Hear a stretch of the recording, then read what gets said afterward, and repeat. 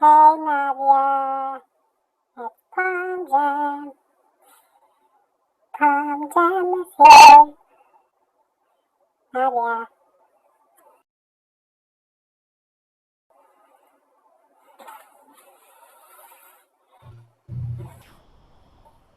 Hey, Paul.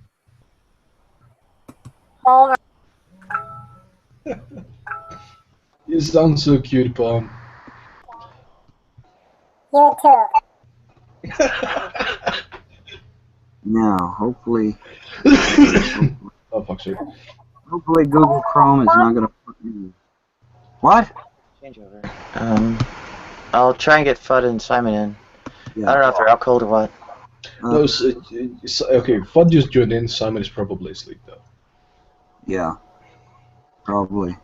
Okay, I'm gonna take a nap real quick for about an hour, and then I'll be back.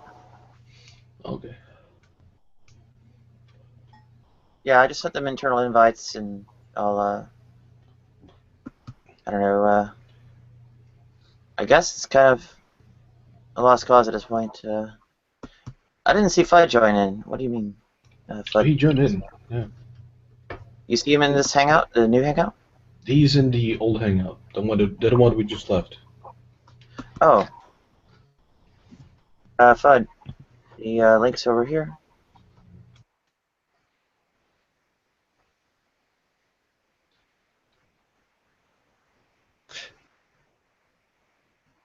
Yeah, I thought he'd been sitting there for a while.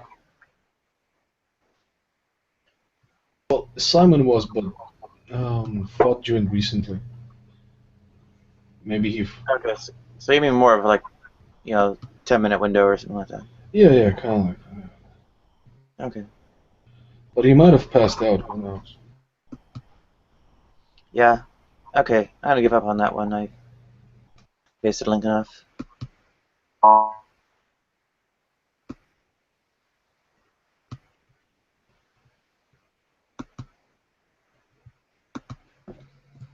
I'll invite people, and well, hopefully it all takes off. I'll fire you guys up too before I go back to anti-natalist affairs. Oh yeah, I saw that one, by the way. So, are you debating with someone? Are you for anti-natalism? I'm actually not anti-natalist. Sorry, Okay. I'm debating against Gary in a way, although a lot of it ends up being semantic things, Hmm. kind of touching on politics and things like that, and we actually agree on much of that. So, Is that his own hangout or is that yours? it's I think Flyora's. Hmm. I see. Okay. Yeah, he's doesn't seem to be that good at G+. He seems to rely on Old Fan or Forever Wolf and Flyora to do the setup and so on. I see. Lanikia official. There's I guess Rogue Philosophy on Tiny Chat is also pretty involved with making arrangements. Although I don't think they run the G+ hangouts very often. Okay. Well, hey, you kick their asses. Okay. Palm Jam's future is at stake here. I don't kick people's asses in general. I was kidding. Approach.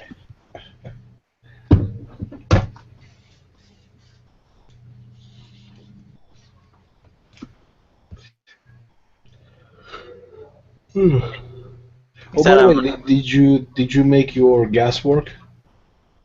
Not quite all of it. The person from the campground came over. And they lit the pilot lights, and I think the water heater, the what was it? The water heater, something else, and the third one for the actual furnace for the general cabin environment is something they didn't manage to get to. They couldn't figure out how to get to it without opening up something with screwdrivers and so on. So Yes, sir. I cannot speak out construction work in the background.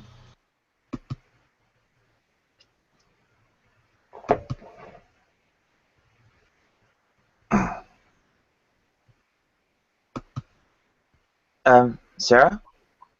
Oh, did she come in here? Never mind.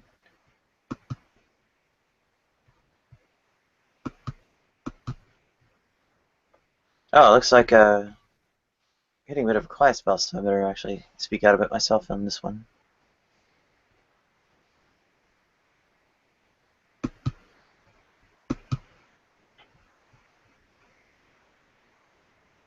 Oh, it looks like Gary took off. That's a shame. Well, again, he's sometimes a bit tough to get along with. That's Gary and Mendham. I don't know if you've run into him before.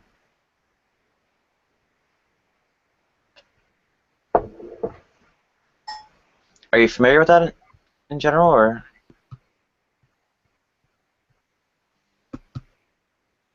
Are you talking to me? Oh, well, yeah, I think you're the main active participant here. The commando seems to be at least unmuted. Oh. Well, I can't talk much because I'm doing kind of stuff here and there's fucking construction work behind me. So I can really talk just a few moments at a time. No worries. Did you say you're familiar with Gary and Mendham? Yes, I've heard about him. Yeah. I did see a few hangouts that he had with maybe a few theists or a few atheists. And I also know the other kind of a nihilist dude. What is his name? Logical Realistic. stress? No, realistic nihilist. Realistic nihilist. Yeah. I've seen them on. I'm not sure. I see them on in my hangouts, actually. Is he in your hangout? Not right now, but he showed up in the past. Oh. I didn't realize they were connected to the anti-natalist affair. I'm not sure if he's anti-natalist, but he is nihilist. Yeah. Nihilist. That's how it's called. Nihilist. I'm connected to it, even though I'm not one. I mean, I show up in their things and have discussions. Oh, okay. What's a nihilist? Is that someone who just doesn't see the point in anything and they're just general miserable fuck? Pretty much. Yeah. Well, actually, it's a bit more specific. It's holding the position that something doesn't exist. So, for instance, a moral nihilist is someone who believes that morals don't actually exist. That they're, like some way, like they're self-contradictory concept or something of that order. That they can't exist for that reason. There are other forms of nihilism, like I guess there's some kind of skeptical nihilism that there's no possibility of knowledge. Well, how can you be a skeptical nihilist then if there's nothing to sort of be skeptical about? If there's no knowledge, then there's no skepticism, is there? Well, skepticism, or global skepticism at least, is disbelief or holding the position that the knowledge is not possible, right? So it's a form of nihilism in itself, right? Right, but they have the knowledge to sort of come up with that idea, so it's sort of self-contradictory, really, I suppose. But No, the sort of justification of, well, if you're, having it justified, having things like your confidence, right? You have those elements of your episteme that are still validated. The knowledge is, requires more than just sort of belief and justification, but also the truth and that, underlying reality, at least in correspondence. Right. Right. So, I mean, to the extent they're holding on to correspondence, a lot of it has to do with that access to that ultimate underlying reality. And the skeptical claims in that respect are, that you ultimately don't have that access. In some of the other ones, they generally run down various theories of truth. So coherence theory of truth is essentially has maybe skeptical arguments centering around the possibility of consistency in having an account for things. And that one's actually harder because you're actually kind of demanding that some kind of contradiction occur. Yeah.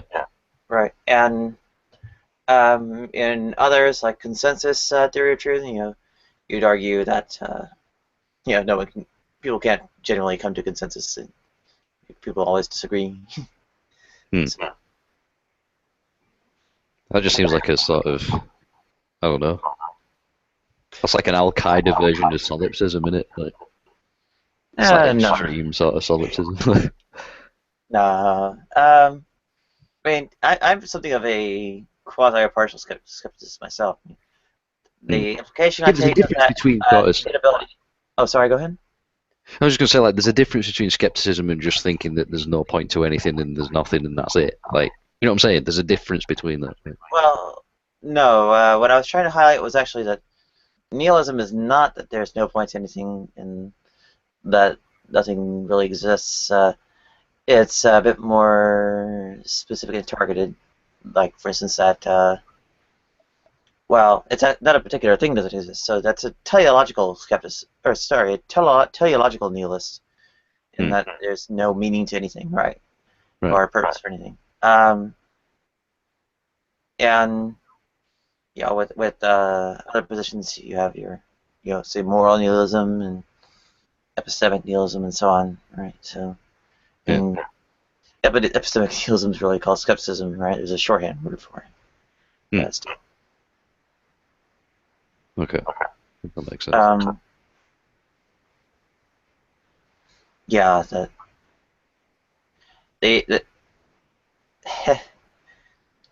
people, I guess, there's something else called mereological nihilism, which is a metaphysical position that essentially, like,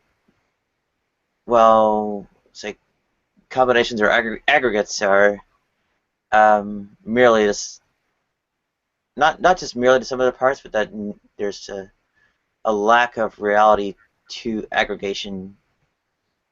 Right. It's called mereological nihilism. So, yeah. There are varieties of these floating around, and they all have some kind of qualifier of what you're a nihilist about. Yeah, it's very sort of split, I suppose. So what's an anti-natalist then? What's that all about? Oh, they're against procreation. They believe procreation is unethical. That people shouldn't. I'd agree with that to a degree. So that sort of ties into my worldview. Yeah. They have four. Go ahead. I was just going to say, because obviously, I believe that if you perpetuate physicality by any means, you just sort of, you continue the demiurge. So yeah, that makes sense. Yeah, they have four major lines of argument to support it. The first one, actually the most major one, is philanthropic arguments or anti-nihilism, and that is that the welfare of the child, the person being brought into existence, is a risky endeavor, and that risk is not acceptable. Toward that end, David Benatar recently published a book called "Better Never to Have Been," and I can probably get you a link to that if you want it. But it goes to essentially how well off as a child, suffering people that get brought into existence is. So could you be a theist and an anti-natalist, or is it like an exclusive term for someone who just doesn't, like? You very well could be. It's not very specific or demanding in terms of other positions. I mean, Okay. it's just one philosophical position, in fact, an ethical position on one sort of action, procreation. Right? Yeah. I was gonna say, like, if you've not got, like a theology or a sort of thing to back that up, doesn't really make sense, does it? But I mean, in my case, I've got something to back that up, theologically and religiously or whatever. But like if you're an atheist or something, or a nihilist or whatever, and you're an anti-natalist, it doesn't really make sense, I suppose. Well, they're not nihilists. They're quite often utilitarians. Yeah. Particular, often negative utilitarians. That meaning that in that sort of calculus of, say, pleasure and pain, well-being and suffering, harm and benefit, they consider that the objective of moral decisions and such is to minimize harm, minimize suffering, minimize pain, and so on. Yeah. Irrespective of the considerations of pleasure, well-being, and joy, and so on. So, and in that sense, they're not moral nihilists. In fact, since they're making a moral assertion, they literally can't be. By and large, the preponderance or the main most common position they hold theologically is that they are atheists. And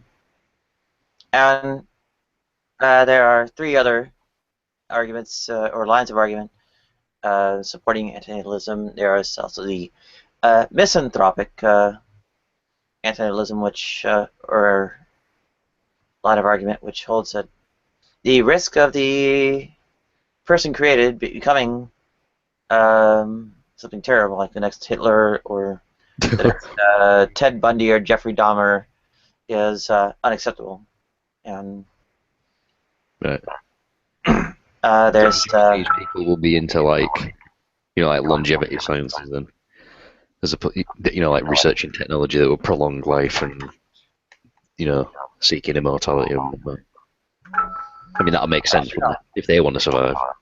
But actually not. They advocate means of minimizing suffering and quality over quantity in a way, so that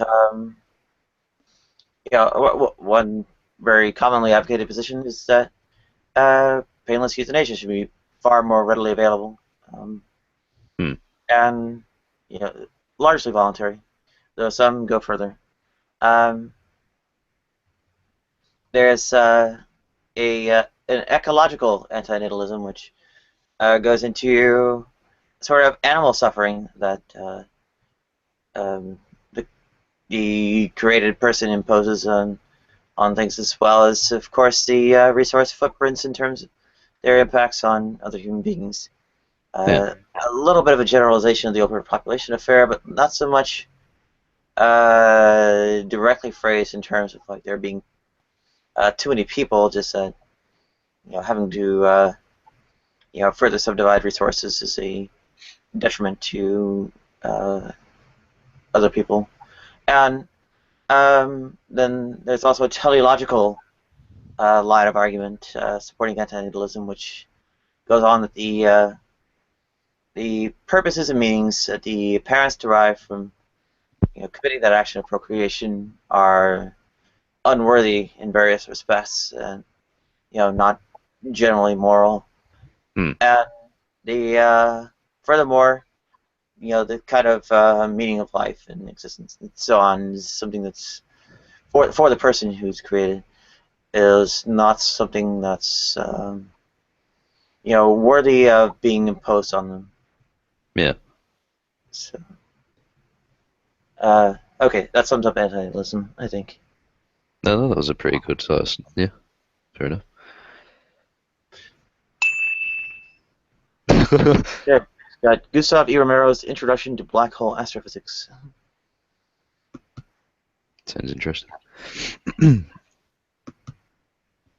Yeah, just every once in a while, my torrent client pops up and says I've got a new book fully downloaded. And go ahead. Hello. Welcome, Dude. Benjamin. Good to have you back on. Good to be here. I was just gutting the changeover. Well, otherwise in the anti-nihilism hangout at the same time. I'll probably just change over here because Gary took off and I'm not sure what everyone else is discussing.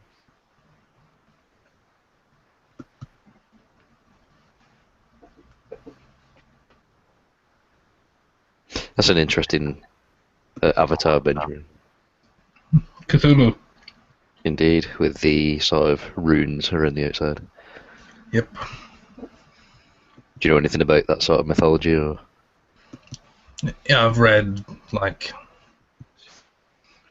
How much Lovecraft have I read? Like, I've read quite a few of his short stories. Hmm. I mean, quite a few, I mean quite a lot. Indeed.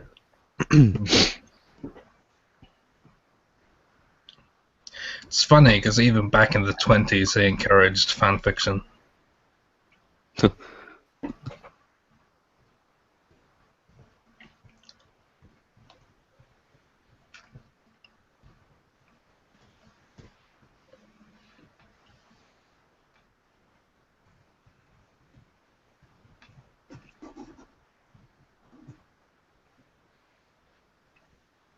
Anyone seen anything of that Johannen guy recently? I haven't seen him on, but he's been posting YouTube videos, as I understand it. So he's not gone. He's just not in Hangouts. Yeah. Because say like that guy's fucking clever, man. That guy's like the next Plato or some shit. Well, I certainly respect his ideas, but I wouldn't quite give him that much. I don't know. It's just the way he sort of presents himself, and he's very, very articulate in how he puts shit across. Like, he's got an amazing delivery when it comes to what he's talking about. Yeah, I only wish I had the ability to do likewise in terms of articulation myself. It's not that bad though. I'm sorry? I was gonna say, but yours isn't that bad though. So. It's not all bad, but it's not all bad either.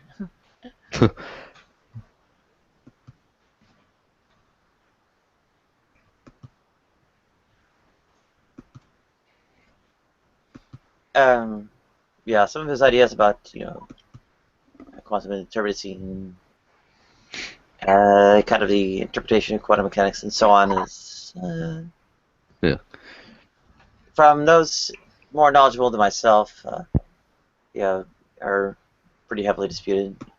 Adam Pugh, for instance, has an actual physics background. Yeah.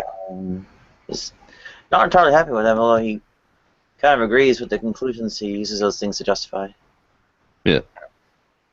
Is he a Christian or an atheist though? Like Adam Pugh? No, the Johannen dude. Oh, Johannes Rotz? He's a Christian. Ah, yeah. In fact, goes about a derivation of so a striking amount of Christian theology from his quantum affairs. Hmm.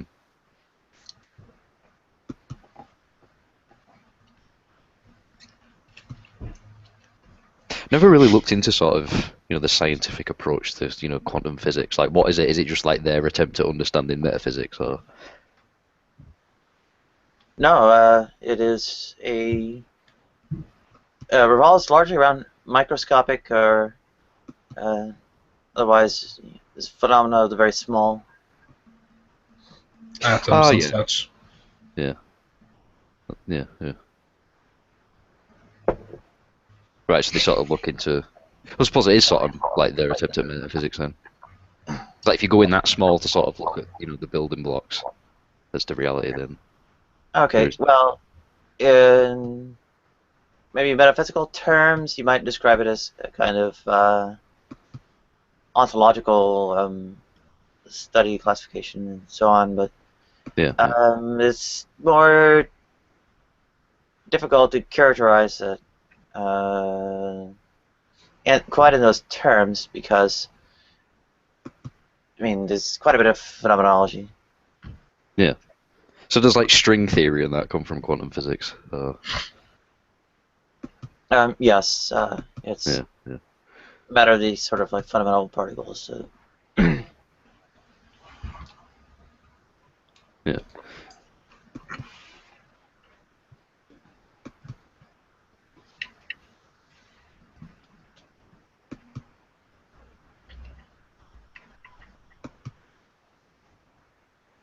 And catching up with the comments on various videos and almost down to almost down to ones that I have kind of sitting open and ready and so on.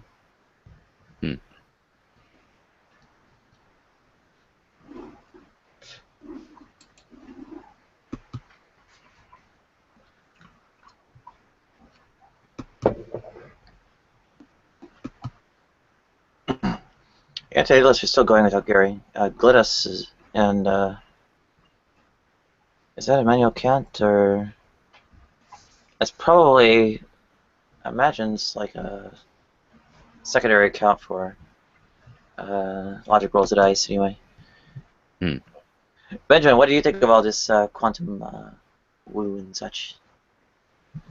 Well, quantum woo specifically is bullshit. Actual quantum physics. It's interesting, but I wouldn't claim to know enough about it to talk specifics. So how do we distinguish woo from the real quantum physics? Well, we need people that understand quantum physics to do so. It's quite simple. If you want to look into the woo, you get away from science. The woo is intuitive and nothing else. Okay, well that kind of makes the question just rephrased in terms of like what is the intuitive, what is science?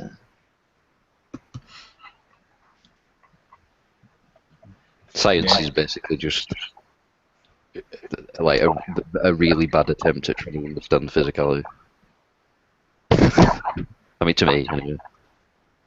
It's flawed, it's wrong, it's coming from the wrong sort of,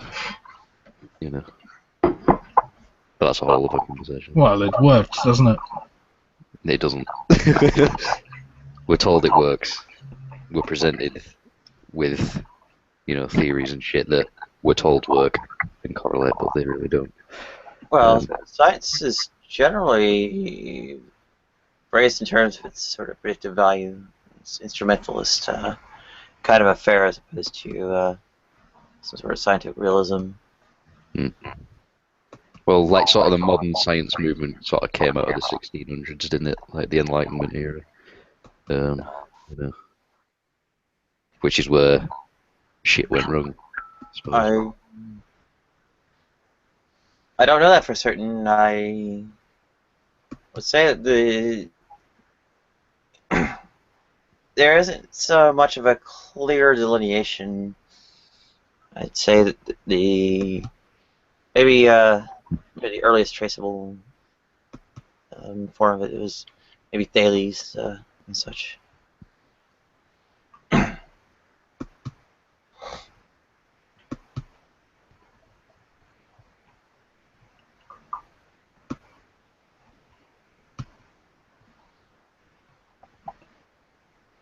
Just in my a flaw. opinion, Well, sorry, go. in my opinion, and I I'm pretty sure most people would agree science is the best attempt we have at understanding the universe as it is. I'd agree with it's an attempt. It is an attempt for sure. Well, isn't everything an attempt? No, that's I entirely. wouldn't. Well, I wouldn't describe it so much in terms of understanding the universe as, I suppose, predicting natural phenomena. In a sense, a kind of prophecy. I'd agree with that. I'd Yeah, agree I with that suppose because you can put it that way. I mean, there is a sort of there is an agenda behind the sort of scientific movement, so I'd agree with that. It is to a degree, sort of prophetic, if you will. Working with a flawed method, misunderstanding of. Well, You know, why do you try to anticipate future natural phenomena? what was that? Sorry, what if what? Why do we try to anticipate future natural phenomena? That's a good question, isn't it? Because we sort of know that something's going to happen, I suppose. Well, it's almost rhetorical, though, right? Well, yeah, I suppose. Yeah, we would base decisions on that, if not knowledge, and justified belief, right? Or anticipation, right? When we anticipate, we have to, well, you only have to anticipate if you don't or- know. Okay. Listen, you only have to anticipate if you don't know for sure. So that's where I agree with the idea that science is an attempt at understanding. But if you already know, you don't need science. So. But what do we know for sure? I mean, access to ultimate underlying reality is, demonstrably absent. Not really. Well, one can argue that we know nothing beyond "I think, therefore I am." Yeah. What we It sense depends. and feel and such is not only so much of a connection to ultimate reality, so to speak. I mean, to the extent we see things as having colors, Mm-hmm. What does color?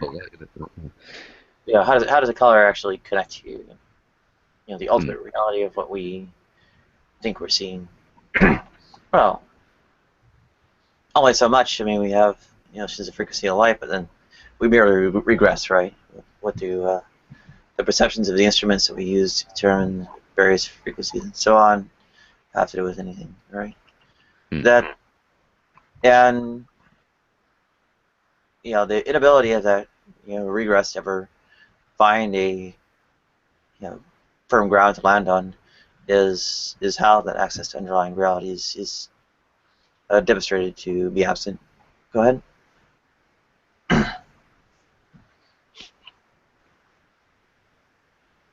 Do you want to add to that, Benjamin? Or? What? I gave a line of argument in terms of regress regarding sensory perceptions and whatnot, regarding our inability to access ultimate underlying reality. Mm-hmm. Well, it depends what your understanding of that underlying reality is, isn't it? I suppose it comes down to what you think that is.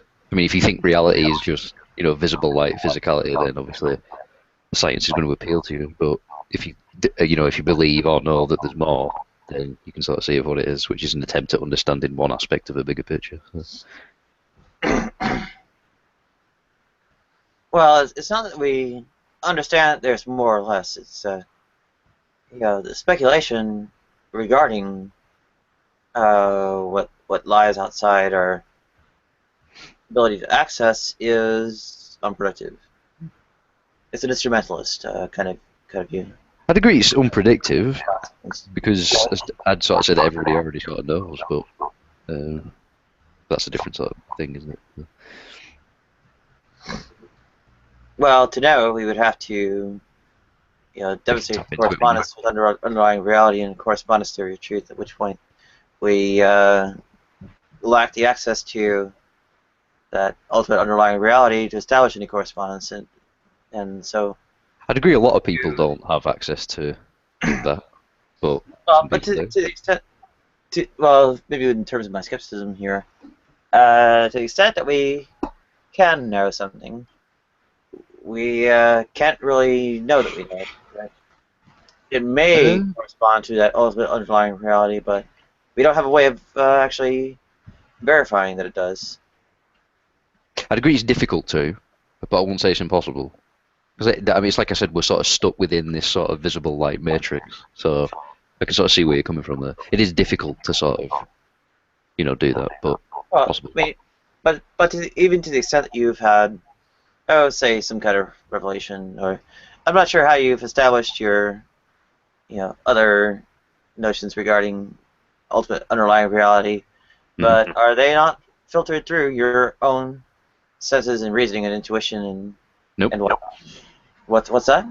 Nope. Okay, then It's from where do through, they derive? it's through a transcendent sort of inner spirituality is which where you receive that sort of insight. It transcends visible light, it transcends senses, it transcends the mind. Okay, so when it's this transcendent inner spirituality, how do you define that? How do you come about it? Is it not a form of perception and reasoning and experience? I suppose, yeah. Divine revelation, yeah. Okay, so then to the extent it is, you have that, same, lack of access to ultimate underlying reality, and yeah, there are people who, don't buy this line of argument or just continue contesting it or whatever, and I don't know. The thing is, it renders, I think, a fair amount of epistemology. I mean, at least in terms of, say, knowledge, pretty questionable. And then you have trouble with belief, right? Hmm. What is belief to you? I don't believe in belief. Oh, I don't either, but why don't you? Well, you either know something or you don't. And the sort of process between that, or sort of the gap between that, is what most would probably define as belief. But what is I sort of knowledge, wouldn't. right? What was that, sorry? What is knowledge, though? Well, it's information, isn't it? Well, it doesn't narrow it down. Well, I suppose there's different sorts of knowledge, isn't there? There's different, there's different kinds. There's knowledge of the physical. There's knowledge of the etheric. There's knowledge of the self. Propositional, procedural, and acquaintive knowledge? What's that in sort of like retard speak?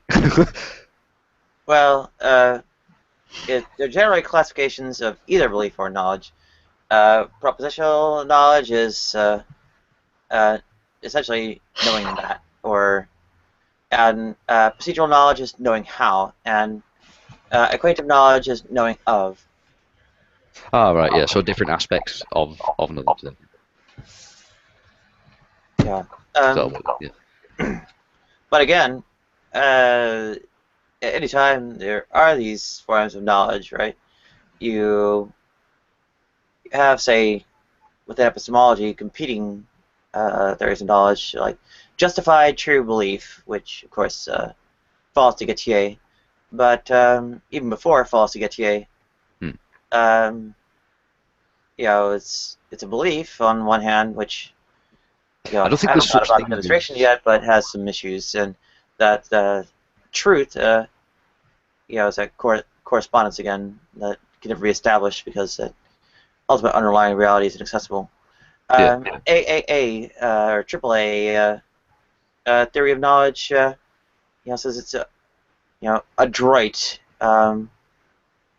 it's accurate, right? Essentially, that's the true part of the justified true belief. It's adroit in that it's reached skillfully, so that the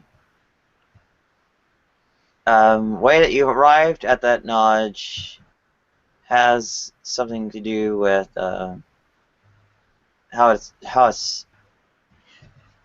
it has a relationship to your justification, and Right. apt, I believe, is essentially largely justification. So, um, so even alternative theories of knowledge haven't gotten around truly either Gettier, because AAA solves some of Gettier's problems, but not all, and the reliance on belief is belief and truth are both universal, right? Amongst the available theories of knowledge. I don't believe you Falls can to that believe. inaccessibility of the ultimate underlying reality, and the belief falls to essentially eliminated materialism. Go ahead. I was going to say, like, I don't believe you can believe in truth. It's either truth or it's not. It's like I was going to say, like, I don't believe in true belief either, because either either it's true or it's not. Belief is sort of the process between truth and, non-truth. So, if that makes any sense, probably doesn't. In a way, but to the extent you've exhibited a paradox involving belief, Oh, indeed, yeah, I'd agree just it's a paradox, that sure. actually demonstrates my point, right? Which is that belief is a ill-posed concept, right? I suppose, yeah. Yeah. But I myself don't believe in belief. There's an So, eliminated materialist who actually holds that position, who acts true. Do they believe that belief doesn't exist? Well, if so, they couldn't believe it. But well, it's paradoxical, isn't it? I mean, like, it sort of does, so, and it doesn't at the same time. yeah. Well, But, yeah. So the belief concept is ill-posed, and well, there goes your epistemology out the window, right? Your all the knowledge and belief and so on. You're really going on about that there's a major topics in epistemology or falling down to considerations. Go ahead. I was going to say, like, I mean, I don't really like the word belief either, because it sort of, I don't know, sort of widens the goalposts in regards to seeking truth and understanding where you are. So, I don't like belief. It's either true or it's a lie, or it's a misunderstanding, and that's where you'll find most beliefs, within misunderstanding. Take Christianity, for example. It's not a lie, it's a misunderstanding. Thus, a belief would thus justify that misunderstanding, but it's not truth. Therefore, it's a belief. Oh, and speaking of various beliefs and truths and the anti-natalist affairs going on, Anti-Gaia passed this link along in the side chat of their hangout. It's about David Benatar, the author of the Better Never to Have Been book, going on about the veganism, actually, which I'm at least making some half-hearted attempts to get on board with myself, and I'll fetch his actual book and such so you can read that. So what's the name of his book again? Better to Have Never Been. Better Never to Have Been. I'll get it to you shortly. Hang on. See, that makes sense if you've got sort of, I don't want to say religious, because that's a wrong word, but hopefully you get what I mean by that. But if you've got some sort of spiritual motive or religious belief behind that, that makes sense.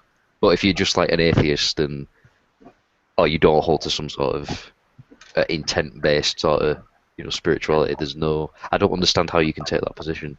Better to have never been. It's quite a miserable sort of outlook, isn't it? If you've not got, something behind it. Well, no. I mean, you can evaluate, bringing someone into existence as something without assessing that all outcomes are bad, right? Right. And the risks again of continued existence as outweighing the potential benefits or expected benefits, while the negative outcomes aren't necessarily achieved. But the my perusal of it seems to suggest that the arguments are independent of whether you believe in a deity or not. So That's interesting. So it's the sort of, yeah. Yeah, yeah, go I on. mean, Sorry. oh, go ahead. And I was just saying, like, sorry to interrupt. Go on, you were saying something. Yeah, I mean, to the extent there is some conformance with a utilitarian ethic, and you don't necessarily have to be a full utilitarian or even a negative utilitarian for that to hold. You can arrive at the same kind of ethical conclusion in terms of that sort of harm and benefit assessment. So you can have very much a theistic sort of ethic, or have a deity in tandem with whatever kind of ethic you have that conforms to it sufficiently, and still arrive at Benedict's conclusion. So it's yeah, there's no need to be a theist for any of that. Now, as an eliminated materialist, though, I would have to be, I don't know, opposed at least a bit to these kinds of intent and teleology. I mean, does from say Frankfurt's various thought experiments in ethics, an addict intend to get off the drugs or do the drugs again when they relapse? Which one was it? I mean, they're really trying to get off the drugs, but it was this conscious, in some respect, knowing action they took toward going and acquiring the drugs to take and so on again. Any ego dystonic desire, really. Still. There's intent with. I believe intent can sort of be engineered or doctored, or can be artificial in a sense. Oh, start that over again. I couldn't hear the beginning of it. I was going to say, like, in regards to intent, I believe the flesh or certain aspects of physicality can be subject to artificial intent. Therefore, it can be doctored. Therefore, one can be manipulated into thinking that their intent is true when it isn't. So that sort of explains quite a lot of drug and addiction-based sort of things. Well, I mean, it's paradoxical in the sense that it is their intent, but at the same time it isn't. But, anyway. Oh, am I echoing? Only a bit. Things are echoing from your end. Oh, shit.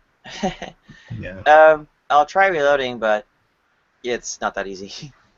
Yeah, well, it isn't the worst echo we've had. It's fine, no. Okay. It's not even that bad, you can't really hear it. Well, the well-definedness of the concept of intent is really the counter-argument against its existence, right? So, it's attempting to refer to things that are there in a way, yet the conceptualization, the kind of mental model, the formalism we've devised to describe it, is one that's demonstrably inaccurate, ill-posed, and self-contradictory. I'd say misunderstood. That kind of affair is the kind of claim behind eliminated materialism, right? The theory of folk psychology is radically ontologically incorrect. That is the sort of way that the concepts are used to subdivide the categories of being, phenomena, objects in existence, and so on, are wrongly devised, and that a different breakdown of those events and processes and objects, and a different different characterizations, of course, because the same set of concepts isn't even going to be there, is required to have a proper discussion. So the it's like but more radical than say that phlogiston was wrong about the conceptualization of fire, that all this dephlogisticated air and the phlogiston emission and so on is the wrong way to go, and the oxygen and chemistry and such are the way to go about it in reality, right? And it raises something of a big problem, right? Because the epistemology, right, rests rather squarely on the notion of belief, which is itself demonstrated, self-contradictory, inaccurate, and so on. Right? Then how do we know that, right? The same kind of question people try to raise, and end up just kind of proving the point that belief is an ill-founded concept. It is a genuine concern of sorts, right? That how do you have an epistemology with concepts you haven't even devised yet, right? Exactly. This comes into sort of the like truth, belief, and lie, I suppose, or misunderstanding, I suppose, which would be belief, but or simply errors, really. Well, yeah, exactly, errors, yeah. And welcome, stand up. Sorry, I didn't say heresy. I said errors, like ERROR. Sorry. Yeah.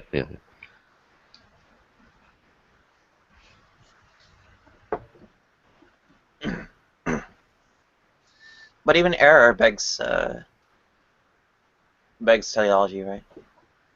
Exactly, because it implies that there's a counter error, that being truth. So. And it maybe even worse begs it, failure to correspond with ultimate underlying reality, which is of course inaccessible. If you, I mean, this is it, isn't it? I mean, like if you restrict yourself, okay, that's a bad word by restrict because some people aren't aware. If you invest your belief within physical reality, within visible light, then obviously, depending on some sort of philosophies within that spectrum, you're obviously going to believe that is the no, I sort of lost there. I went over it before, but basically, like, there's more to things than just sort of physicality. So I can't, I can't sort of agree with the fact that this, external reality, if you will, can't be tapped into, because it can. This is where most sort of religions and spirituality comes from. So. Yeah, and well, I raised my kind of objection to that line earlier, even though. Yeah. Well, I mean, as soundly as I might have raised it, I mean, of course, people don't turn on a dime like that. So, I'd reconsider it a little bit though, because it's not quite as damaging to I don't know, so well, beliefs you might cherish in a manner of speaking,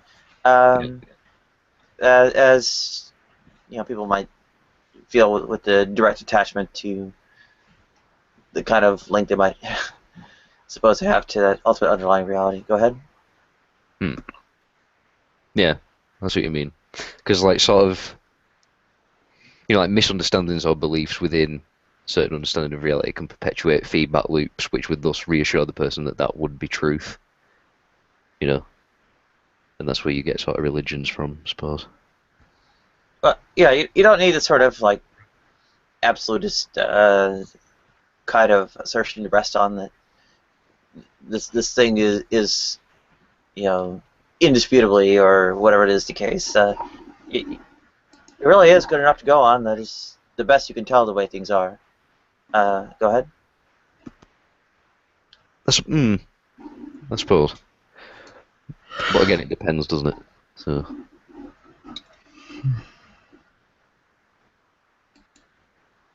Well, I've been maybe monopolizing a little bit the conversation of Mike.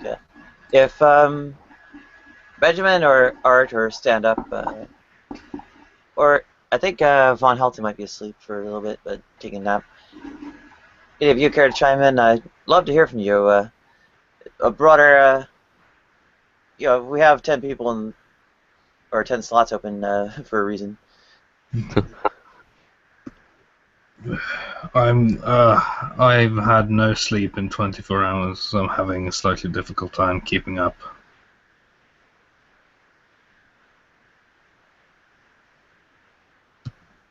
Well, where do you stand in the philosophy of mind and epistemology? I'll just do a Roy for you, like basically God, yes or no. Yeah, no, I don't think there are any gods. Seems an unnecessary thing to tack on to things. So where does the idea of God come from then? If there's no such thing as God, where does the even thought process begin with the idea of God? Where does that come from? Intuition. So what influences the intuition then? Well, humans create things, and we look at things, and they function as if they have been created. I'd agree, Therefore, but the they flesh must be doesn't the do that, does it? creator. The flesh doesn't do that, does it? There's obviously something, far deeper than that, which thus, is behind the intuition. So, is that something? I mean, do you believe in something spiritual, or do you literally just believe, it's just all in your brain, or what? I'm a materialist, to be perfectly honest. Okay.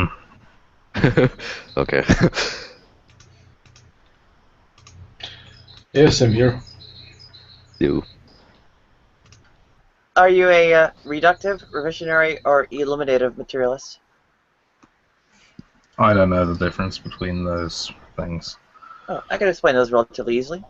A reductive materialist, or the distinctions between them regard what's known as folk psychology, the kind of common conceptions of, mental objects, processes, and events and whatnot, phenomena that, in common language, things like belief and mind and emotion and intent and will and self and so on. And the stances regarding this sort of folk psychology theory, this common language we have to describe these things about the mind, can be, in the reductive case, explained as, validly conceived or accurately conceived and conceptualized and described, but ultimately corresponding to the physical processes of, say, the brain. And the revisionary case, as they may not necessarily be accurately conceived, so that you might need to adjust the definitions a bit, but again, with those adjustments, you can take the same system of concepts and ultimately align them to physical processes of the brain. And eliminative materialism holds this entire system of concepts is ontologically incorrect. It's the breakdown of what actually goes on in the brain, in these processes and events and objects and everything else is an incorrect system of ideas. The ideas are different in number, different in kind, different in boundary, and so on from what's proposed within folk psychology. And a way of having an accurate system of reasoning, while not yet devised, would look radically different. Would be in words that have no way to line them up one to one with any of the or even many to one, with the concepts in folk psychology. So that's the distinction between the reductive, revisionary, and eliminative materialism. Go ahead. I don't know where I sit there. I'll have to look more into it. Yeah, I would recommend Patricia Churchland's neurophilosophy, and I'll get you a link relatively shortly. All right.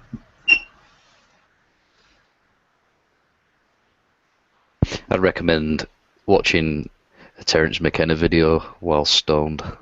That'll get you on the right track, don't worry. I'll have to get a hold of anything to get myself stoned on.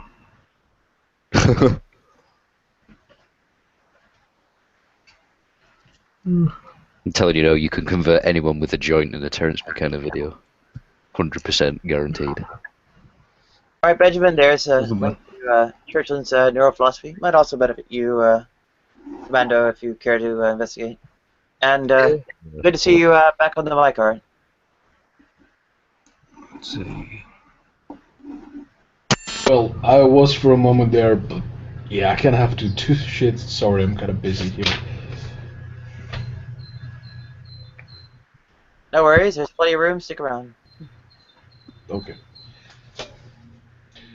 Well, I can answer a few questions now, actually, if there's any question raised.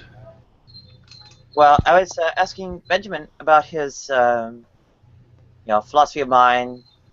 I guess what is it? Stance on realism and epistemology. So maybe you can chime into the survey as well. Whether you're a reductive, revisionary, or eliminative materialist, whether you're a realist or a skeptic or something in between, or whether you adhere to the correspondence theory of truth and, well, whatever notions you might have regarding justification. Go ahead. Well, I do subscribe to the correspondence theory of truth, definitely. As for knowledge, I kind of use generally the JTB notion, although I've heard it's kind of problematic. But for the purposes of the discussions that we have here, it's sufficient. As for the mind, I'm kind of in between, sort of reductionist, perhaps, or maybe revisionist. I've heard how you described it, right? I'm kind of in between those notions. I would say it's possible that the things that people call free will or the mind as an entity never existed, as a concrete entity never existed. It might be a process of the mind completely, or it never exists and we don't need it to exist. It doesn't matter if we're robots. But from our perspective, we could very well be robots, right? As far as I know, uh, who for example, Benjamin could be a robot, right? From our perspective, he would be doing the exact same things as a being with free will and a mind would. So from that, I conclude that this notion of free will and mind is really unnecessary. We don't need to actually even propose this to account for what we observe. So yeah, I would gladly go to the sort of completely, removing these notions as complete folk legends, folk made up stuff that we just, made up. I'd agree most people are robots. But that's about it. Well, we come back to the whole we can't know much beyond I think, therefore I am, but out of pragmatic reasons I'm going to assume the universe exists. Yeah, but we can think beyond I think, therefore I know I am, though. Because then you ask questions as to what the I am is. and where it came from, what it's about. Does it have substance, etc.?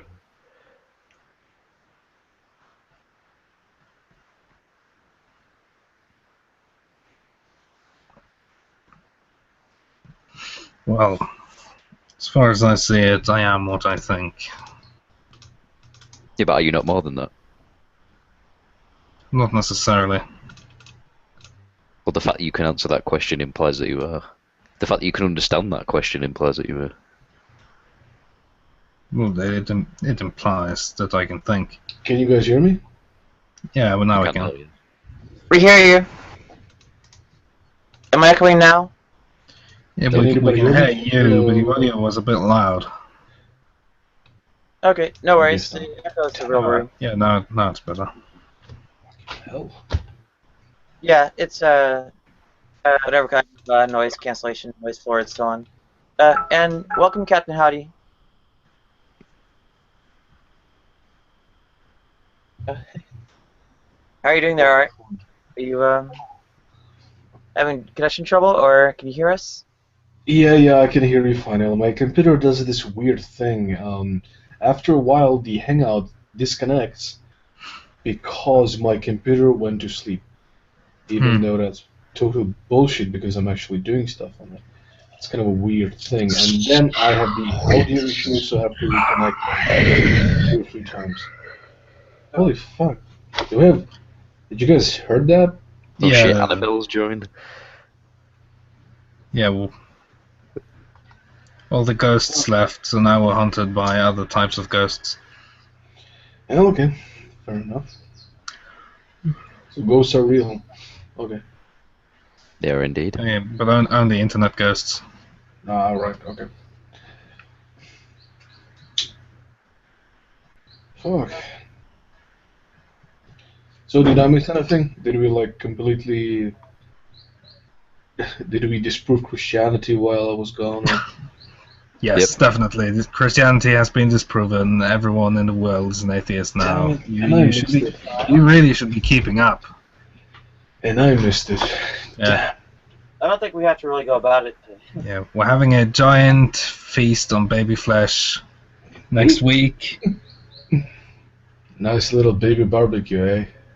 Yeah, it's gonna be lovely. Babies.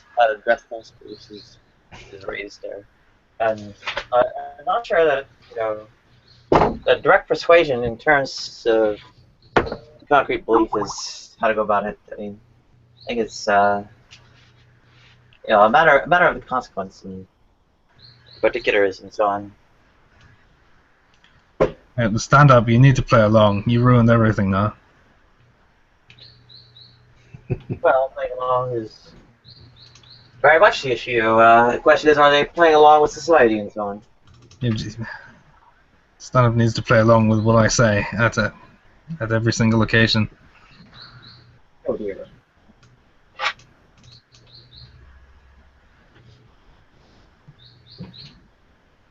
Yeah, I would say more. Well, are they hurting people? Right. And why are they hurting people? And what's the kind of minimum to persuade them not to hurt them? Yeah, that's a lot less than persuading them that their God doesn't exist.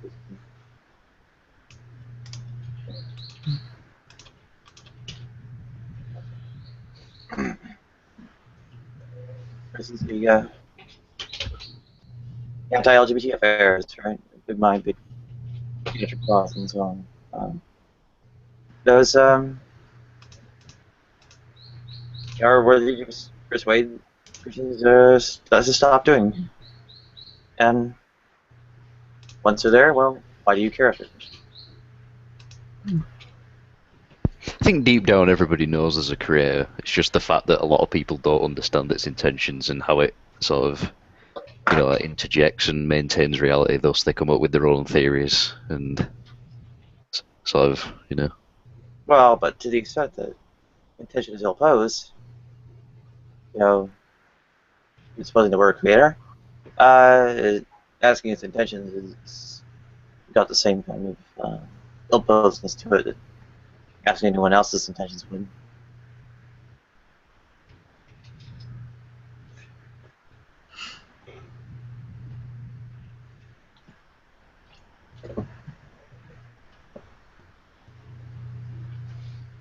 To the extent that, you have a notion of a creator, well, Quentin Smith has his logical impossibility of divine causation, right? Which is this thing is you have propose some entity, a being, sort of personal, whatever it is. It doesn't have to be a being. Like, what if it's a machine? Well, yeah, actually, could be a machine. So you propose this is the cause of the universe, but at the same time, you have various notions of causation. Taking just for example humans, because going over the list is going to take a while. That spatiotemporal proximity, falls down, of course, because the space wasn't there when it doesn't exist within it. The temporal precedence falls down again because there is no time before the connected region of space-time exists, right? It is the boundary of time, so you can't proceed it. The nomological relation, like sort of what is it? I guess something like a physical, natural law of sorts. It's using as a force to be exerted, along those lines. Is demonstrably asking because it's clearly supernatural and outside of space-time and so on. So it's can't be a cause of the universe. So how do you? Okay, it's fair enough. So I mean, let me keep it simple. How do you think the universe sort of started then, or do you not believe the universe started? Like how do you sort of? To some extent, I think there's, it's not fully resolved, right? We have good ideas of how it could happen, but we don't. Well, forget what sort of people are telling you is that. I mean, in regards to adequately- theories and stuff. I mean, like, what's your personal opinion as to how the universe sort of formed? Well, that's why I'm qualifying this way, right? Because there are a few different options, and saying kind of splitting the difference and saying there's kind of various odds of the various different options happening or having been what happened, and a complete unknown as well. Being all floating around there, right? So, in the case of say the pocket universes, right? There's a multiverse. It undergoes ultimately, or rather starts more with universes something like our own that undergo their sort of heat death and almost indefinite expansion and so on and so forth. And a quantum event creates a pocket universe out of it. A region of space-time is disconnected, and a particular kind of semantic sense arises out of it in this quantum event, which has essentially an eternity to So eventually you think there was a universe the before? pocket universe bringing out of a universe like our own and becoming another one like our own, and that kind of process is one of the actual relatively plausible prospects for our universe arising. Another is that there is an actual oscillatory process. The discretization of space-time yields some models called loop quantum gravity, and for the simplifications for cosmological simulations. And welcome back, Vaughn, are called loop quantum cosmology, and they suggest that the compression of the universe back to, or rewinding what we can observe of the universe having developed back to the state where it would have been so compressed and so small and so on, suggests there's a pressure that arises from this discretized model, and that it would spring and bounce in an oscillatory way, back and forth. And once that goes on, you have another possible explanation being that the universe was eternal and single kind of space-time region, but goes back and forth, expansion, contraction. There are some other more speculative models. I think they're much less likely, and I also have kind of a slice of probability in there for a complete unknown. There's actually a new one that suggests a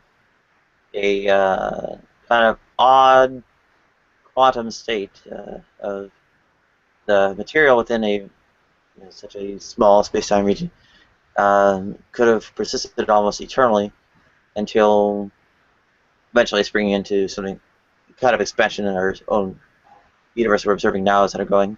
And to the extent that gives an ultimate explanation is a little bit of a question in my mind, because kind of how the quantum state got there is not explained to my satisfaction. So, Right. I mean, there are quite a number of alternatives going around there, and I kind of have 2 plus the unknown as the bulk of what I think the probable explanations were. When the others go in, they kind of all go into a small, the other 10,000 possible explanations, but a small probability grab bag. Go ahead.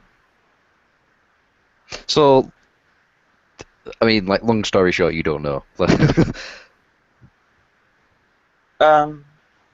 Well, what is knowing?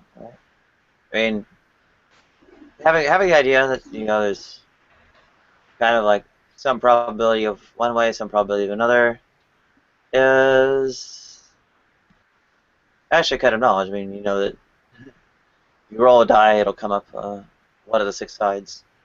And Commando, I may have been half awake and half asleep, but did I hear you say that you believe the universe is inside the planet Earth? Indeed. Or did I? 100%. Why? The Hollow Earth thing. It's more than that. The Hollow Earth is an aspect of it. Now, listen, I consider you a bro. We're both pagan. Well, you're a Gnostic, I'm a pagan, but we're close in our belief. Mm-hmm. And I'm just, I thought I was dreaming. Though I probably was dreaming, but I mean, you believe that the universe, that when I look up at the sky, I see the stars, I see that. What am I seeing? I mean, if I'm looking up at the sky, what am I seeing? I'm obviously on the outside of the Earth when I'm looking up at the sky. So what the fuck am I seeing if it's not the universe? What am I seeing? A giant celestial ocean of dark matter fluid. Really? Well, we know it doesn't behave as fluid. Do we? Really? Yeah. So the Bible says. Well, the Bible says a lot of things. The Bible It does says indeed. a lot of things. And a lot of those things in the Bible can be backed up, can't they, by sort of understanding, certain aspects of metaphysics, and through what we've apparently discovered through sort of, science, which has been limited to only physicality. So. But the Bible also talked about people in Egypt with goat dicks. Well. Right, but there's a difference, isn't there, between sort of, the law and sort of, like events in chronology and metaphor and whatnot. So that's a bit of a null point.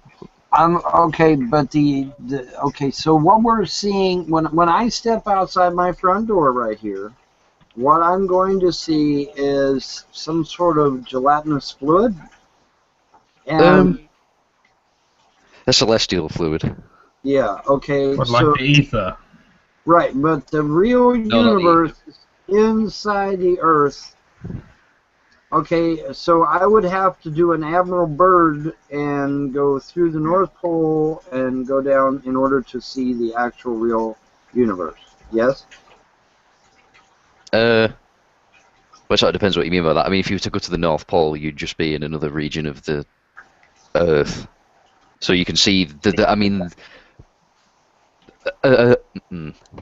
it's hard for me to explain, but there's people out there that explain it quite a lot better than me. Are you familiar with? I mean, I've heard his name thrown about in Hangouts before in sort of a like ridicule context. But have you heard of the dude called Stephen Christ? Oh God, a troll on the internet? Really? Really? Come on, Commando. He's a fucking troll on the internet, and you're gonna... Oh, dude, seriously, no. His diagram sort of showing that is accurate. I mean, I'm not someone that sort of follows his work. I'm not someone that sort of takes him seriously. But when I sort of stumbled across that diagram, it sort of resonated with sort of my worldview, and it makes a lot of sense. It explains a lot of things. Let me check. My water is unusually low. If I may ask, like, how similar is the theory you've proposed now to the Hollow Earth theory? The Hollow Earth theory is just, I mean, it's the same thing, I suppose. I'm trying to... Okay. But the Hollow Earth is coming from sort of a convex understanding. If you flip that around and put it in a concave, that's where you get sort of... I mean, this is what the Greek underworld was talking about. The Greek underworld was referring to the underwater world. And it's talking about the celestial ocean, which is the universe. How do I get to the real universe? Do I have to go into the earth, under the earth, around the earth? How do I get to the... I want to get to the real universe. Well, that's the thing you look at when you go outside. What? That's the thing you look at when you go outside. That is the real universe. It's just not what we're told. We're told it's a giant, infinite sort of space, and we're just a speck within that. If you invert that, and you put the Earth around the universe, that's basically what it is. I sort of... How does that account for the horizon, then? Well, now, wait a minute. That means I'm already inside the middle of Middle Earth. Well, I suppose, yeah. How does this account for the horizon? Well, the horizon is an inversion. It's a trick of the light. There's sort of videos out there that explain this better than me. Like, don't sort of go off what I'm saying. There is things out there you can sort of look into for yourself. Anybody that's ever worked with a fisheye lens can tell you that they can give you they can. Yeah, exactly. Yeah. And that's what NASA do on a regular basis. It's the biggest lie in human history.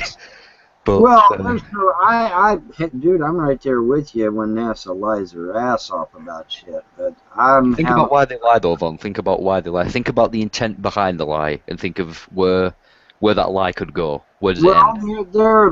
They're fucking puppets of the elite bastards, obviously. Exactly. But I mean, Freemasons believe in the concave Earth. It's rife within the symbolism. Yeah. I could link you to a couple of images now that sort of back that up, if you want. Well, Ocean actually has a symbol of a circle with two trees inside, kind of like a yin and yang type thing, and that kind of gives the impression of a concave Earth. So I think that's a reference also to the the as above, so below spiritual law. It could also be a reference to the Norse understanding. I'd say it's as above, so below. That would be my guess, but yeah. I'm just, I'm not trolling. Like, I mean, if you're getting at the idea that I'm trolling, like, I'm not. No. I don't doubt you're trolling me. That you're trolling me, rather. I'm just, I didn't think that you believed in a concave Earth or that you believed in Hollow Earth theory at all. I'm kind of shocked by that, actually. Fair enough. I was going to expand on sort of Nadia's point. She sort of kept bringing up space-time. I was sort of going to expand on that and say that the idea of space-time from a physical understanding is in itself a fallacy. I mean, time is basically a decaying agent subject to a slow-motion mechanic. Space is basically visible light, atoms that we experience. Therefore, putting them together is sort of a misunderstanding as to what their actual purpose is. So, yeah, basically space-time is a fallacy. It's not, be a little bit careful there, because this decaying agent is, requires time within, right? So you have the decaying agent of time properly from the kinds of events and processes you're trying to use to ground it in. Go ahead. I was just going to say, like, the decaying agent happens on a chemical level, happens on a chemical and biological level. It's the decay, it's death. This is why I've said, like previously in Hangouts, that time is death. It's the same. It's the same thing. Okay. Entropy, Okay. All right. Now, if the moon is in a decaying orbit, all right, and we're inside a concave Earth, where's the moon going to go as it, as it continues on its decayed orbit path? The moon isn't subject to decay. It's like I said, it's biological and chemical within what we understand to be the Earth. No, he's talking about the orbit. The moon is moving further and further away from the Earth. Further away from the Earth, right? It's not. That's what they tell us. It's not. That's just what they're telling us. Okay. You can measure it yourself. If you have a powerful enough laser, right time, you can shoot that at the mirrors on the moon, and you can measure the time it takes for the laser to return. It doesn't prove anything. Though. It doesn't. You can go further. Yes, it does. It doesn't. You can actually go further. You can, get a actual arc of its orbit that you can see is but if spiral out. right, but even NASA themselves admits that the orbits are not perfectly circular. They're actually kind of oval shaped. They're not perfectly circular. Yeah, they are elliptical, but for us, like on the outside of the universe, on the outside of the solar system, wouldn't really notice with our own eyes. I'll put out that it's even worse than vaguely elliptical, because as the perihelion or precession of the perihelion of Mercury demonstrates, actual orbits are don't have the that return in a perfect cycle, right? You have that rosette of sorts, and it gets worse, of course, once you account for influences of the other planets. Go ahead. Well, first let's understand what the moon is. I mean, I think you said it in a previous Hangout, Vaughn, that the moon, according to some sort of mythologies, wasn't always there, was it? Well, forget the mythologies. The actual science says the moon was formed after a large impact. The moon is a foreigner. It came here some time ago. The ancients gave it a name. They called it Luna. Exactly. They considered it its own unique planet. It was not here before. Exactly. And in fact, that's where we get our word lunacy and lunatic from. Indeed. It's from the original name of the moon, which was Luna. Yeah. But the Latin name. There are, of course, other languages. Yes, but that's true. But the point I'm stressing is that according to ancient documents, they clearly state that the moon was its own separate planet, and it wandered in here and got caught by our gravity and decided to hang on. That's not the scientific theory. Scientific theory is that a large body impacted the Earth, about the tenth size of the Earth. Much used, but much matter was also, cast into orbit, and that matter collected into what is now the moon. Yeah, the moon is made of almost entirely the same stuff as planet Earth. It's a machine. I'm not buying it. Sorry. Not the planet full, but of material near the surface. The moon is a machine, and if you look on my sort of avatar, the second circle up from the bottom, that is an explanation as to what the moon is within the Kabbalistic tree. Fits within the six. It fits within the perfect six within the astrological parameters, which are the circles which fall into the sort of cube shape. Well, there's people that consider it a Death Star or a machine or something of that nature. An actual controlled object. I don't know. Maybe it is. Maybe it ain't. It is on a celestial level. It's not on a physical level. Like, there's no people like in the moon, driving it with a fucking, like gear stick or whatever. Like, I mean, obviously not. But on a celestial level, the moon does serve a purpose. Right. It serves a metaphysical purpose of directing the astrological flow of how human consciousness is directed and influenced. So this is where we get, the lunacy sort of thing from. Yes. That's why it was referred to as Luna. That's why these people the refer moon, to as it's been lunatics. proven that the moon doesn't affect people's psyche. It hasn't been. For us, the tides, for instance, are kinder, gentler, more even tides because the moon's gravity is the But why do primary. you think it affects the tides, though? Yeah, of course, when it was so much closer, Gravity. it was 3.5 billion years ago. Tides were 1,000 feet high.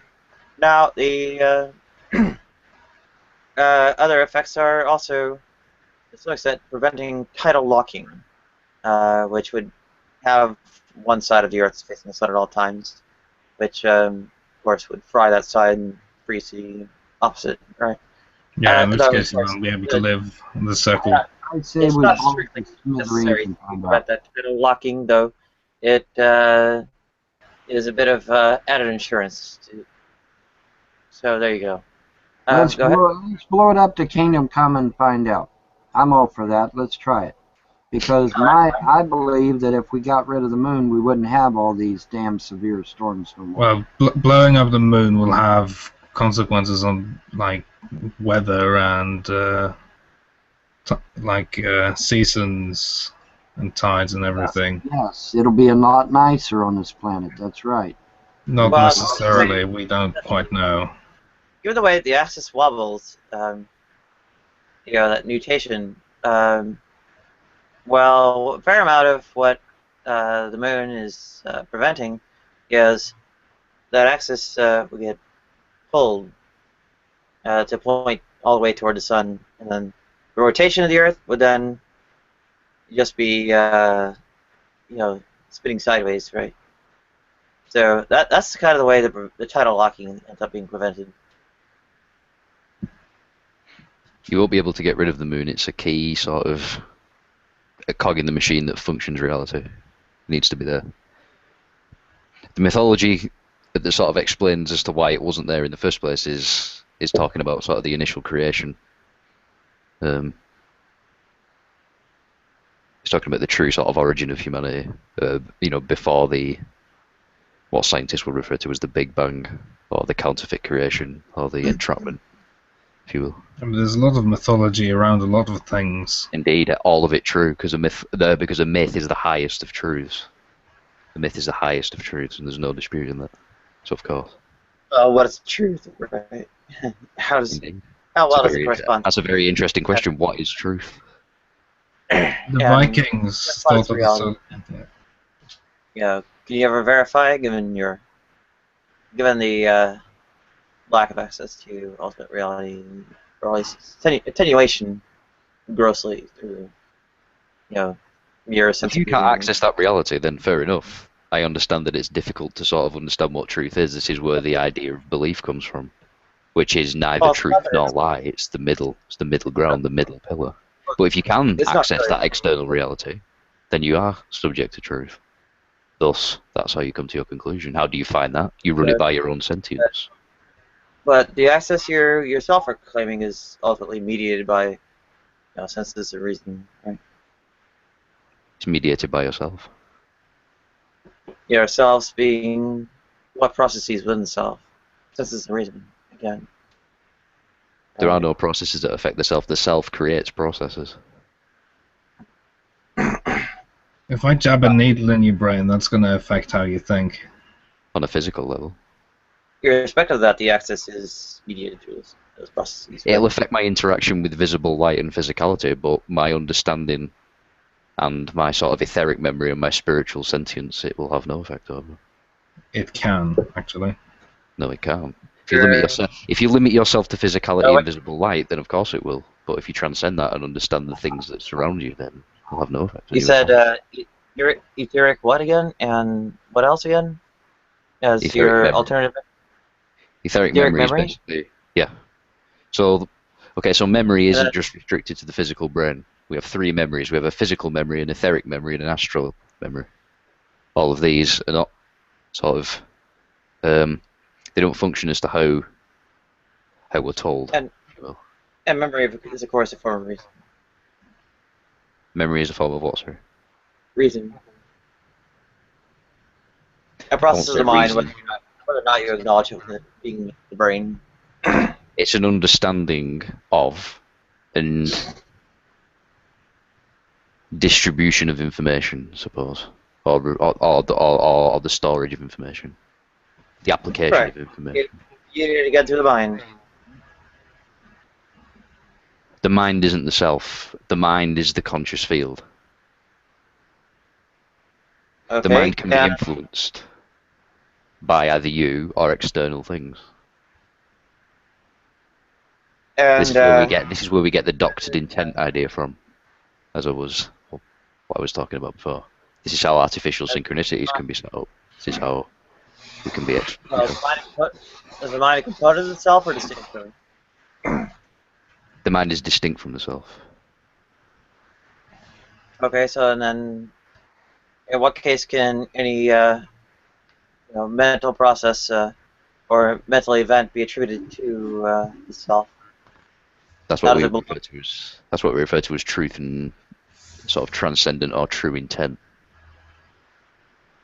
Yeah. Well, you said that they might. You really do have to regard the mind as a component of the self, because if it can be. Well, we do need the mind to function within this reality. Yeah. Instead of an ownership or containment of it, right? Well, we're sort of bound to the mind, aren't we? So we do need the mind to interact with physicality. So that being bound to the mind means that the mind is a component of the self, right? Constituent of it. It depends what you mean by it depends what you mean by that. We all have a mind. All those minds are connected through a conscious field, which is the etheric realm. So. Okay, then. Yeah, then having the mind ultimately means the mind is part of the self. Well, to keep it simple, yeah. The self can access that reality, or to the extent the self can access the reality, access must proceed through the mind, correct? Yeah. For physical reality, yeah. And I've established it, right? The mind, the mental processes, and so on, are acting as mediators of that Indeed. access to ultimate reality. Yeah. I'll probably say a mediator word, because we know these things can be doctored. We know these things can be changed. We know these things can be influenced. Yeah, and then there's the trouble that the mind again can be, could potentially be decoherent from, ultimate reality somehow. Be the senses as inadequate representations of the. It helps perpetuate reality through mirroring aspects. Sorry? It helps perpetuate reality through mirroring aspects of the self and other selves. That's how reality is perpetuated. Through that conscious field, which is what most would perceive as the mind. That's an unusual concept of reality. It's kind of a consensus notion. If you are actually going on about reality being kind of this joint project of various mental entities or minds and such. That's a decent way. Okay, and yeah, that's a little bit of maybe subjective idealism. Even. Have you talked to Rodney Mulroney or Ivan Padama or Johanna Rassian? I was gonna say, like, those three people, like, I really like and talk to and talk to quite a bit. So yeah, I'm familiar with it. Well, the idealism though has its content as that. Maybe winding a step further back. There's not even a kind of intermediate external body of reality being accessed with that. There's actually nothing outside mind at all. There is indeed something outside of mind. Oh, there's a lot of Nadia. There is. Well, that's it. You can't. Well, no, I'm characterizing a position held by the various idealists. So, and well, with all due indifference to them, no, there's tons of shit out there. Okay. Bear with me while I shoot up.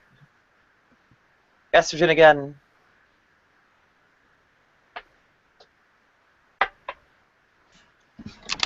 What? Oh, you're going to take a shot? Okay. Yeah.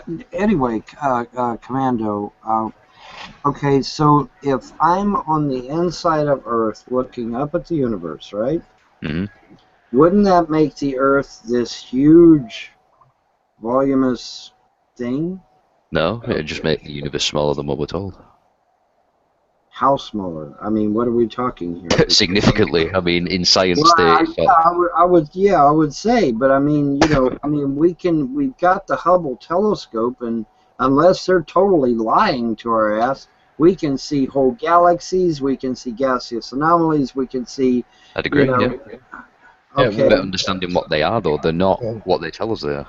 So in How do you say- in a sense, they are lying, but I don't think that lying is coming from a sort of malicious intent. I think it's coming from a misunderstanding of physicality itself. This is the problem with science. It doesn't take into account, different light spectrums. It doesn't take into account metaphysics. It doesn't take into account. It takes in infrared and X-rays and everything. It doesn't take into account that they could be being fucked with themselves. Exactly. Yeah, I got you. And by the way, like whoever said like infrared or whatever, that is an aspect of physicality. It's not. Well, here, okay, Well, look. you said they don't account for different light spectrums. Infrared is a different light spectrum. Okay, okay, fair enough. I might have worded that incorrectly. Like, by light spectrum, I mean something. I mean, think of another. It's sort of hard to explain. Another form of radiation. I suppose. Like, I mean, infrared would be good to use as a metaphor in regards to what I'm saying, if that sort of makes sense. But Because we account for all known forms of radiation. All right, well, Commando, what do you believe?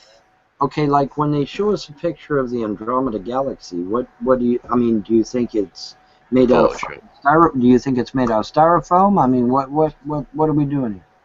Photoshop. Photoshop. The photos they show you on the NASA website of these, wonderful, bright, awesome, coloured galaxies are just fiction. It's Photoshop. It's lies. You can get the telescope and look at the Andromeda Galaxy. I agree. You can, and it looks nothing like they tell you in the photographs. I have a telescope. I do it frequently. They look nothing like the photos that are put there on, on these. Galaxies are dynamic. They move. Right. That doesn't contradict what I'm saying.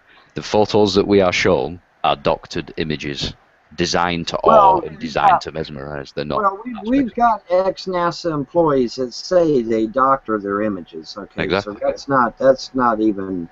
I mean, that's not even in question. I mean, we've got like 5, 6, 7 ex-NASA employees now that's, oh yeah, we take them back to a special room and we fucking spray paint them and shit.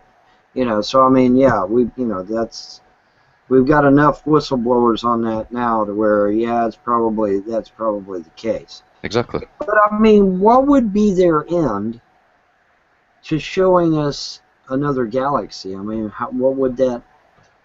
Because they don't know what a galaxy is. A galaxy isn't a home to other planets and suns. It's a lie.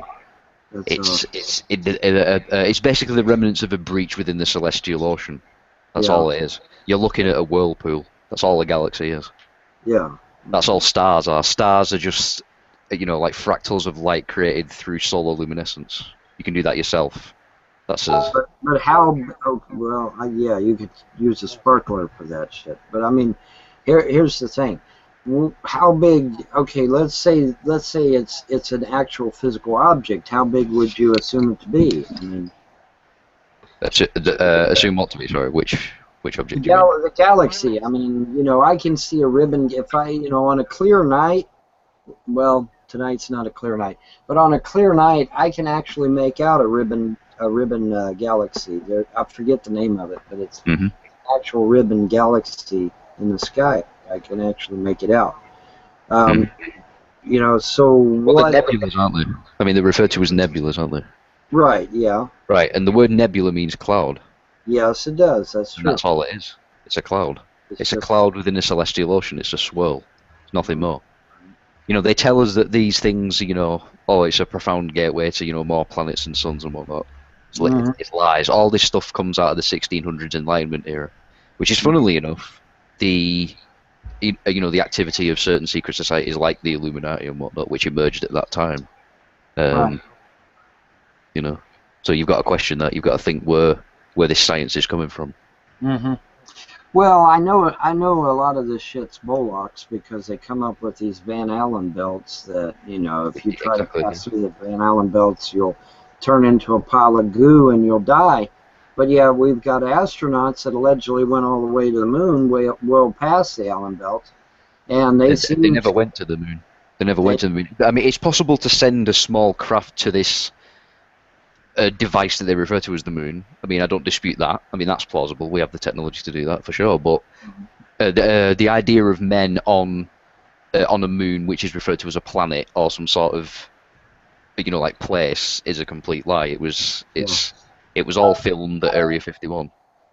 It's all filmed at Area 51. That's what it's for. Well, my thinking is that, you know, and like I said, I believe we went to the moon, but we found creatures already living there, and we come back and shot it in the studio.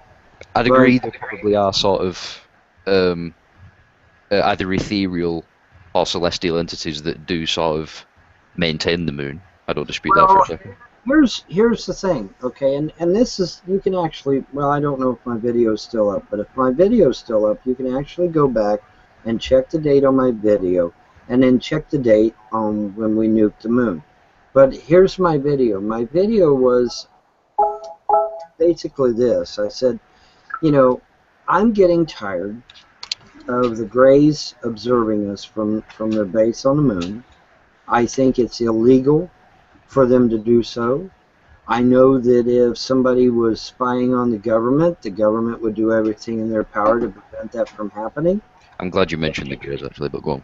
And I went on and on and on in my video outlining the legalities of why it's not right for an extraterrestrial entity to be literally spying on us, in my opinion, from a base. Well, I agree, but let me finish. I laid out the legality, and I'm getting feedback. Where am I getting feedback from? Might be Nadia. I don't know. Anyway, I laid out the legalities of why it's wrong for a spacefaring entity, an extraterrestrial entity, to be spying on us from the moon. I didn't think that was right. I didn't think it was legal. I didn't think it was proper. Mm-hmm. Okay, and I laid it all out, all the legal aspects, all the social, economic aspects, blah, blah, blah. You know, a nice video. I did a real nice video on it. And it wasn't, I don't know, maybe just a few weeks later, I believe, that we nuked the moon. I mean, we hit that son of a bitch so hard it literally rang like a bell, and this is a scientist saying that shit. We hit it with enough force. We probably hit the moon with a force of, say, 20 or 30 Hiroshimas. All right, and the scientists themselves even said we hit it so hard it rang like a bell. Of course, if it rang like a bell, then I suggest it's hollow, wouldn't it? But anyway, the point is, we hit that son of a bitch. And of course, NASA had a cover story. Oh, well, we're looking for water. Wait a minute, NASA. Japan had already found water on the moon months prior. Okay, so that's not true. So they got caught in yet another lie. What a surprise. But anyway, the point is that we nuked the far side of the moon, which is exactly where I said the alien base would be. And it's really funny because I watched it happen live, and when they were just getting ready to assault the base, they cut to a 3D animation instead of showing us the actual footage. Okay, so there's no way we can see the actual strike, which I thought was kind of interesting. So, did we take out an alien base on the far side of the moon? I say we did, because it literally correlated with the YouTube video that I put out just a few weeks prior. And, you know, I mean, I don't believe in coincidences. I don't believe in coincidences. You know, and I just thought it was interesting that I laid out all the legal reasons why it's wrong for these extraterrestrials to be spying on us. And then just weeks later, bam, we nailed their base on the far side of the moon with like I said, about the equivalent of 20 Hiroshimas. You know, whatever was on the far side of the moon, sure as fuck ain't there no more. It's gone. Okay. If you don't mind me asking, Yeah, you go said ahead. that we hit the moon with basically something that's the size of Hiroshima. 20 Do you years. do you have like the article of that or like the Yeah, video or anything? yeah, we knew, I mean, we nuked the moon. I mean, just put it in a Google search. We nuked the moon. We hit the moon. We bombed the moon. Okay. Any one of those things put into Google search will give you what you want. We literally bombed the moon. We nuked it. We hit it with like I said, the equivalent of 20 Hiroshimas. And even the scientists themselves said it rang like a hollow bell. We hit it so hard, it rang like a hollow bell. Didn't go anywhere though, did it? That's No, it didn't go anywhere, did it? No, it didn't go anywhere, did it? exactly. Am I echoing Yeah, again?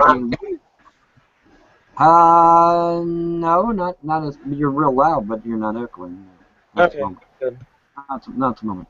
But it was, I just thought it was interesting, an interesting coincidence, if you like, that I mentioned the legal reasons why it was wrong for an extraterrestrial entity to be observing us from the moon covertly, and then just a few weeks later, bam, we nail the far side of the moon just as hard as we fucking could, and I don't believe in coincidences.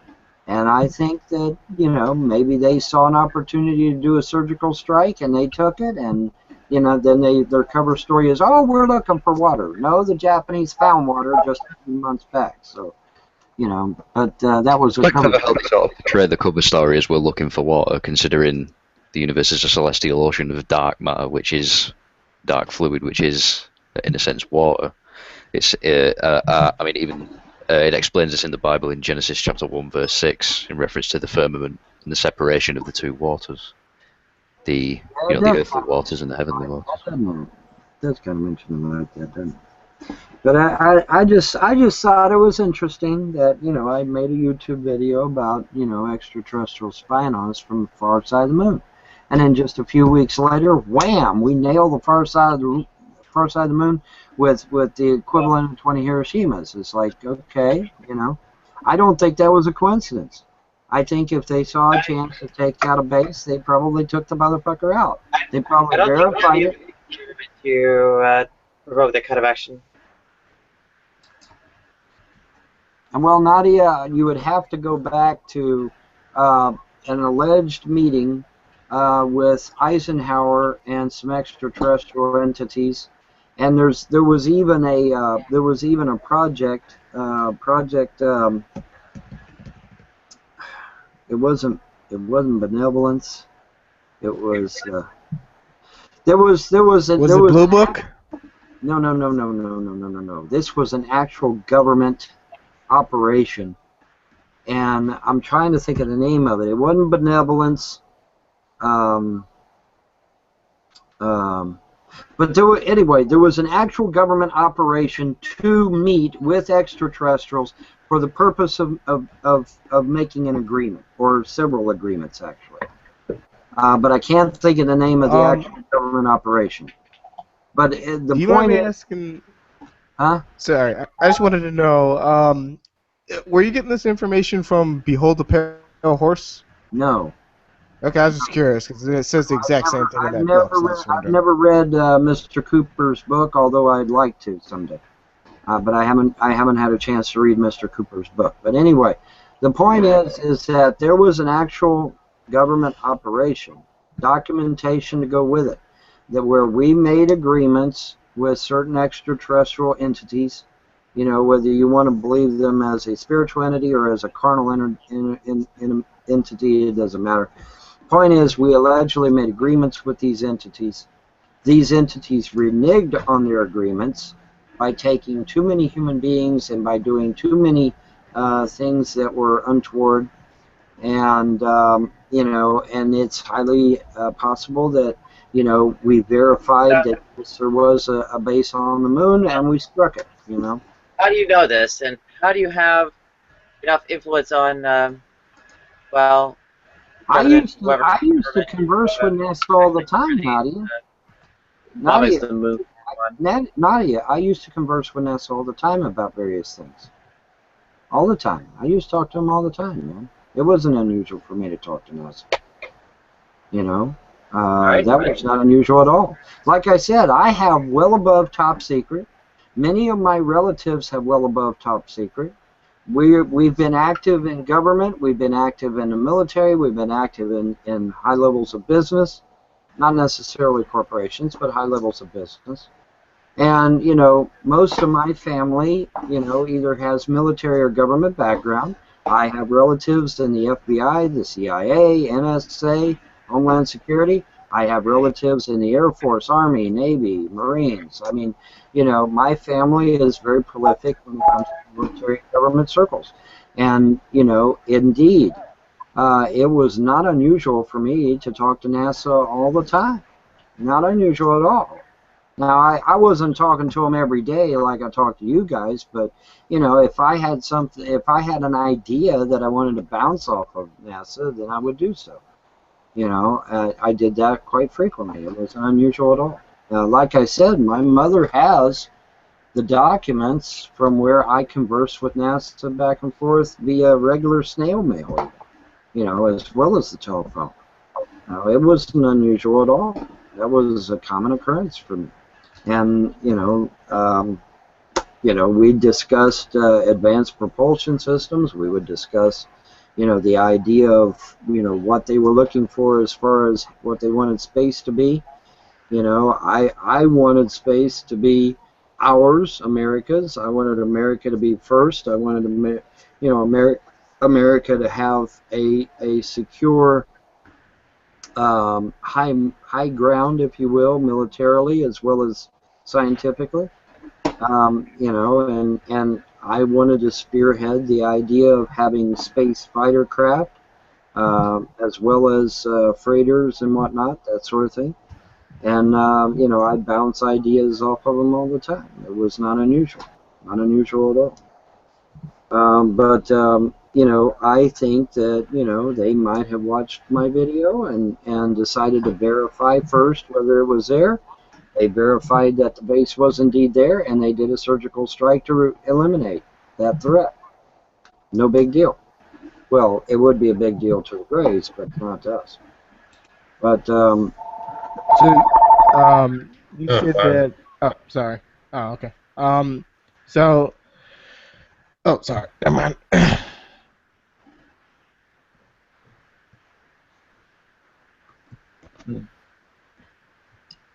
Yeah, no, I'm too tired to deal with this. I'm not dealing with people that have jumped the shark so thoroughly right now. Well, yeah, like I just want to know, like, what, because I know it's illegal to give out top secret information. I mean, look at Edward Snowden. So why is it okay for, you know, people he knows to give out top secret information without being penalized? I wouldn't know.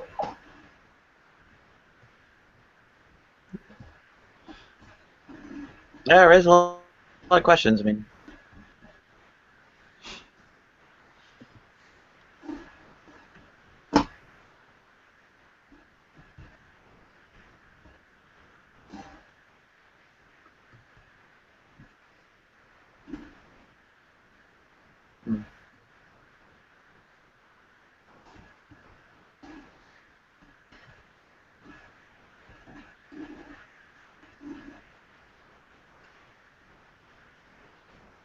mean, if you do have access to this top secret information, is that illegal to disseminate?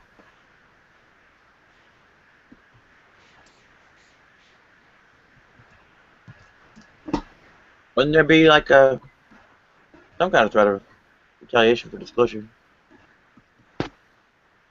Yeah, I would think so. I mean, you know, I just, you know, looking at. I mean, the only example I have right now would be Edward Snowden, which is that'd be about it. But yeah, there's you know, some sort of penalty for giving out top secret information. So I don't know.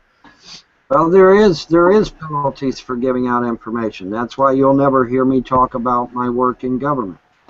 Never. It'll never happen because there are penalties. you know, and like I was telling Bohica the other day, you know, if this was the 1980s, I wouldn't even be able to allow him to, be able to tell him that I had a tank thermal sight on my tank, because at the time that was top secret. Okay, you know, but see, Bohica is in the military now. I was in the military over 20 years ago, and you know, technology changes, terminology changes, and Bohica is too fucking stupid to realize that shit. Which that's okay. I'm not going to fault him for it. The point is that you know that was I was in the military a long time ago, and you know, obviously things were different back then. But the point is that you know, you will never hear me discuss the work I did for my government. Never. It will never happen. Particularly specific items. But the point is that you know, there's certain things that you can discuss, and there are certain things you cannot discuss. Now, the fact that we nuked the moon is a matter of public record. I can discuss it. I can theorize why we did it. It obviously was not to look for water, because the Japanese had already found water. Okay, so it is my personal opinion, based on the fact that I released a video just weeks earlier about a base on the dark side of the moon, that logic would dictate that that could be a very real reason why they did so. Okay, you know, because like I said, I've conversed with NASA in the past. I had there was an Air Force person who was one of my trolls. Well, he's a former troll. He's not a troll now, obviously. And he was a high-ranking member of the Air Force. And he said, Von Helden, I believe you're full of shit when you say you designed a space superiority fighter. I believe you're talking bullshit, and I'm gonna rout you out, right? Okay, so he used his influence in the Air Force to start talking to people in the Air Force, people in NASA, you know, various companies, whatever. And what he found when he started investigating is people would shut the door in his face. We're not going to discuss Von Helden. We're not going to discuss a space superiority fighter. Bam, slammed the door in his face. Okay, so after about 5 or 6 doors getting slammed in his face, when he mentioned my name and when he mentioned a space superiority fighter, it's like he come back to Delphi and he says, I owe you an apology. And I'm like, oh really, what happened? Well, I basically got a bunch of doors shut in my face, and was basically told to fuck off and die, and that it was a need-to-know basis, and that I didn't need to know. Now, this is a high-ranking Air Force individual, and, you know, he was very mea culpa after that, after he actually tried to investigate and got into, I'm assuming he got reprimanded, because he was very hat in hand when he come back to Delphi and had a nice little discussion. We had a wonderful discussion after that, you know, because after that he realized, hey, Von Helden isn't blowing smoke up my ass. Von Helden's telling the truth. Okay, so, you know, he was very hat in hand after that, and like I said, he's no longer a troll.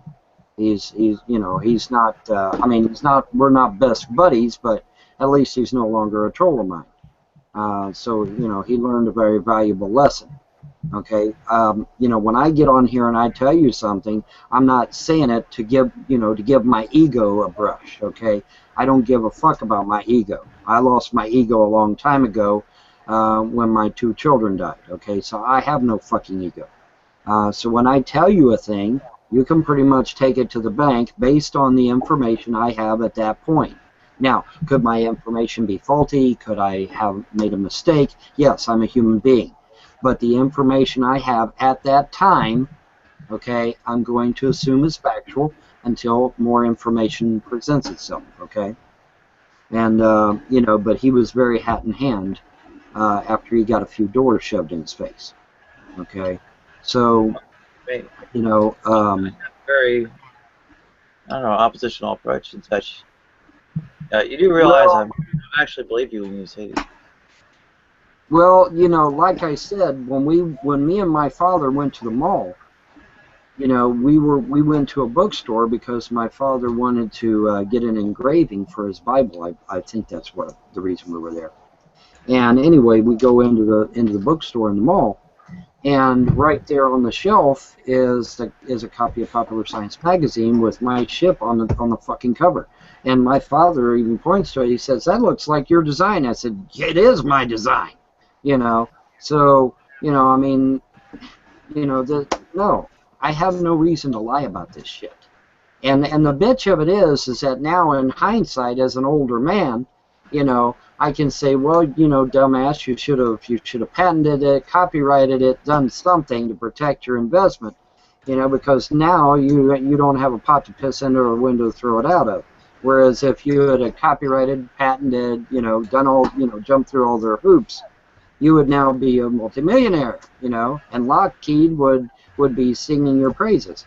But but they took my design. They took my design. They took my design. What the issues were, or what? I have my parents have the original rough draft. My parents have the original rough draft of the craft. Huh? What issue of the magazine? Oh God, I don't remember. We're talking years ago. I was a teenager, for fuck's sake. But anyway, the point is that I still have the rough draft of the craft. I still have the old documentation to go with it. I did not build the entire craft. Okay, I didn't. I did the body. I did the hydraulics for the landing gear and some piddly other shit. I don't think I did the electronics. I think I was in the process of doing that, but I didn't get around to it. Remember about a 5-year range? Huh? Do you remember about the 5-year range when the article might have been released? No. It was. I would have to go back and get the documentation. Like I said, my mom has. Huh? When were you? I don't know, 70s, late 60s, early 70s, something like that. I don't know, Nadia. I'd have to go back and get the documentation. My mom has the documentation somewhere in her house, I think. I hope. She's supposed to save all my documentation. Hopefully, well, we're asking more about the magazine than your documentation. Huh? We're asking more about the magazine than your documentation. Well, it would be a copy of Popular Science magazine that has the F-117 on it. Whichever one that is. You mean F-117? The F-117, that's what I said. Okay, my kind of issue is that, okay, and I'm telling you this not as a enemy or a YouTube troll. It's just that you're making an extraordinary claim, right? And the basis for that is your father's opinion, right? You have to take into consideration that parents are horribly biased when it comes to the accomplishment. Okay, let me stop you because that's not what I said at all. You didn't pay a single bit of attention to what I said at all. I just got through telling you a high-ranking Air Force official researched what I said, got doors slammed in his face, got told to fuck off, got told it's none of his fucking business. Okay? Furthermore, I have corresponded with NASA on numerous occasions, not just the Space Superiority Fighter. We've discussed a lot of shit. Me and NASA went back and forth about a lot of different things. Okay? By NASA, you mean who, the receptionist or the main engineer? No. Actual snail mail correspondence with NASA by letter, back and forth with their people on numerous occasions. And like I said, if my mom hasn't shredded them, she's got all that documentation. She's got all of it. Well, if you could show it, that would be interesting. That would lean some credibility. Well, Mom's got it. I don't know where she's got it at, or if she's shredded it by now. We're talking back when I was a teenager, for fuck's sake. Okay, we're not talking about something that happened yesterday. Okay, if she's still got the documents, yeah, I'll fucking show them right live on fucking camera. The thing of it is, I don't know if she still got them, because back a few years back, she shredded a whole bunch of her documents. And unfortunately, she might have put mine in with it. I hope not. I hope she didn't. But she might have.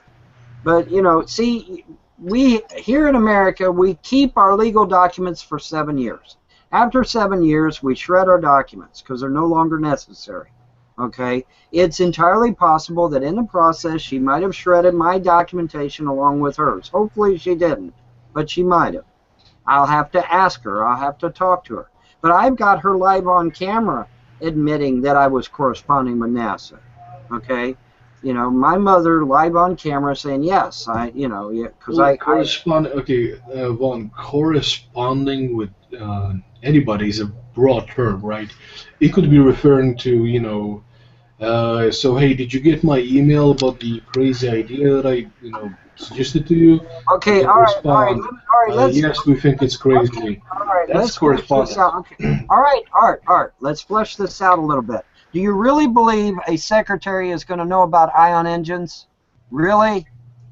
Seriously? Probably The not. secretary of NASA is going to know about ion engines and how they work? She might know that the research is being done there. Okay, no, the answer is no, Art. A secretary is She not going might to know that the all. research is being done there, but she might not know the A details. secretary handling their mail is not going to know fuck all about an ion engine. Okay, they're not. Okay, so obviously I was talking to somebody that actually knew what the fuck they were talking about, right? Okay, I wasn't talking to no fucking secretary that handles their mail, okay? Obviously not. And then not only that, but I also corresponded via telephone as well. Okay, so you talked about you send them. Okay, you know what? No, I really don't want to get into this. We were kind of being nice for a few days. I understand this is kind of personal for you.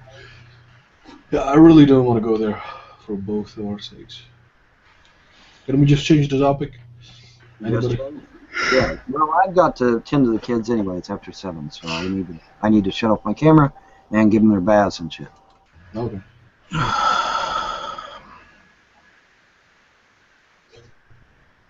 Well, that was interesting. Oh yeah. Yeah, that happened. Bloody hell. I am too fucking tired for this shit. Yeah, tell me about it. There's this thing, it's called sleep. What it does is, like, when you sort of go into it, sort of, feel a bit better after you've done it. Like, What? I've never heard of this. What's give it a that? How do you do this? Sleep. It's quite What's simple. that You thing sort called sleep? I can sleep when I'm dead. Yeah. Sleep is for the weak. Yeah, isn't that what Weak and the Klingons say? unworthy. Isn't that from Star Trek that you can sleep when you're dead? Isn't that what the Klingon said to someone? Sounds like a Klingon thing to say. Now that you mention it. Today is a good day to die. Today is a good day to sleep. Oh, I'm pretty That's sure like a- that's not what a Klingon said. This weakness and strength is some kind of manly thing, isn't it? Oh Say dear. again? I said all this weakness and strength is some kind of manly thing, isn't it? Well, It can be. no, well, women have strength too. I mean, they just have much less of it. That's why they're a lesser being, and this should be subservient to. I'm kidding. I mean, it's good. Misogyny is par for the course. Mm-hmm. Did you ask something before, right? Or am I tripping? Say again, Commando. Say again. Did you Am I ask what? something before? Or am I tripping out? Oh, all this weakness and strength with sleep is for the weak. I mean, it wasn't so much a matter of being a demonstration of strength as that was or even aspiration to it. Rather that, one's life be fuller in a way. Kind of quality of life. What quality of life do you have? Well, sleep is so much of it. You're not even actually there.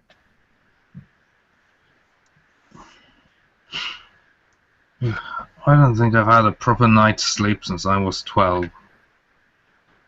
Why not? That's probably why you're a I, natural. I have no fucking clue. Yeah, I've been getting surprising transphobic garbage in my comments from, I guess, Vaughn's trolls. Hmm. It was shocking. I mean, they are, in some sense, skeptics themselves, so they, yeah,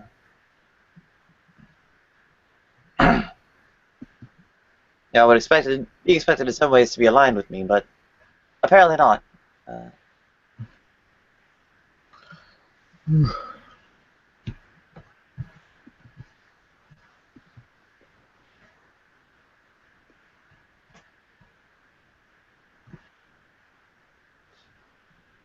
Trolls are only in it for their own egos and their own purposes. Well, aren't we all? Yeah, don't be bashing on the trolls. Trolls have feelings too, you know. Trolls need to be exterminated. Well, I seem to have figured out, because it seems they actually watch you, and me too, that, they have to at least hold back from outright name-calling for me not to delete their comments. So, they're actually kind of sort of getting through, and or at least making statements in, I don't know, more of factual terms instead of, the name-callings and profanity and whatnot. Well, So, I have them all blocked, so what are they saying? well, Mr. Unite for the Children says, "Tell me about it. I'm getting a huge collection of these that I haven't watched yet. Thanks to Nadia, when he dies, we'll still have years of his stuff to laugh at." Yeah. Well, tell Mr. Unite for the Children that one of the first things I'm going to have a private investigator research is his fucking ass. And that he's going to be one of the first assholes I go after. Because that motherfucker was sitting there making all kinds of lewd comments about my children. You sick fuck. You're going to be one of the first people that I investigate when I get money. Bet on it. So now, how you like that, Mr. Unite for the Children, you sick fuck? Talking shit about my kids. Fuck you. Yeah, Fuck you, asshole. Family's off limits. That's just not fair. He's a fucking asshole. He's a fucking asshole. And then he'll turn right around and say, "Oh, I got children too." Well, if you got children, why are you talking trash, you know? Yeah, I think Plum Jam is right. Let's not give them airtime at all. Well, in principle, they kind of sort of have, enough decorum. They kind of, don't really merit kind of outright silencing, but at the same time, I'm not completely on board with the spirit of, the just, aggressive harassment or whatever you might call it against me. Nadia, I can assure you, when I get money, they'll be running around deleting their posts. They'll be deleting their hate videos because they ain't gonna want the backlash. They'll be deleting all their shit. Trust me, because they ain't gonna want a piece of me. Not when I get money. The only reason they're doing this shit is because they know I'm poor and I can't go after their ass. As soon as I get some money, man, their ass is toast and they know it. Well, do you know what happened to, or what was the last I heard of? The various, or several of the, I guess, those who repeatedly raped me in the early 1980s. One was pretty close to graduating medical school. The other one was still in a position with respect to law school. But you don't always get that kind of satisfaction. And have a good day or night, Commando. I guess day. Yeah, I was going to say I'm off, so yeah, later. All right, Commando. But yeah, they're assholes. That's all. They're just a bunch of fucking assholes. And as soon as I get some money, I'll prove it by throwing their fucking ass in jail, or at the very least, making them pay a nice, huge fine.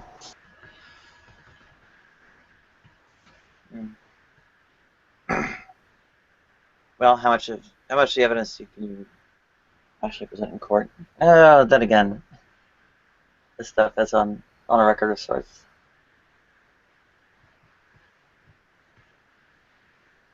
And I mean, to the extent they have, say, slander or libel, can you, you know, demonstrate the falsehood of their claims in court? I mean, let's say it's true that you were involved in some kind of secret project. Those things are typically under some sort of seal, so that you, well, don't have ready access to them to present as evidence in court, right?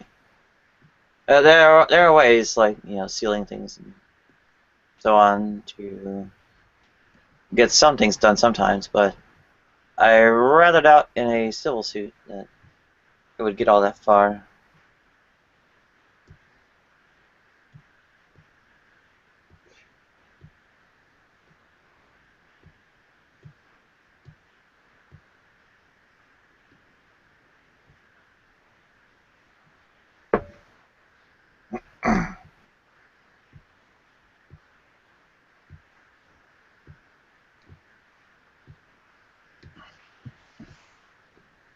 Okay, I still haven't heard back from the sex yet. Or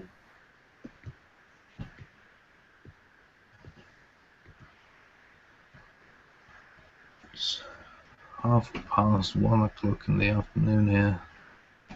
I haven't had any sleep since yesterday. mm,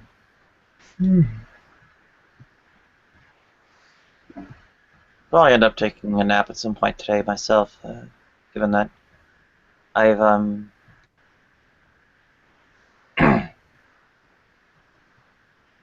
rather I woke up a bit early this morning, well before 5. I think it was like around 3.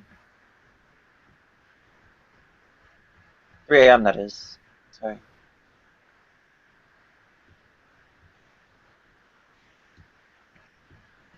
What have been going on now?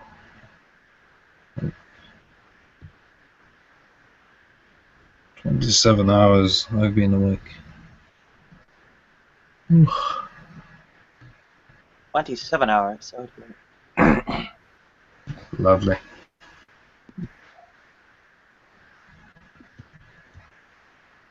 Maybe 26, I'm not entirely sure. In any case, I need to fix my insomnia problem.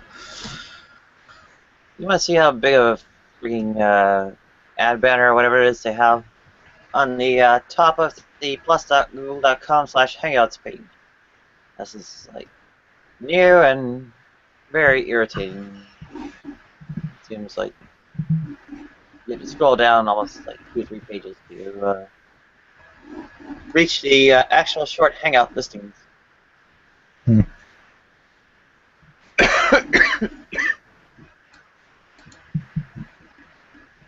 So, what else is there? Oh, the Android SDK is behaving very badly on Ubuntu.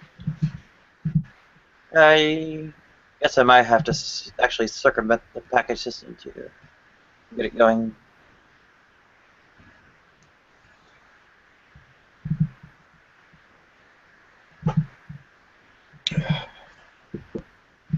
I'm not incredibly well informed on operating systems.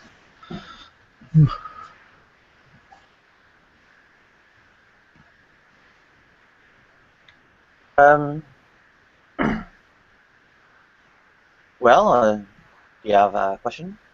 Or Yeah, I'm not what can I say? really. Not now. I'm too tired. But, Oh, that's Windows seems to yeah. work for my PCs. Yeah. Sorry? Windows seems to work for my PC just fine, so I'm just going to stick to that. Oh, sure. An interesting piece itself. really concerned by this impact on Hmm. common everyday users and such, or the sheer number of people or users of it.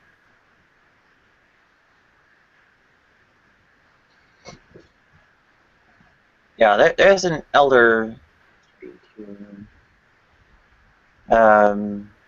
just the pre-Windows NT / XP etc. efforts, but the current affairs that go about, I guess 7 in Vista and 8 and 10 and so on, were designed by the same person who designed VMS, the Digital Equipment Corporation operating system. They have a sort of alternative vintage to Unix affairs. They are deriving their ideas from. They are in some ways actually nicer than Unix, particularly in terms of how they access files. Hmm. Trying to keep it very simple. In terms, I can just kind of blow you away saying the NTs and VFSs are more easily adapted to AIO than Unix. Probably be Greek to you and everyone else here.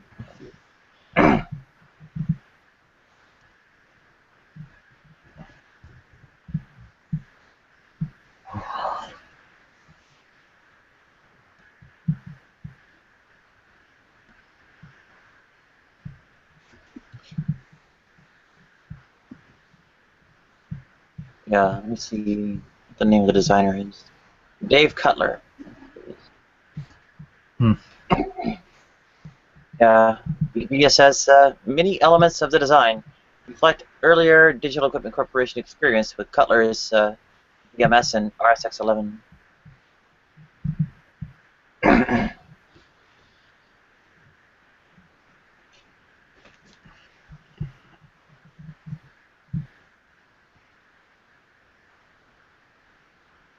Yeah, ultimately, kind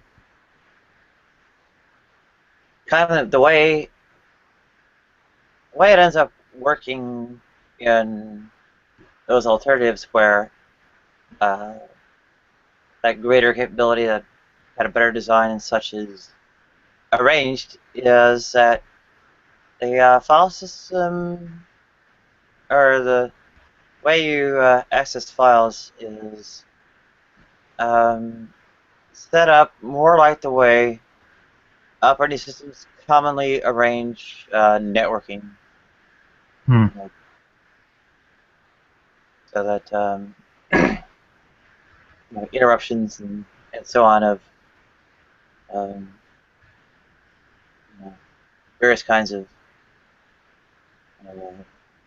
saving and reading. I can remember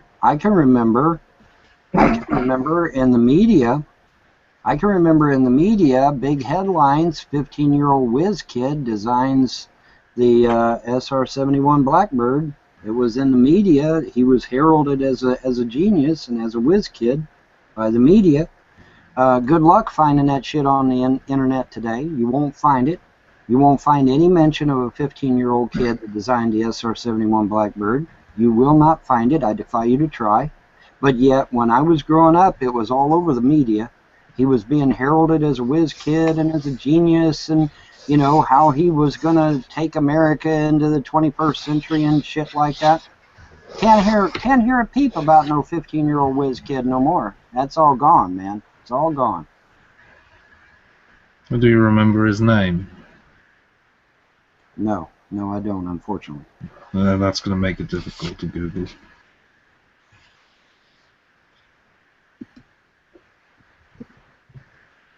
Like I said, you ain't gonna find it. You won't find it. I've tried to find it. You won't find any mention of no whiz kid. Never.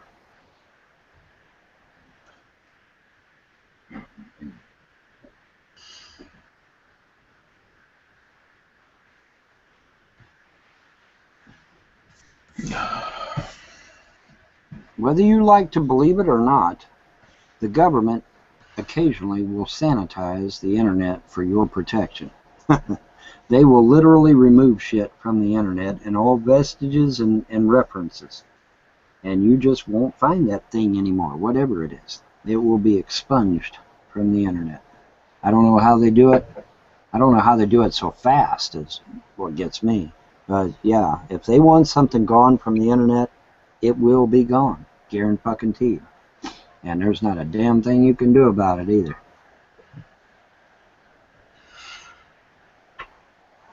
Well, who is the government? And which internet? Well, sadly, the government is supposed to be the American people, but we found out what a farce that is, didn't we? Again, who is the internet? The internet is supposed to be, well, the internet is actually military, is a military thing that was made public. But it used to belong to the military. Yeah, it used to be a military project. Yeah, sure did. And So who's military? huh? Who's government and who's military? The United States. But isn't quite a bit of the internet outside of the United States now? No, the World Wide Web is outside the United States. The actual internet is still here in the United States. But the World Wide Web is all over the world, yes, that's true. I would It's here in not be so sure. Because I was getting quite a bit of traffic from Finland before the World Wide Web existed in 1993. I don't know how you did it, but I guess, I don't know, maybe they had some The kind of, internet was far broader than the United States even then. I don't know how you did it. That's all I can say. I sat down at the terminals in the computer labs and logged in. Like I said, I don't know how you did it. I won't rule it out, but I don't know how you'd do it, because it was pretty much located here at the States. And it was the World Wide Web that went international, but I don't know. I don't know the extent of the internet itself. All I know is that it was a military operation that was made public. That's all I know. And that's all I'll probably ever know, because they're not going to tell you the whole truth. They will never tell you the whole truth. The Norwegian military government is funny in that they will accidentally tell you the entire truth. One of our politicians accidentally told the entire world on internationally broadcast television that we had spies in the Middle East. He didn't tell you anything. I mean, everybody spies on everybody. Yes, she did. She was asked, yeah, we have spies in the Middle East. And, yes, of course she is, because everybody spies on everybody, and everybody knows that everybody spies on everybody. So she didn't reveal anything. She never revealed nothing. Everybody spies on everybody, and everybody knows it. So I mean, it's no big deal.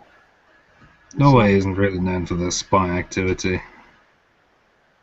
I can assure you, everybody spies on everybody. I can assure you of that shit. We're busy selling oil and fish. The vast majority of the Cold War, particularly in the 80s, was nothing but psychological warfare and espionage. That's what it was about, you know. So yeah, I mean, everybody spies on everybody, dude. I mean, she wasn't revealing anything great, you know. No, just the names of every spy we had in the Middle East. Oh, she identified him by name?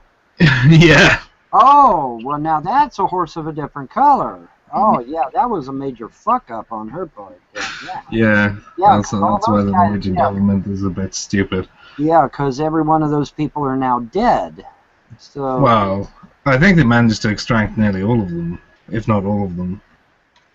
God, that was really, really fucking stupid. Holy shit. That was really fucking stupid. Yeah, we're not the greatest at keeping secrets. Damn. Oh, God. Wow. Yeah, that's really, really fucked up. Because that's what gets people killed, man. As they used to say years ago, loose lips sink ships, you know. Can't be talking too much shit about that sort of thing. Alright, let me get in there and tackle the boy and wash his hair and get him scrubbed down and shit. I'll be back.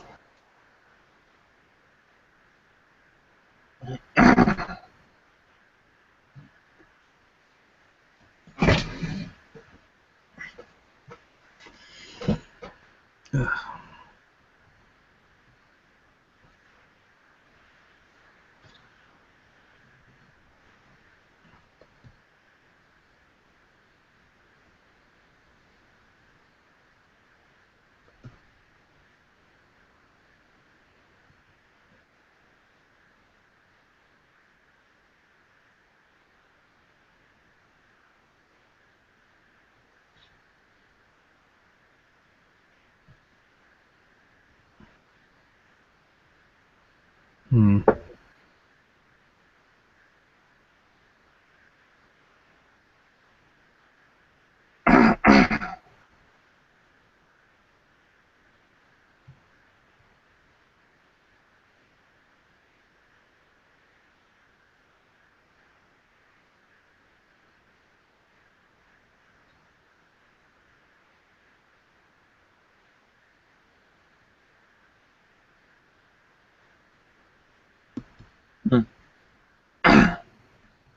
Yep.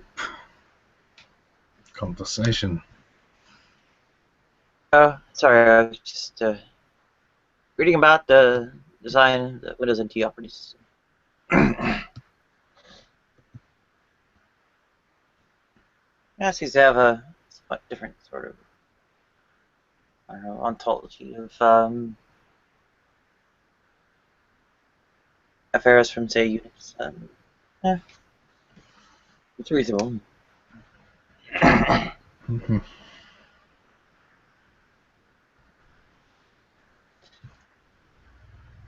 Having someone like Dave Cutler, VMS designer, go about it introduced a great deal of sanity.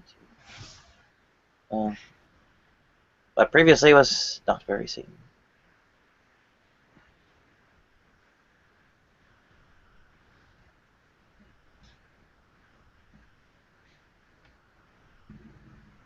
There's I don't know, still some interest I personally have in operating system development, even if I'm kind of cast out from the industry.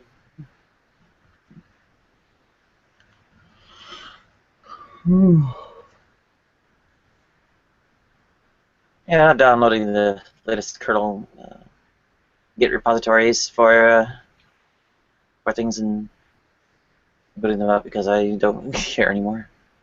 Mm-hmm.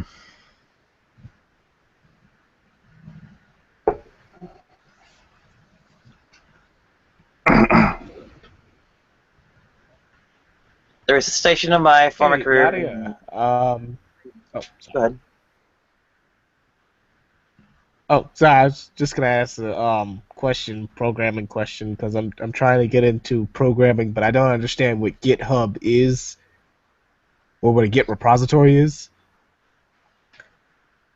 Well, they're source control, so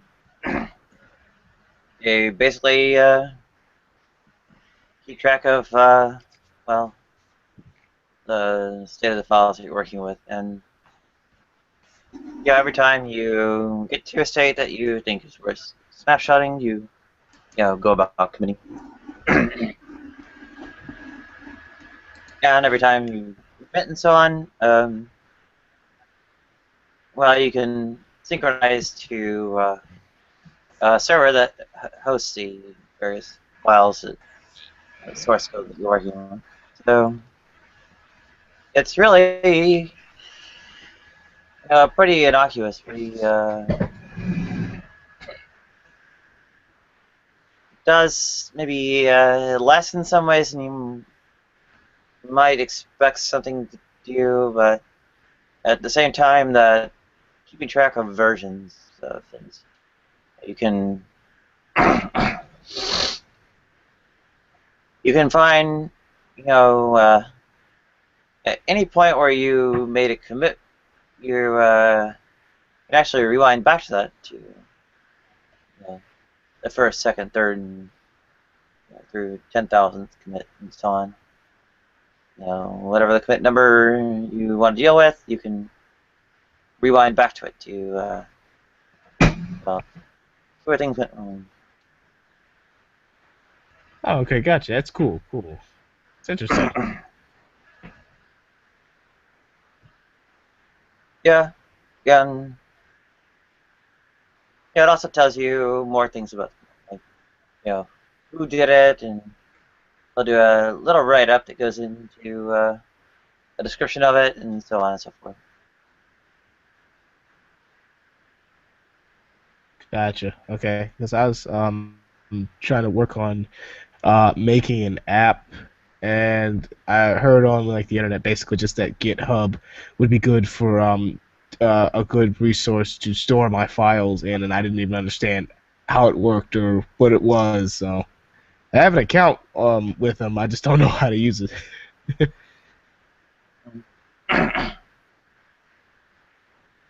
Also good. Yeah. It's easy to work out. Various ones.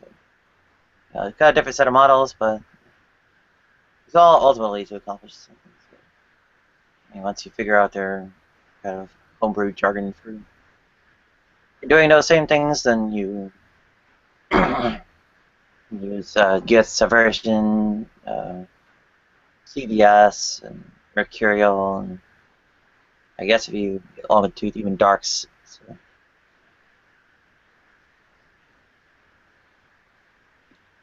Gotcha. Cool. Thank you.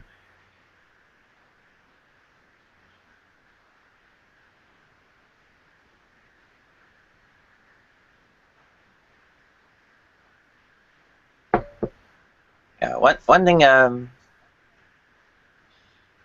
end up doing a lot with the Linux kernel is they'll discover that there's some kind of new bug that got introduced, and well, what they'll try to do is narrow down which commit introduced that bug. So they'll rewind back in time to a point where the bug hadn't been introduced yet, and we have, of course, sitting in their hands, a point where it had already been introduced, and they carry out what they call a bisection process. And, go to some point halfway in between, and in terms of the sort of sequence of commits, and well, let's see if it works or if it was broken. And once the determination is made, they have a new range of commits where that new bug had to have been introduced. Alright, if it, say, works at the midpoint, well, the midpoint becomes the new beginning of the range. And the end of the range you keep working with is that same old point where you saw it was broken. If it doesn't work, on the other hand, then, well, that far-flung point in the past is you're still a point where you consider it to have been working, known working, and that midpoint becomes the the new earliest known broken, right? And every time the number of commits is cut in half. There are only so many commits, right, in between. So you eventually narrow it down to one. Yeah. Git has a fun tool called Git bisect. Yes, find these points to wind back to automatically. Gotcha. And I guess one of the things that's kind of made Git popular is that it has a whole bunch of little facilities like this to help accelerate the development process. In some ways, because it was driven by a group of people actually carrying out development themselves. Its primary thing wasn't Rush to Git itself, but what they were using it to actually make and such. So.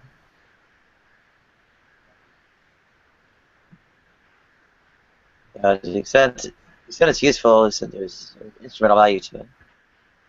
So, not being so dedicated to it, not having sort of really instrumental outlook, actually, a bit of benefit increased the quality and so on. Mm-hmm. I think it's kind of a way of, I guess, providing an example of this where, those things that were instrumentally developed, that were made not for their own sake, for the sake of carrying out a task, were in fact better results than you would have had from dedicating it to that task precisely. And welcome, Deidre, and welcome, Desert. What's going on, Nadia? Welcome. I tried to go to sleep. Didn't work out. I'm back. I slept, woke up, and debated antinatalists and so on. I should bite the bullet and take Admian or something, but I don't know. That stuff kind of scares me. Not much to be afraid of, apart from, I don't know. The trouble I have with sleeping pills is kind of like a hangover, still being tired and wake up eventually after it.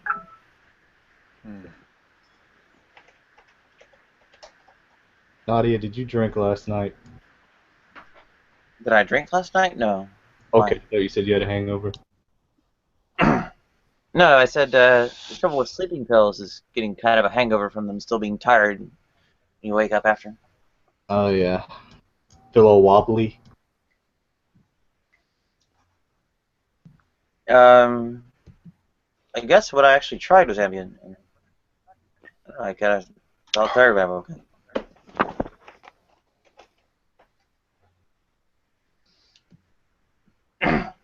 Morning. Welcome, Bunto. Good morning. Good morning, Bunto. Good morning. What is your guy from? He looks like the Fantastic Four guy to me for some reason. Very good. I'm so proud of you. It's the same artist. His name's Jack Kirby. Oh, okay, that makes sense why I would recognize it that way then. Yeah, I thought it was that too. It's Googum. I'm not like the best nerd on earth. I'm a little nerdy, so like I recognize some comic stuff, but I'm not so comic nerdy where I know everybody's name, and I'm kind of bad at that. But Okay, you're a nerd, so you like smart people. I do. That's how I make up for my theism, don't you know, Bunto? And like other people, like the non-nerd is somebody who hates smart people. The anti-nerd. What does that stuff have to do with being smart? I mean, it's like... Well, I was watching, I look at Hangouts, other people's Hangouts, and they had this guy on, Tony Sotomayor. I don't know if you've seen that guy, and he was talking about the shootings, they've been having against, the African Americans, the cops, and then he was explaining how nerds work. He said Did he blame it on single black mothers or white gays? I really could. I listened to men from their wives. it's a good point. Like I turned in for like a minute, and he was just talking about nerds while he was screaming because he was like, way He was upset. screaming. He was way upset, and he was just These talking. damn nerds. And he They're says, "What fucking is the difference dragons." between a nerd and somebody who hates nerds?" And he was saying that a nerd is somebody who likes knowledge, and somebody who's anti-nerds hates smart people. So, did he blame it on single black mothers or white gays killing black women's husbands? I just don't know, honey. It's a terrible thing. I only listened for a minute him ranting about nerds, and then I moved on. I always do that. I look at other people's hangouts. Yeah, he's like really kind of misogynistic and homophobic too. Do you ever like the foreign language hangouts? Transphobic too, for that matter. Transphobic. I have been in a couple, but somehow just I really should have been, drilling myself more on, Spanish and German, and maybe even trying Chinese. to start up on French and Italian. But geez. I love foreign language hangouts. They're fun. Ja говорю по-русски. Right. Or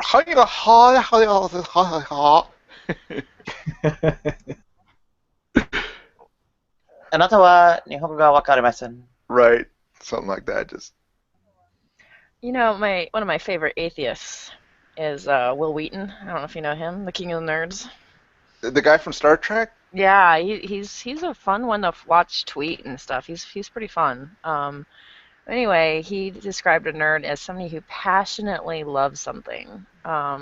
Like he was kind of talking. He goes to the San Diego Comic Con down here and stuff, and whether it's a Trekkie or a Game of Thrones person or a comic book person or a gamer or whatever you want to describe as nerdy or geeky, he kind of interchangeably uses those words. And usually knowledge is part of it, but the willingness to be like to love something passionately, whether it's Doctor Who or for me, like I'm a big Joss Whedon fan. I love Joss Whedon, but he says find the things that you love and love them the most that you can, and so that's kind of how he describes a nerd. Good morning, campers. Hey, Michael. How can you not love a nerd? Well, I love Will Wheaton. Nerds, they got big dicks. I don't know. I think I'm going to assume that you know this for a fact, Bunto. It might be one of Bunto's projects. So how you feeling, darling? Did everything work out? I'm telling you, the dentistry is like medieval savagery in my mind. No. I have post-traumatic stress disorder when I go to a dentist. You should have seen the antics. It's embarrassing. It's embarrassing. I hate going to the dentist. My dentist is a good guy. Otherwise, I'm quite sure they'd throw my ass out of the office. But he's tough. This guy, seriously, I had a car accident, so the airbag knocked one of my teeth loose. I didn't know that. And it flipped off one of my veneers. Just those two items alone, $4,000. Are you kidding me? $4,000. It's ridiculous. It's unreal. Well, it's a good thing the airbag went off. Look at the bright side. I'll tell you, it was like taking a left hook from Muhammad Ali. Yeah, those airbags don't play. And apparently my jaw was not aligned at the time, so the impact, I just screwed up everything when when you lock your jaw down when you bite. Right. So, when you're in the middle of saying, oh shit, your teeth don't line up right. Yeah, they click. So what do? They just sort of like massage your jaw into place? Oh no, my jaw was fine. It was like taking a punch. So it was sore for a while, but it jarred one of my teeth and it knocked off a veneer. I know what that feels like. I have lost a tooth twice. Got socked in the face, and you got socked hit in a the wall. face? Yeah. Dad. That's what happens when you're soapbox preaching on the street, yo. Oh, really? You're I'm out kidding. No, talking about God instead of chemo and sucker I'm punching it. kidding. But yeah, I'm with you, Michael Ann. I hate the dentist. I have, for some reason, if I go to the dentist, the pain is unique. Like I have a high pain tolerance. I've broken my arm, I've broken my wrist, I've broken my fingers. Don't shed a tear. And I just go, oh, I think I broke my arm. I think I broke my finger. I should go to the doctor, I think. But then I go to the dentist and like I am like jolting, like an electrocution is going through my Wow. body, and they're trying to numb me up, and I look like I'm a stroke victim. And then when I get out, I have a migraine for the entire day. It's insane. Have I you noticed know. now they It's take your like blood unbelievable. pressure and stuff? Like when I go to the dentist, they take my blood pressure. Oh yeah, I'm insane. Like they know I have anxiety problems I with the will tell you, dentist. I am shocked at the bells and whistles this dude has. He has a CAT scan. He can take Yeah. a full CAT scan of your head. Yep. They've got a pen-sized camera where he can just she just sits there and gives it a full sweep around your mouth, and then the pictures go up on the wall. The teeth look like toes. I mean, he can see straight through to everything. It's unbelievable the kind of bells and whistles he has. It's He's cool the that they can light up your teeth too, and they can see if there's any unseen cavities. Like it's It's crazy. unbelievable. So I tease him all the time. I said, I'm not paying for pictures because you're good enough. If the lights went out, you can still do the job. I'm not paying for pictures. If you want a picture, Right. it's on you, Chief. You know, if you say I don't that, pay for pictures. And if you really need a picture, I'll get out my iPhone. I'll take a quick one. oh I'll zip god. it to you. The thing is, if you tell them that, then you have to sign a form saying that you don't want pictures. Because I Oh, are did you that kidding once. me? I go in there and I tell him, here's the deal. When the veneer fell off, I said, look, I'm just here for the chiclet and some crazy glue. I don't need I love pictures. it, chiclet. I don't need my teeth cleaned. I don't need any of the bells and whistles you're going to tack on here, so it's about $1,000 when I leave. You're out of your mind. Here's what we're doing. The tooth, the glue, and you. They get a kick out of that, but I'm dead serious. Yeah, every single time they want you to take your X-ray. Every single time. Money. Yeah. And every time he suggests something, when he gives the girls an order, I'm like, is that free? Is that free? Is that free? Oh boy, I Oh, love it. yeah. Dude, you need to come to the dentist with me because like I'm like I feel like I'm being ran over. I need someone to advocate for me. Oh boy. Yeah, Okay, I'm bad I gotta news go, bears. guys. Have a good day, huh? Take care. Night, Bunto. Bye bye. Yeah. Later, Bono.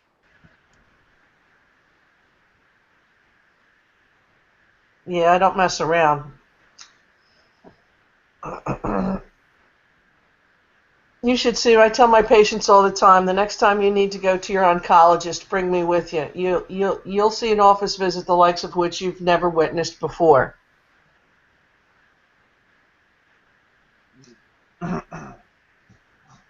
It scares me. People should never go into an oncologist's office unless they understand the lay of the law and the language, or it could be pretty hairy. I tell them you wouldn't go into a court of law without a lawyer. It's easy enough to wander into a general practitioner's office, but when you go in for the big stuff, you've got to be standing toe to toe, or it may not work out well. Yeah. I think if I had some serious medical thing, like if I had cancer or I don't know, something, I have a couple relatives in the medical field. I'd probably be asking them for some. They're related to you, so they're obviously going to get you on the inside. Yeah.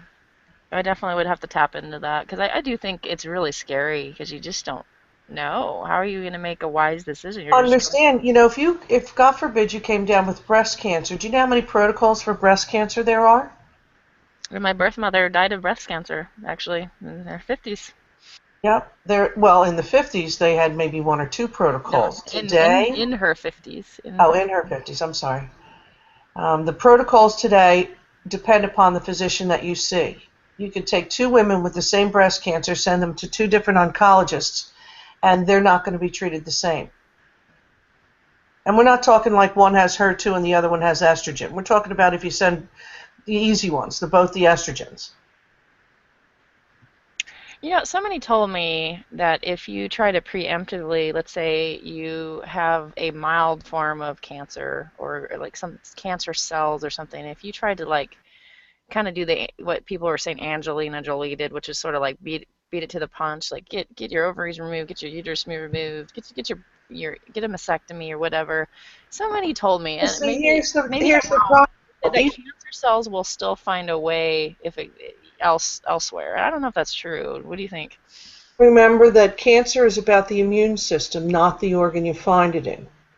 Now, as it regards certain genetic cancers, because remember, most cancers are diet and lifestyle. We very rarely get to see the genetic type as compared to the others.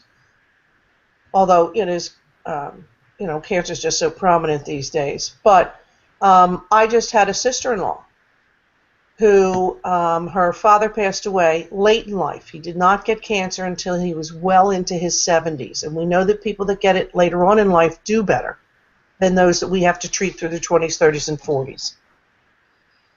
She turned up with the gene. Her sister didn't have the gene. So the one that had the gene for it also, because they told her the next primary spot will be your breasts. Well, she just preemptively went and took her breasts. That's a bit extreme. I think that was unnecessary. You have an immune system to keep you from these problems. So to the extent that you can keep that immune system working, you will negotiate it. Because everybody has cancer. The question is who has the immune system to combat it. So cancer will find a way. You can take out every organ you care to. If you're living in a very contaminated environment, if you're genetically predisposed to have it, you will.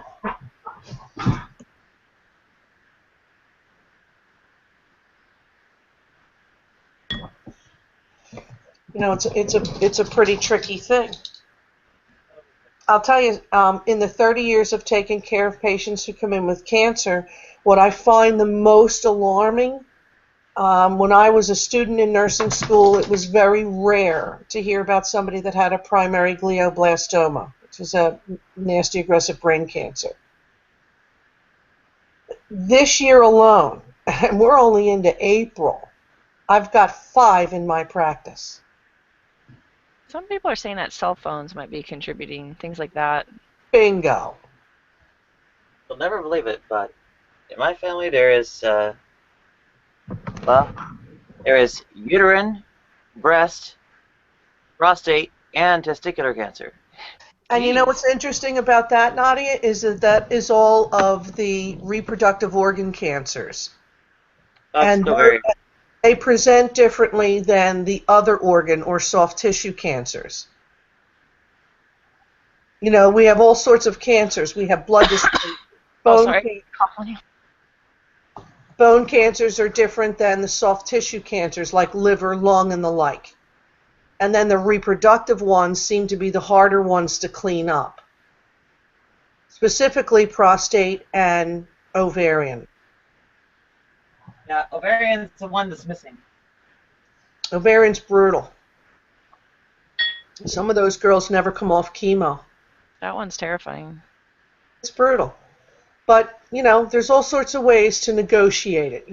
If you can live as long as your peers do who don't have what you have, then that's what we're looking for, to negotiate this, knock out the aggression, attempt for regression, and keep you well through it. Some people have a protocol that would knock an elephant out on day one. So you have to be very, these guys are looking for a global response to a local problem. It's almost like suicide. It's a permanent solution to a temporary problem. Chemo is worse than the damn cancer. It can be, but you can negotiate chemo so that it works for you and not against you. Well, everybody I've ever heard always lost their hair and lost their... You have to understand about chemo, and you have to be able to understand how to take it as a metered response and not, dropping a hydrogen bomb on the city of New York hoping only to get the rats. The collateral damage is brutal. Yeah. So you have to mitigate that damage or you can't hand the soldier the weapon anymore. Yeah, right. Doctors are only in charge of the artillery. Who's in charge of the soldier? You got to be ready to go into the ring with Muhammad Ali. You can't just send any Tom, Dick, and Harry through to drink down some Clorox thinking they're going to make it.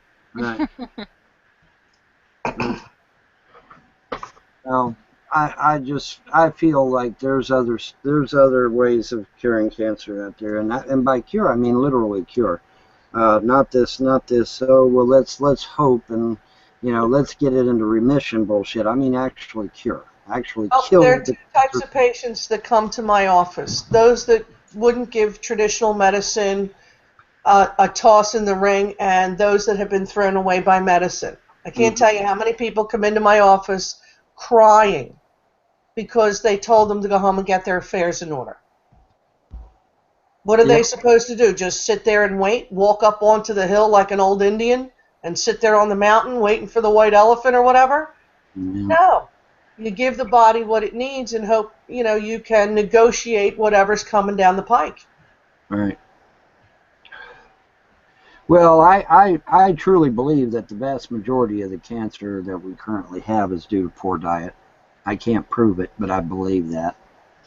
I mean, you look at all the chemicals they pump into our food and into our water and into the air and into the soil. I mean, when I had it was 1 in 100, and now it's 1 in 3. When I had these 3 tobacco bases active back here, all right, they gave us a powder to put on the tobacco plants to keep the bugs away, all right. And I noticed that the wrapping around the can was very thick, right? I pulled that sucker back, and I just kept pulling and kept pulling and kept pulling and kept pulling, and I had a train of warning labels literally on the ground out in a train as far as your eye could see, of warnings of the chemicals in this damn powder that we were putting on the tobacco plants. You wonder why people are getting cancer from smoking? There it is, right there. And that's a load of shit, man. Just to keep away a few bugs. It's not even a whole lot of bugs. It's only like 3 different types of bugs they got to keep away. That's it. And it's just, you should have seen, I know you don't believe me, but I swear, if I had a can right now, I'd show you. You just pull it out and pull it out and pull it out and pull it out. And it trains out as far as your eye can see of warnings of the chemicals in that powder that we put on them tobacco plants. And it's crazy, it's insane. It's just fucking insane. Cancer is due to diet or lifestyle. I would say that there is a fundamental limit to how many times our cells can divide before they go awry, before they lose their telomeres and get genes disrupted. And that's the real fundamental issue. With cancer being a rising cause of death. And to the extent we end up living longer from essentially all the other causes of death being knocked down. And welcome, Seth. I mean, cancer is what's There's a man. Hey, yo. Hey, how you? There's a man in Canada that he's a scientist. He works in a lab. He's shown, you can see on the video. He showed on video where the tumors he was testing actually shrank in size dramatically, and he can't get no funding. He said every time I try to get funding, I get blocked. I can't get no funding. But he's got the damn cure for cancer right up here in Canada. But he can't get no funding, and so because he can't get the funding, he can't get it to market, and because he can't get it to market, people can't get it. Simple as that.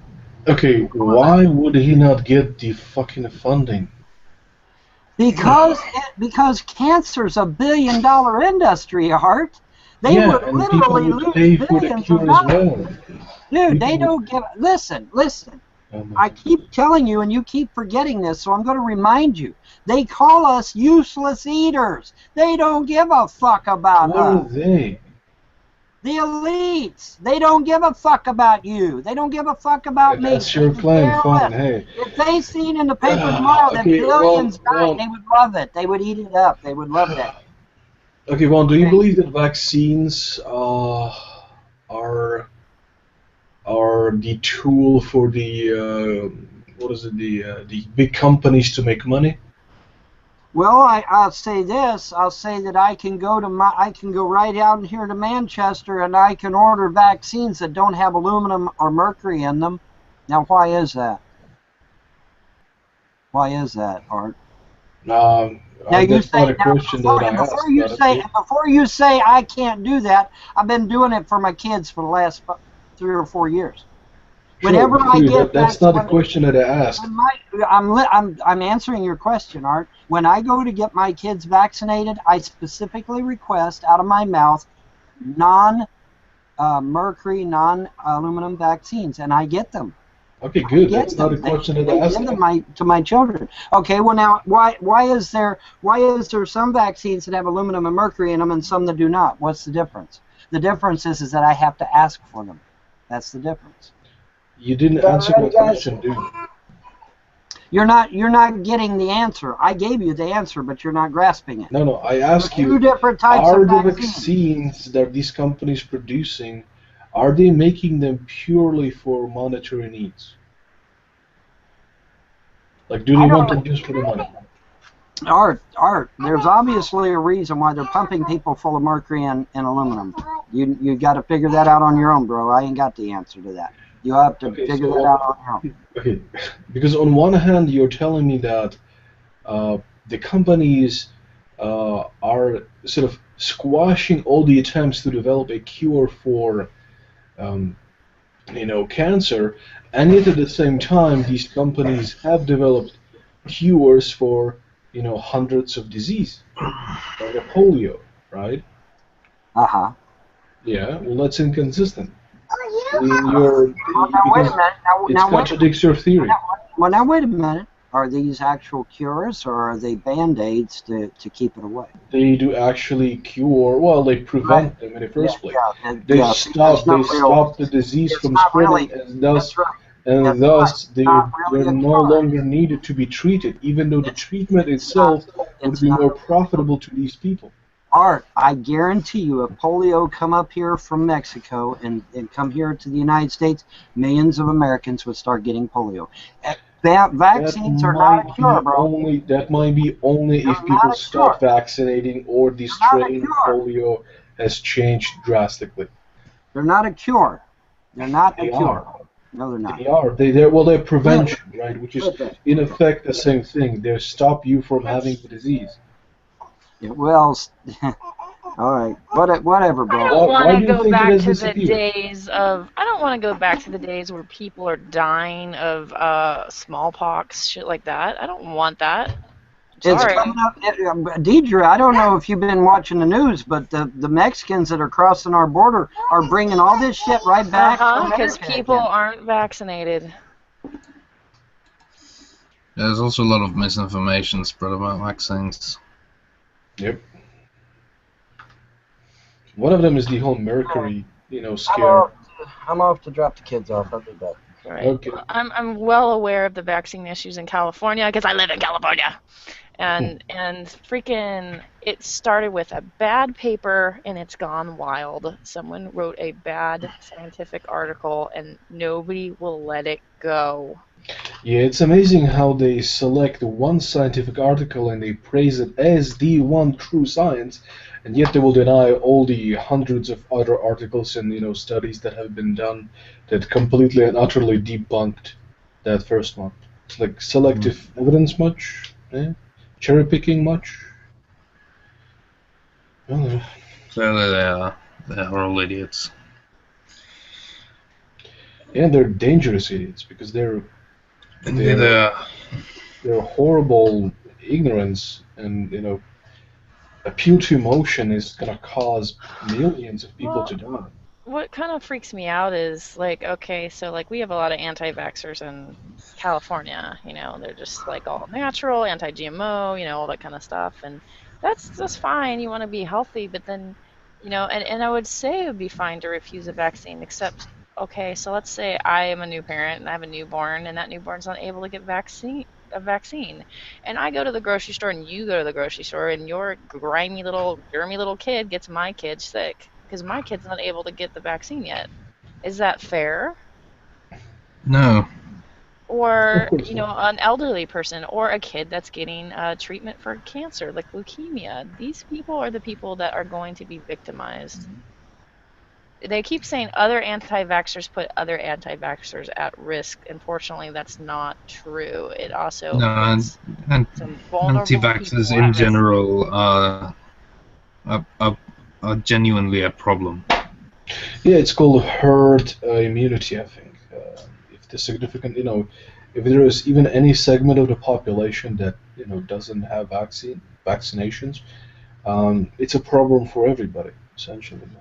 It's complicated. I can give people a link to a video by an actual scientist who actually does research right now.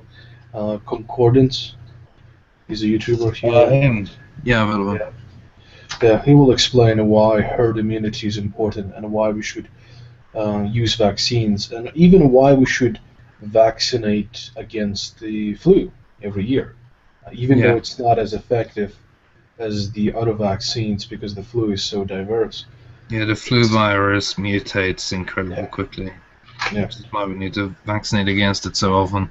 The flu virus, it's funny. Well, the first time I got vaccinated for the flu virus, I was at a workplace where they wanted us to get vaccinated. It was highly recommended because they felt like it lost more money when people went out with the flu, right? So I was like, well, what's it going to hurt? So I got the vaccine, and then like 3 or 4 months later, I got the worst flu I'd ever had in my entire life. Ended up having to go to the emergency room, which I never would do, but I couldn't breathe in or out. It turned into like bronchitis issues and just bad stuff. And yeah, they wouldn't believe that I had the flu. They're like, you got vaccinated. And then the doctor had to send a note saying, there was a mistake when we projected, like which strain of flu. We were wrong. The vaccines aren't necessarily 100% either, but they are effective to a noticeable degree. Especially with the flu. The flu, they don't know exactly which strain is going to be prevalent in whatever season, so they kind of make a guess. Yeah. But it's still better than nothing. Indeed.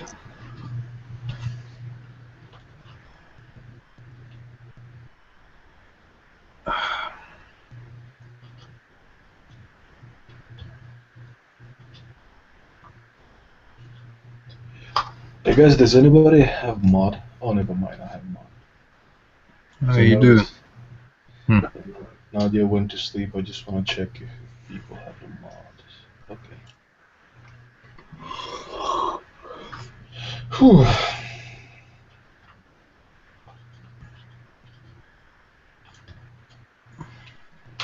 Yeah. Well, I've been awake quite a bit over 24 hours now. I am going to go and pass out in my bedroom somewhere. I'm going to take off. Take care, dude. Take care. I probably won't. I'm too tired. Alright, bye. Take care. Bye. Hey, Seth. Yo. I saw a Johnny KZG hangout about Brett. I saw you in there. Could you kind of recap for me what happened there? They seemed to be kind of catching what the gist that Brett Keane is Piece of shit.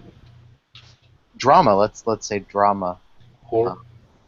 Yeah. I kind of, the first thing I kind of had to say in there was really, I mean, you'd say it was actually kind of in defense of Brett. They were attacking his belief in God. Like somebody said that they think he's turning into a Muslim, and I just found that so absurd. I'm like, really? I mean, that's the level of cognitive dissonance you have over a Christian is acting bad, that you have to say, oh, he's acting bad, he must be a Muslim? I mean, what the hell is wrong with you guys?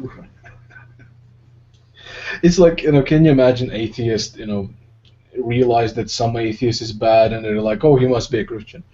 He must be turning into a Christian now. Yeah, it was absurd. I'm like, look, guys, I'm with you. I get along with Brett when he's in the room, for the most part, but I like hanging out with people that disagree with me. And I don't mind that he's a scumbag because I'm not going to trust him. But like this idea that he must not actually believe that Jesus Christ is like his Lord and Savior or whatever. Like I don't know if he believes that either, but I mean, to go on the level and just assume that he must be a Muslim is just so. No, he believes that Jesus is God. They're wrong.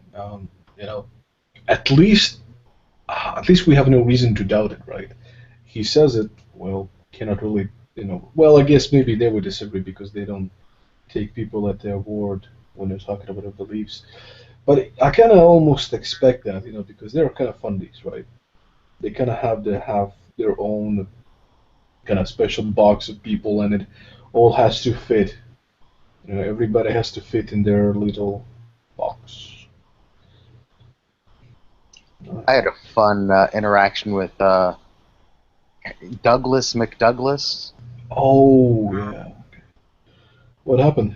Oh man, he posted something about with a bunch of police in like military gear, saying that if your ideas if you have to enforce your ideas with violence, then your ideas must be shit. And I just thought, there's got to be a counterexample. Aha! Tell that to the soldiers at Normandy, right? Mm. And they weren't fighting for any ideas; they were fighting for survival. I'm like, are you seriously telling me that the Normandy invasion wasn't for the liberation of France? Like, what are you talking about? Right. Yeah. Good counterexample. But I'm pretty sure I've heard bad stuff about Douglas. Apparently, he has some issues. Yeah, after we went back and forth a little bit, I was totally respectable. He said, I basically, the gist of it is, I hate you, unfollow me because I don't want to talk to you anymore. So I left it at that, and then I saw a video he posted. It was a Leonard Skinner video, and it happened to be a song that I liked. I +1'd it, so he mentions me in the comments section telling me to fuck off.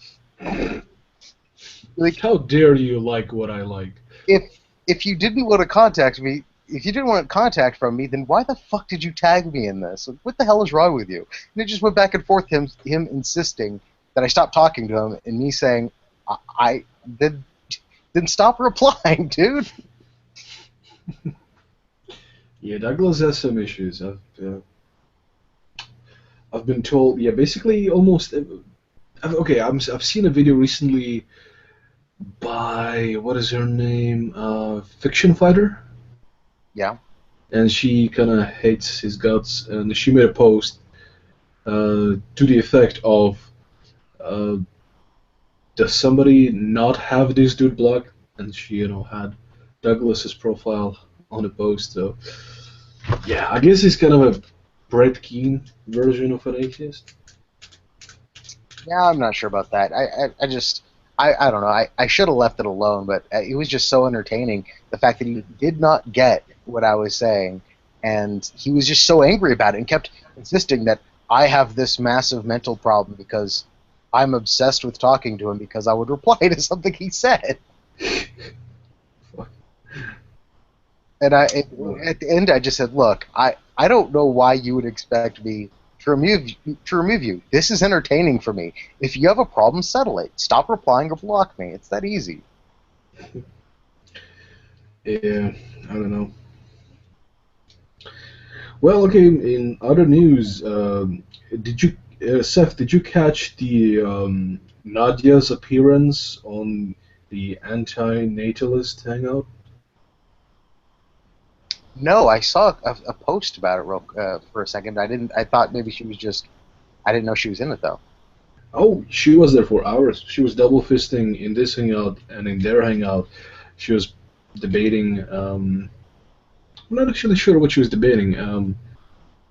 But that Gary dude, long hair, who lives in a shack.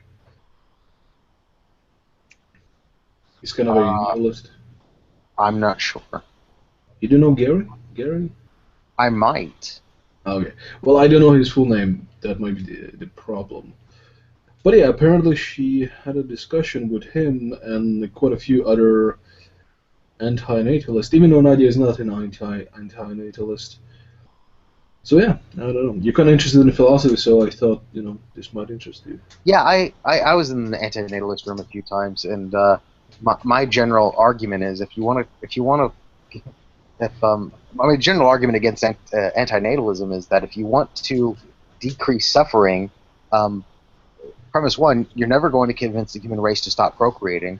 So you need to, if you want to decrease suffering as much as possible, you should raise up children who are social justice warriors, not in the Tumblr feminist sense, but people who actually want to fight for justice in the real world and decrease suffering. So you should have kids. It's interesting. Am I a Tumblr feminist? I'm on Tumblr. I talk to a lot of feminists there. You're Well, a no, nice feminist. I wasn't knocking Tumblr feminists. I was just saying it's a social justice warrior, not in the internet sense, but in the sense of the real world fighting for social justice. Not that I'm just dug myself a hole. Forget it. I didn't say anything. Well, we actually have a Tumblr's, social justice warrior in these hangouts. I don't think he's here right now. His name is Gus. I don't know if you met him, Seth. I don't know either. Well, he's kind of an Anita Sarkeesian fan. The whole patriarchy, misogyny in games, the full package. Yeah, I find myself on the feminist side most of the time when it comes to arguments. Oh, do you? Oh, okay. Me too. Fancy that. Well, okay. Do you agree that Anita Sarkeesian has a case? With video games? Say again? Yes, culturally she does. As a gamer, since I game, I will say that since I spend plenty of time in an MMO or first-person shooter, things like that, I would say that you guys might pat those guys in the back and say boys might be boys, but it's part of the good old boy club. Like, guys, if you're a pretty girl and you're hot, guys want you to be slutty. Guys have offered, I have had to kick people out of my guild as a GM because guys are harassing females saying, will you have Skype sex with me because you're hot? And, yeah, but I also there's a flip side. There's a flip side, which is you're a girl, you suck, so let me give you things, and then they think that's a good thing, but it's not a good thing. Now, there's some girls that play up to that and like that, but some of us girls don't like it, and we don't want it. I think she ignores a lot of good counterexamples too. Like maybe I don't pay too much attention to her, but I've never heard her mention Portal once. And Portal's a series that is at worst gender neutral, and at best pro woman. Oh, well, let's look at Felicia Day. Felicia Day's a gamer, right? And the guild is sort of based off of WoW, her series. She would be a positive girl gamer, and it was kind of funny and light and silly, As far as her as a person goes, do I think she's a great spokesperson for the cause? No.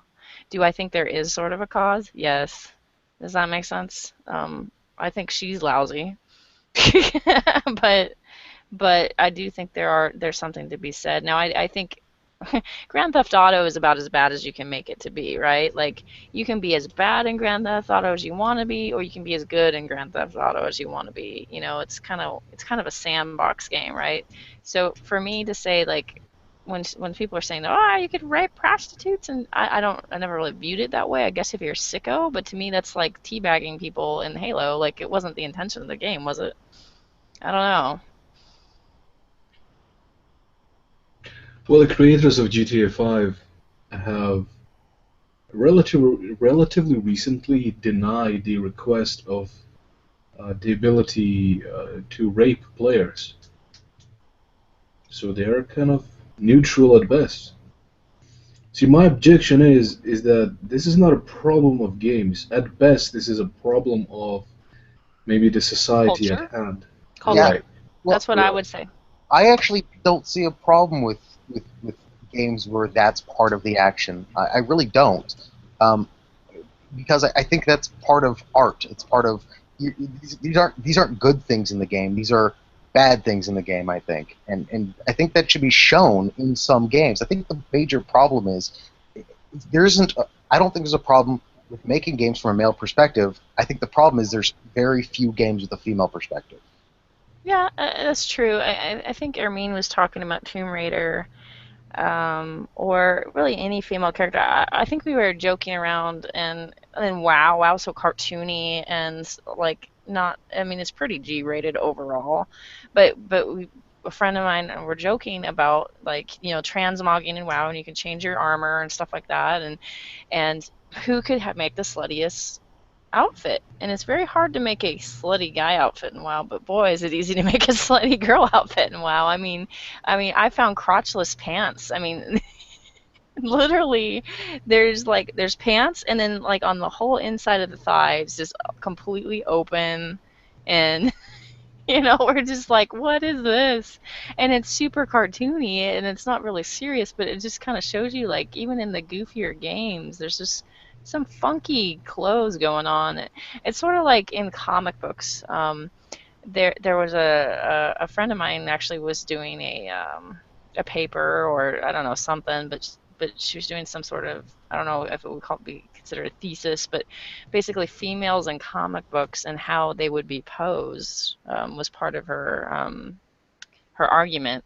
And you'd see all these pictures of females being posed in kind of, real sexual or sexy ways, and the guys were all about, and you can call it like, role, it's these gender roles that we play. The guys are about strength, they're all ripped, this is Sparta, and the girls are like, hey, and maybe that, is okay, but it's not only what girls are, and that's not only what men are. It's not even when it comes to comic books, that's not even a new problem. Wonder Woman, one of her original weaknesses was if you bound her cuffs together, she would have to do everything you told her to do.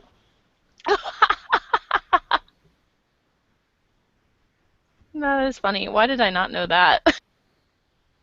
I don't remember where I heard that from. I think it was on maybe a Stuff You Should Know podcast or something on early comic books or something. I don't remember, but I'm pretty sure that's correct. I'm gonna look it up. But the reason why I tie comics with gaming is because I'm trying to show you that the nerd culture in general, the geek culture in general, can be very patriarchal.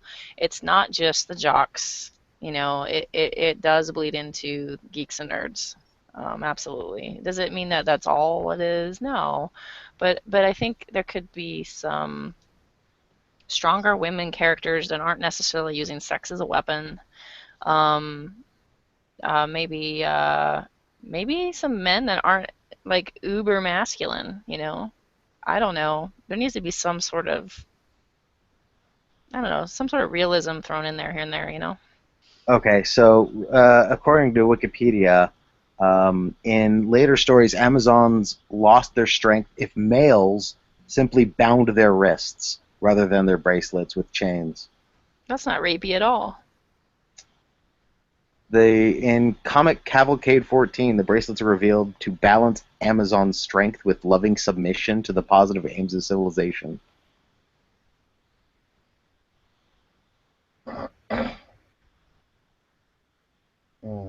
It's very kind of BDSM. But sometimes I think it's a lot to do with culture. So like like trash talk.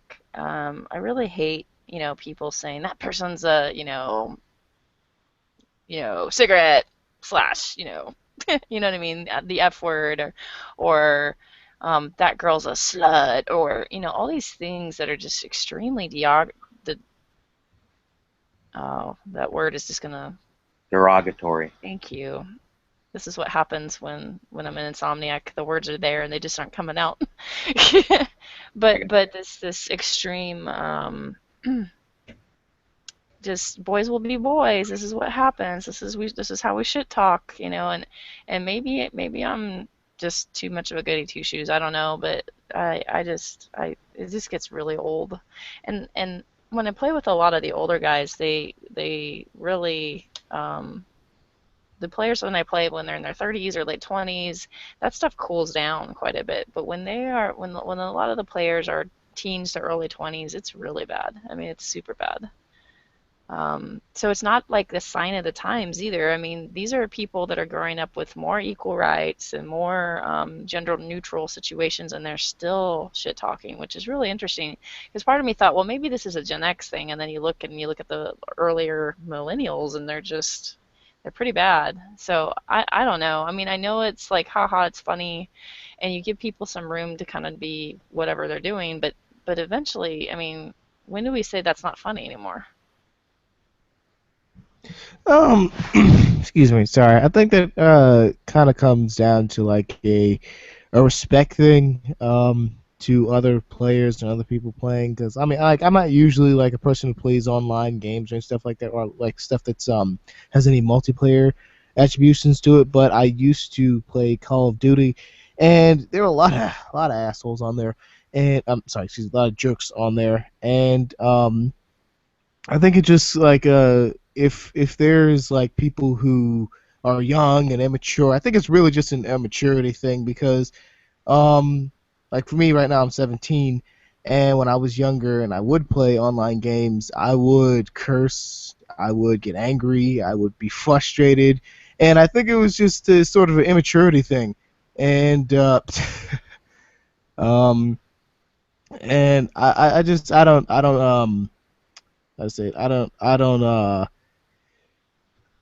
sorry, I'm a little sleepy, but I think it's just a maturity thing. I think that people who get older, like you're saying, in their late 30s and stuff like that, would play video games. People just kind of play for the sport of it, play for the fun of it, and enjoy that aspect of it, and can just play respectfully with other people.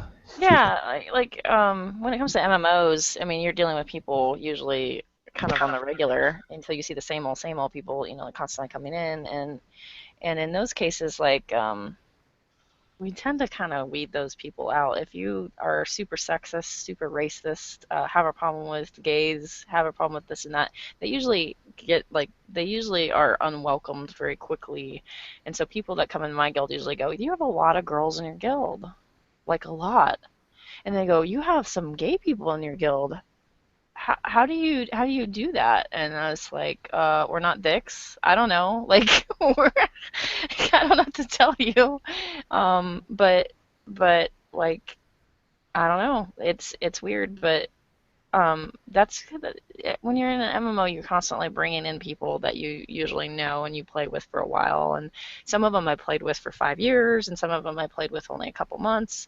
But you see these same faces over and over again. Where like I think so far in my experience in PlayStation, I don't see those same faces over and over again. I guess I could join a guild for some of these games, but why bother? When I play a console game, I kind of want to get in, get out, and I don't really want to make friends unless I already know you in real life, you know?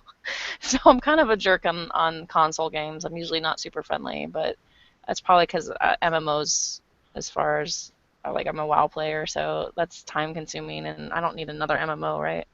So, but I just feel like the culture sometimes can be disturbing. I don't think oven jokes are funny. I'm sorry, don't. Stuff like that. It's just, I know it's shock value or whatever, but it gets really old, and maybe that's age. I don't know, but I'm not going to condone it and be like, well, boys will be boys. That's okay. And I think that's what bothered me with Art when he was arguing with Gus was like, sometimes we do that. It's no big deal. And I think it is kind of a big deal. I mean, um, I used to say the word retarded in a derogatory manner, and every so often it might slip up just because of old habits dying hard, being an ignorant, 80s child, and that was an acceptable word.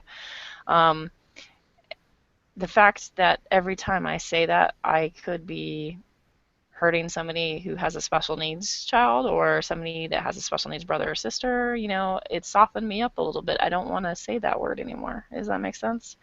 Um, I don't want to say the N word. I don't want to say the F word. I don't see a need for it. I don't believe in slut shaming a girl because she's pretty.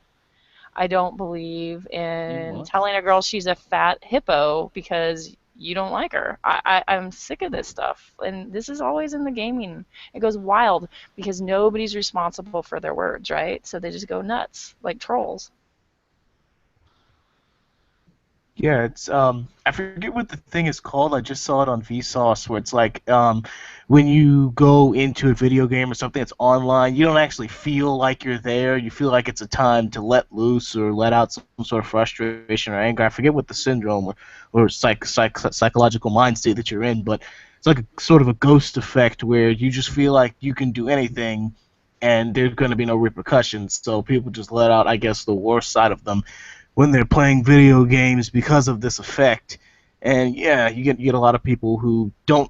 It's weird to not be able to differentiate between the type of person you want to be online and the type of person you are in real life. It's a weird thing to see. Yeah. I mean, I could say that sometimes I joke in a way that might be a little more colorful online when I think about it. I mean, I'm constantly pummeled with guys that make dirty jokes constantly, and even though they don't really mean it, they're like, that's, I don't know, like, whether it's your mom or, I don't know, that's what she said, all the, like, dumb he jokes, but I usually roll with those. It's the attacks on race, the attacks on gender, the attacks on sexuality, the attacks on religion. I mean, that stuff just gets old. It's annoying. Is there a case, do you think, where it's acceptable? What I'm trying to get to is I've been around groups of women and they don't take my feelings into consideration much when they're talking. Do you get Okay, me? like you feel like maybe like a woman will treat a Well, I man like feel a piece of I meat could. or a prospect or Well, no, not necessarily that, but certainly excluding any of my feelings on any particular subject, or talking for subjects for which they only have an interest, and I would definitely do not have any interests. okay, yeah, I mean Um, I would say that you probably know, happens, yeah. so a classic one, and to stereotype, would be I've kind of been sitting around for half an hour listening to three women talk about other people, which doesn't interest me hugely, especially when they're TV stars in soaps. Yeah, Do you there's see what I mean? sometimes where It's appropriate to be gender biased. I mean, sometimes it is appropriate. Boys will be boys in the situation where they're with other boys, being boys. I'm not the saying problem that is you you're should be not only putting with other down. boys, but You yeah. shouldn't be. I'm not saying you should be putting down other people.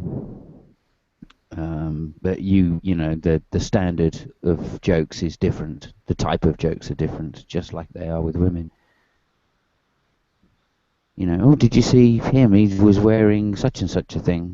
Well, guys tend not to say or comment so much on what people are wearing because it just doesn't seem important. But they will comment on, how many goals they scored or how good they are at running, or just to generalize and overgeneralize. You see what I mean? There are topics which are just gender specific, really. And quite often I felt, like getting away for the weekends. I used to go up quite a lot and see like motorbike races or whatever, Formula One. And we'd go away as a group of guys with a tent, and, the rules are different. Not that they're different because I want to do something different, they're just different because we're all men together. Yeah, I'm trying to think. Like, I mean, I So like my girlfriend burping, burping relationships. and farting becomes funny in public, for Yeah, Right. yeah, instance. yeah, yeah. That, Get a that's group of actually guys what together and they turn into 14-year-olds. that was actually Whatever. what I wanted to ask about. I mean, am I a bad person for laughing at Lisa Lampanelli? I mean, I don't know. Yeah, she's quite funny sometimes. I think she's very funny. She is. She can be a little brutal though, but she is funny. She's very brutal. Yeah. Joan Rivers, another one. She can be quite brutal to her own sex.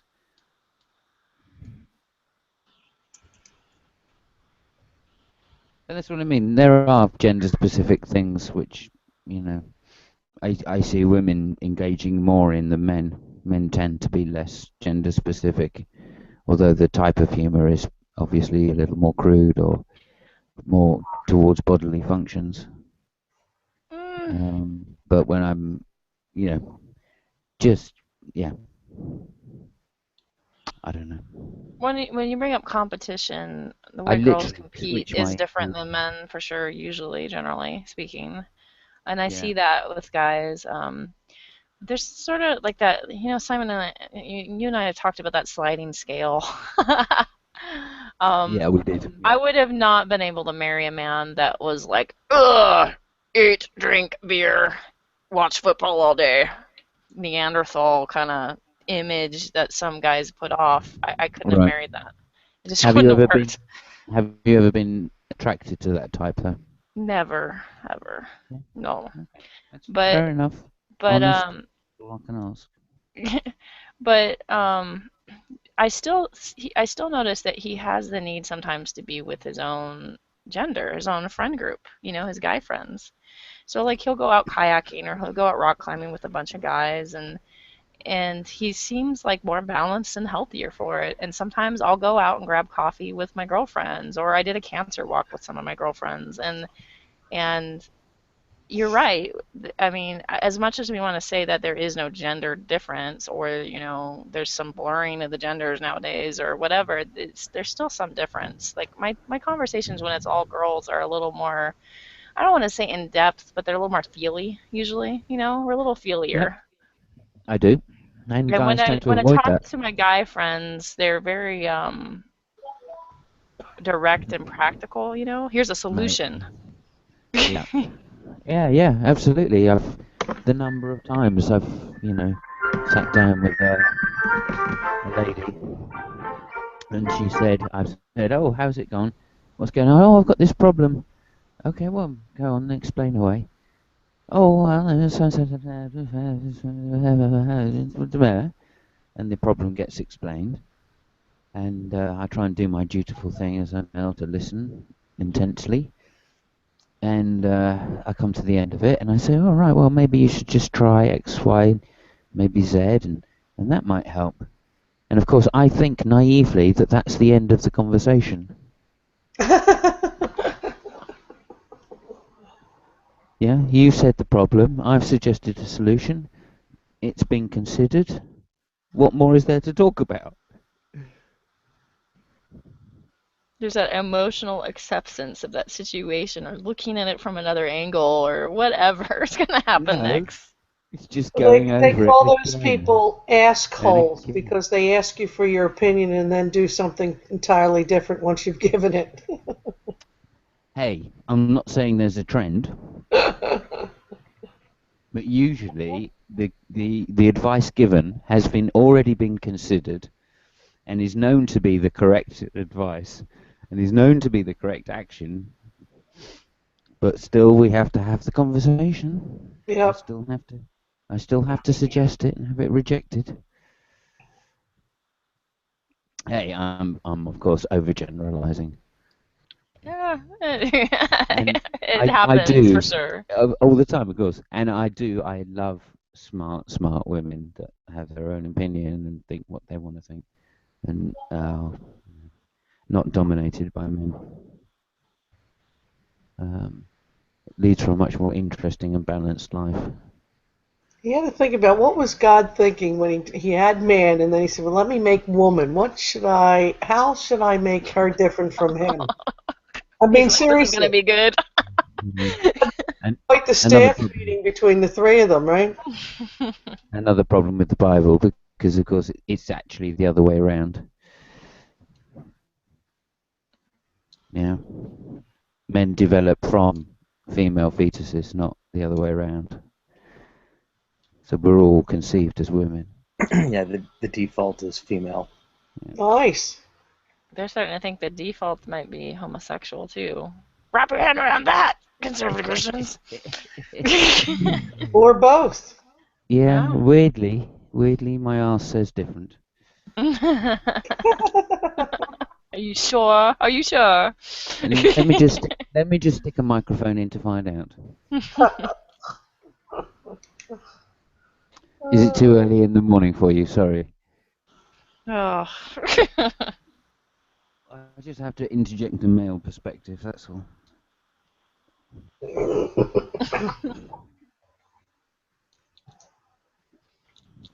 I said interject, not. Oh, I followed you. I followed you. There's this there's this anime I've been watching that has been getting a lot of talk among feminist anime fans, who I think mostly think it's very female positive and even sex positive, but some people don't agree. It's kind of interesting. It's called Kill la Kill. Do you want to link us in? To what, a discussion on it, or what, the anime? Yeah, the anime. Yeah. I don't know where to link you. To Crunchyroll or maybe a YouTube trailer. Yeah, it's all good so far. I'm not that into anime actually. It was really big when I was a kid, but I just never got it. Mainly because there wasn't much of it. I don't think there was only about 3 magazines or something.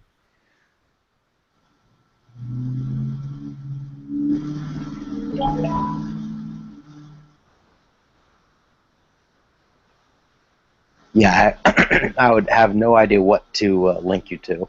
Otherwise, I would. Did I just interrupt your joke, Seth? No, I haven't told it yet. Thank fuck for that.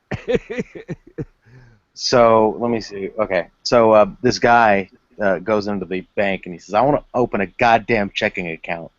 And the lady behind the desk says, look, I don't know if I can help you unless you chill your language down. He says, God fucking damn it, I want to open a goddamn checking account right now. And she says, look, if you don't calm your language, I'm just going to have to get the manager. Like, you get the fucking manager right now then. She's, all right, hold on one second. She goes, she comes back, the manager comes, he says, hey, hello, sir, how may I help you? Because if you keep talking to my tellers like that, I'm not sure we're going to be a place where we can do business. And he says, I just won $1.8 million goddamn dollars, and I want to open a checking account. And the manager says, and is this cunt giving you a hard time? Jeez. Oh, came to mind. That was too bad to laugh at, but I had to laugh. I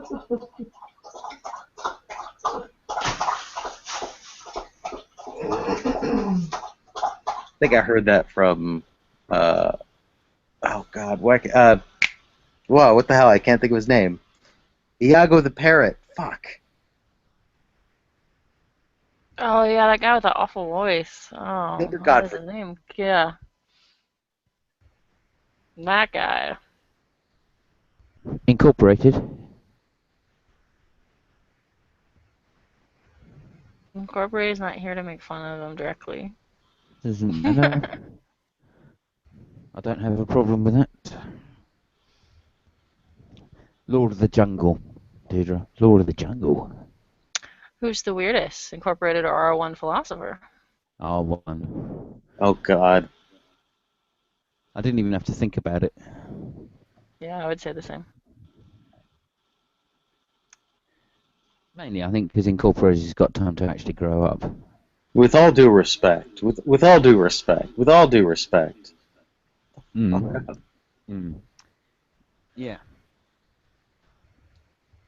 You know, speaking as a piss guy on a motorcycle doing 150 in a 30. I don't know how anybody gets off bragging that they're pissed riding a motorcycle. I guess I missed that part. I don't get it. Yeah. No, we had a lovely hour conversation on what it's like to be pulled over by the cops on a motorbike when you're drunk and how to try and outrun them. And the helicopter that was involved and how they were persecuting him. Taxes are theft.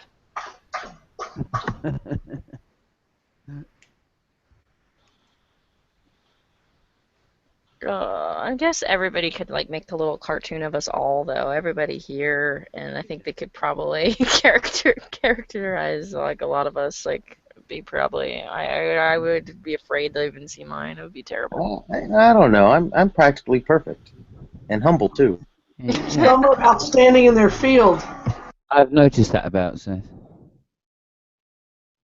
His perfection and his humbleness. Perfectly humble, huh? Oh, it's incredible. The more humble than you. Sure. Too right. I don't He's got care. you there. He's got you there. He's got you there.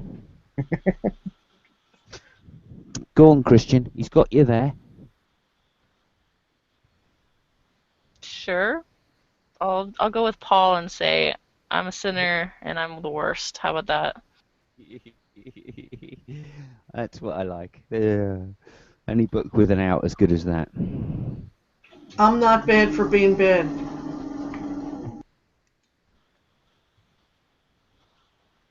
It's like you know, when you're younger and your brother, you know, like grabs hold of your hand and starts hitting you, and then tells you to stop hitting yourself. You never had that? My brother used to come up. Yeah. He'd pin me down and that make me hit myself and go, "Why are you hitting yourself?" And I go, "I'm not." When they get smacked, "Why are you hitting yourself?" That's God.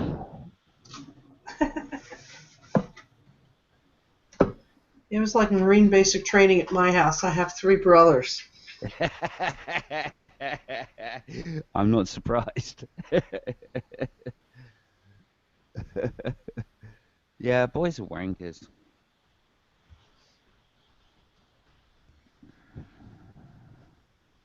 I remember I was dating this guy one time. He's like, "Oh, geez, you have 3 brothers?" I said, "Don't worry about them. You worry about me." I never needed them as backup.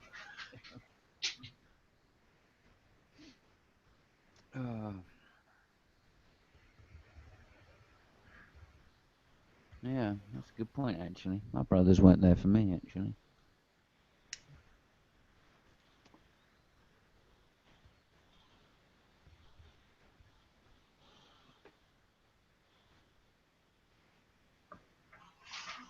I was lucky, though. I was dating back in the old days. Things were simple. Everybody was polite. You didn't have to worry if you met a stranger. Quite the different day. I'm reminded what Aristotle said about children. Yeah. What's that?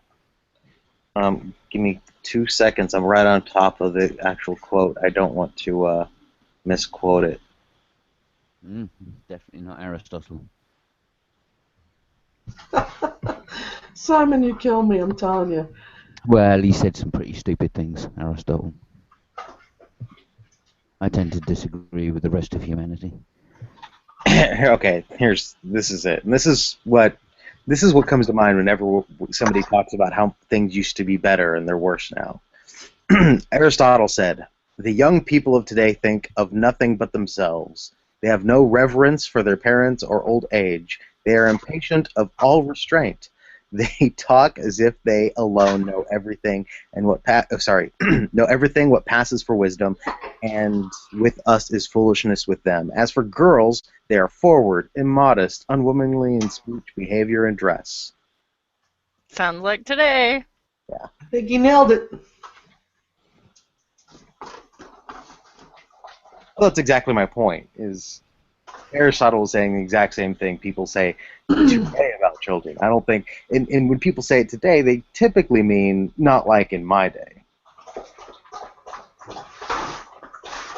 Yeah, I always thought, like, you know, there's like this myth of this perfect family, you know, like, I don't know. Now, in the days before seat belts and, you know, all of this stuff, it was fun to be a kid. I don't know that it's fun to be a kid anymore. Yeah, and it's no fun if you can't accidentally kill yourself. I mean, I had those crazy Exactly. slides, and I fell off of one and got a concussion. Exactly. That was awesome.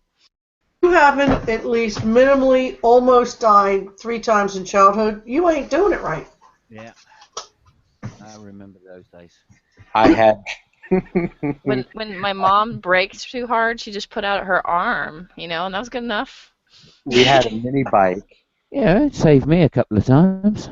We lived a half a block away from the emergency room. You didn't even need cards anymore. People automatically knew my brothers. They would just take themselves there. They wouldn't even bother to call my mother or my father. You know, they're out roughhousing. My brother broke his leg. He got over there. Don't even ask me how. His buddies bring him over. And 6 weeks in a cast, not only do they take the cast off, but the very same day he falls and breaks the other leg. So now he walks back over and he's like double casted at this stage of the game because the other one suffered some damage, re-damage.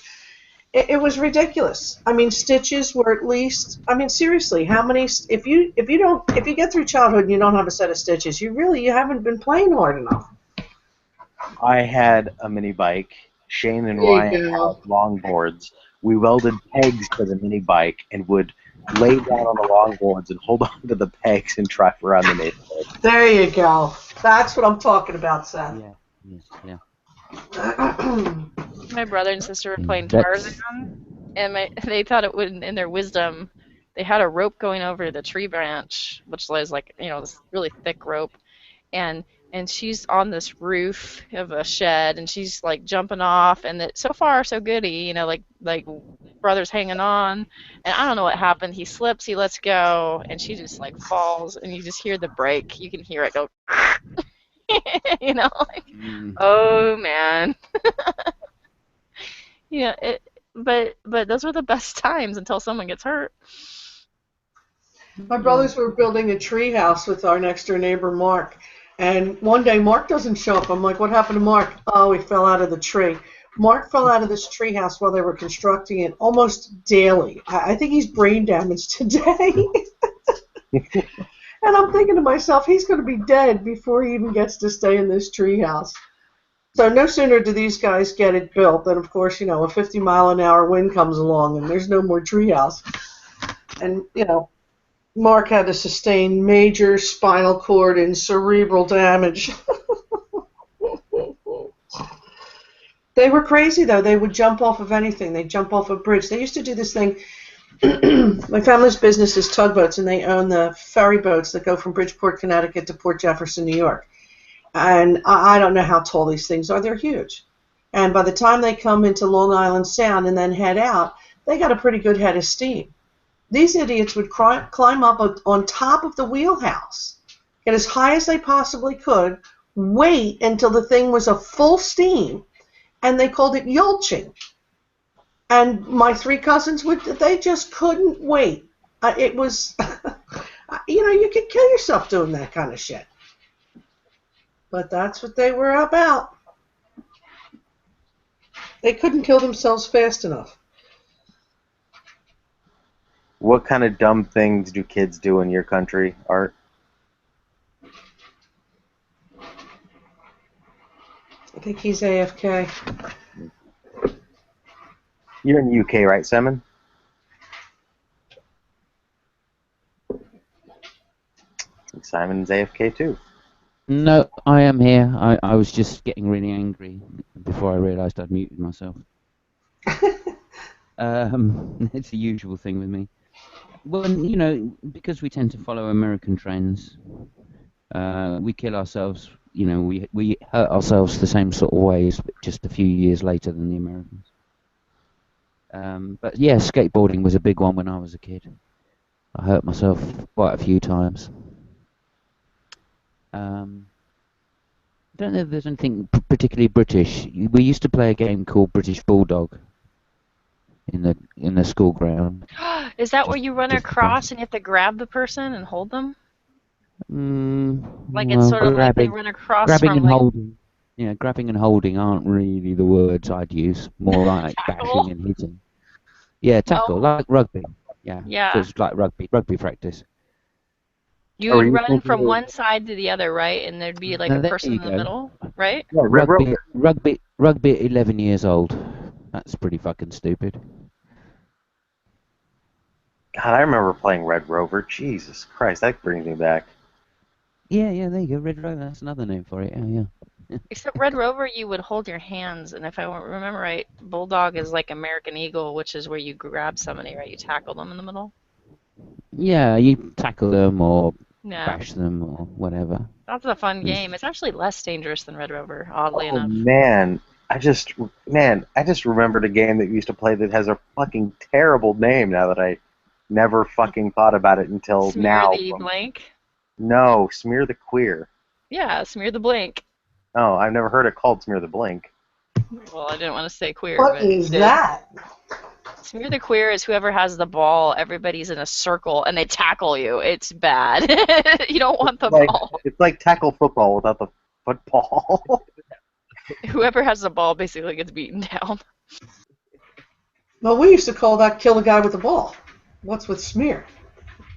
I was getting a little nervous there. Smear is what happens when a big person like tackles you and there's nothing left but the mark across the ground. I don't know.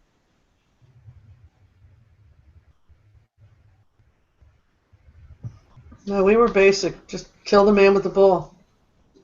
So I played that as an adult at the beach. And I hurt my knee pretty bad. And don't play those games as an adult. You're not as flexible. Yeah, I remember when I was younger, we in my neighborhood used to be a whole bunch of huge anime nerds, and we always loved watching Naruto. So we would make up any type of game revolving around Naruto, and it would always end with one person beating up the other because we would cheat with quote-unquote jutsus, and like this jutsu was supposed to kill you, and that jutsu was supposed to kill you, and then somebody would always end up on the ground. It was fun, but it was stupid.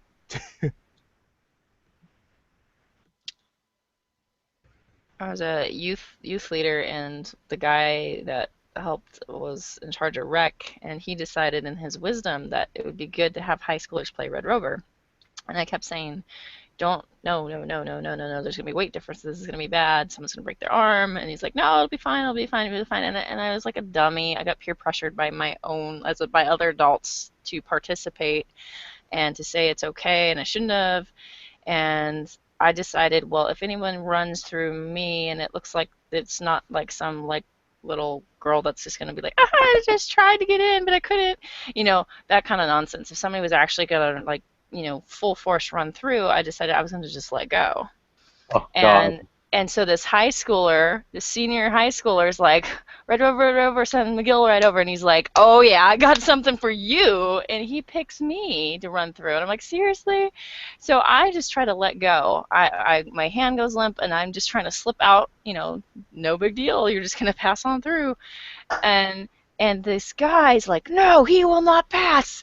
And he's got this killer vice grip on my hand, and I can't slip out of it. And I'm trying my hardest to slip out, and I just can't do it. And he's like, no.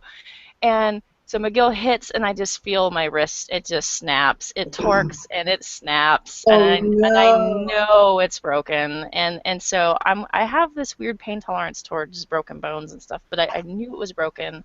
So I calmly walk away like nothing happened. And I'm like, I think I broke my wrist, and nobody would believe me.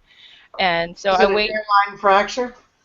Yeah, well, it's the bone, one of the little bones that connects to your thumb that allows your thumb to rotate. It just broke.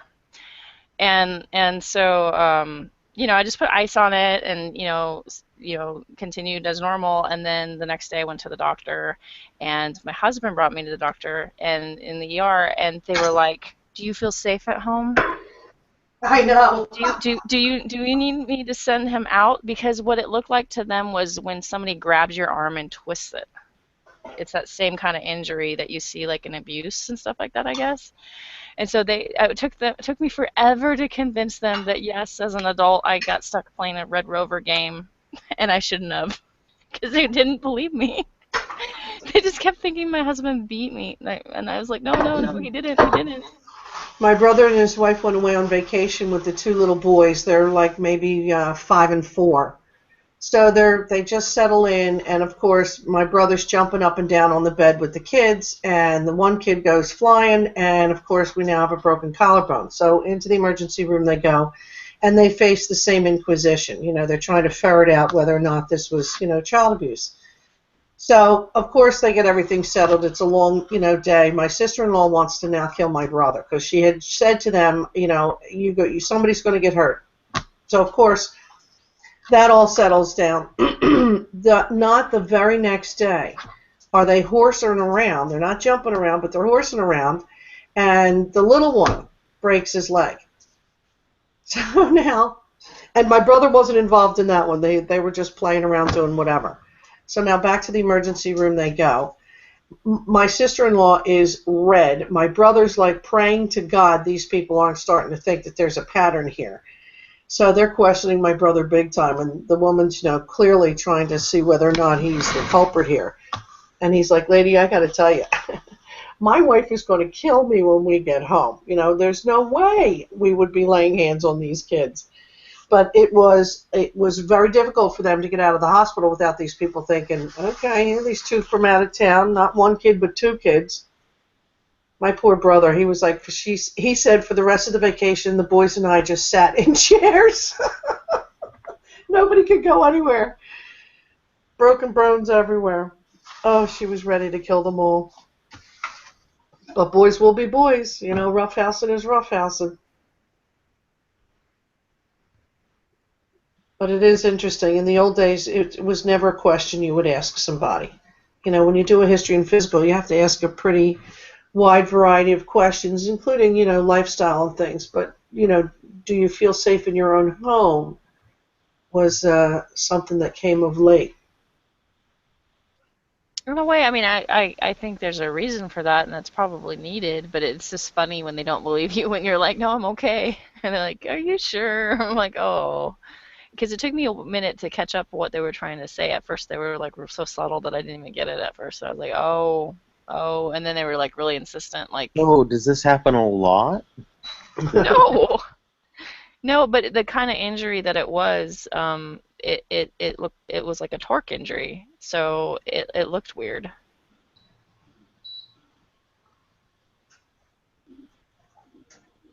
And my husband was right there, so I don't know. Maybe they thought, he was there to guard to make sure I didn't say anything. I don't know. They were trying to be careful, I guess, but it was just funny.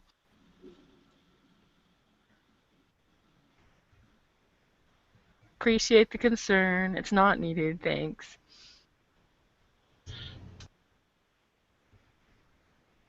It's a little scary, though. I mean, what if your kid just has a normal injury? Like, I don't know, kids are crazy. They jump off roofs, they think they can fly. I don't know, my nephews and my cousins were crazy. I'm telling you, if the rules of today were in our childhood, all of my aunts and uncles would be in jail for child beating because right? These kids were just ridiculous.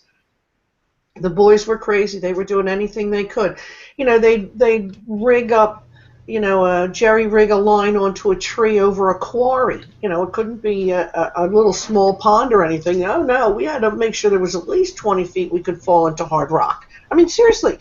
The things that they did were ridiculous. They all had mini bikes. They all got, halfway killed on the mini bike. Every single one of them. Broken bones, bruised every day. You can't imagine.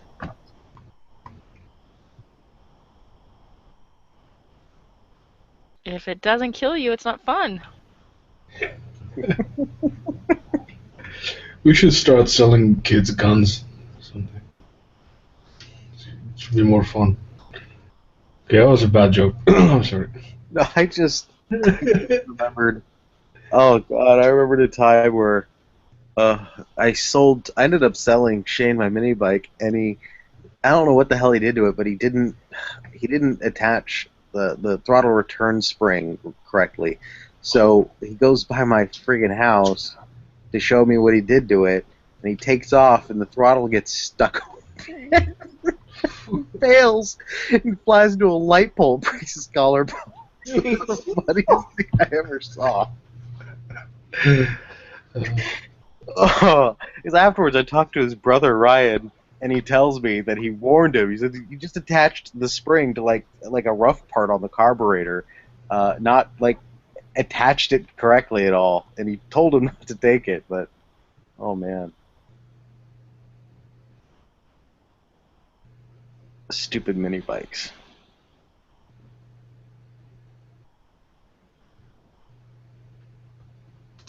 when you're the youngest, you get to see like the things that your brothers and sisters do to each other, and you're like, and the worst thing ever is you can't tattle because being tattling is like being Cindy Brady, and nobody likes Cindy Brady, right? On the Brady Bunch, nobody likes Cindy Brady, so you just don't tattle ever. It's the worst thing in the world. But the things I'd witness, and they'd be like, "Don't tell mom." I'm like, "I won't." Just an argument, sock right in the eye. Don't tell mom. How many times did you actually tell the mom? Never. Oh, damn. That's not fun. I'm the youngest out of 5 kids. You don't tell mom. And my brother used to tell my mom everything I fucking did, so taste that. Are you serious? Yeah, fucking rat. But to be fair, I was a horrible jackass too.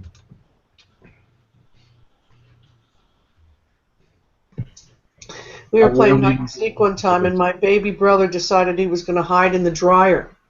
So when my older brother found him, he turned the dryer on. Oh, shit. Oh, my God. I thought the babysitter was going to have a heart attack. Because you can't get out from the inside of a dryer.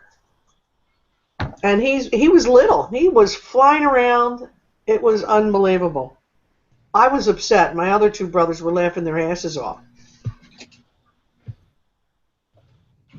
Yeah, that was the problem with me. I used to laugh with my brothers. So they'd do these things to me. And then Mum would come in and catch us and go, "Oh," and I'd be laughing my head off. You know, as they finally, pulled like the couch off me and whatever else they'd thrown on top of me. My Encouraged poor me baby to brother. jump out the window into a pool or something stupid. I think my older brother was about 4 or 5. And one day he just took my baby brother. I don't think he was maybe 9 months old or whatever. Couldn't have been much more than that. And he put him in the diaper pail. My mother, she left the room to go get something or whatever. And in 2 seconds, he picked him up and threw him in the diaper pail. And my mother's looking at her. She's like, where the hell? She was like going crazy. He said, and then, he just finally started crying or something, so she pulled the lid off. My brother was savage. He once convinced us that we're going to play Cowboys and Indians. So he decided he was going to be the cowboy and we were to be the Indians. So we're like maybe, 7, 6, and 5. And he's like maybe 8 or 9. So we have this big tree out front. He ties us all to the tree. We stand there and put our arms around the tree, and he lashes us to the tree. We're fine with this. This is cool. We're having fun. And we have no idea that he now has plans. He runs back into the garage. He had painted a sign for sale. And he runs out and he puts the for sale sign on next to the tree that we're tied to. Of course, our neighbors are coming back and forth, and they're like, oh, my God, they called my mother, Muriel! AJ's got the kids tied to the tree. They're for sale, and he kept slashing how much we were worth. Do you believe nobody stopped? So my neighbor finally came over and got us off the tree.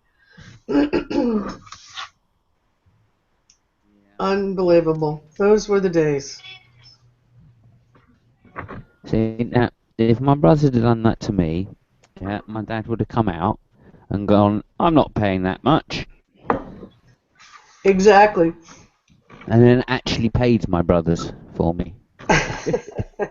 And probably insisted thereafter that I was going to be his slave from forevermore or something, just to wind me up.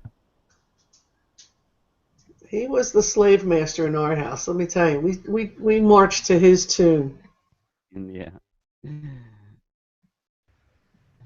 It's weird. He had a different agenda. His agenda was to kill the siblings. Remain number one. Or at least have as much fun while doing it as possible.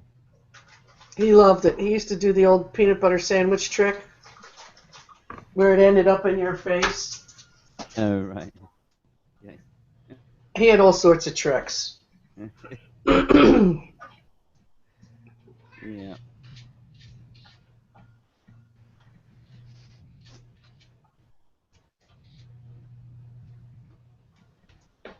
My sister would kidnap my favorite like dolls, and like I was into puppets too. Like I had dolls and puppets I liked when I was really little. And she'd kidnap my favorite ones and say if I ever wanted to see them again, I had to do this or that. Like there's ransom notes all the time. So I never had the pleasure of a sister. I had brothers.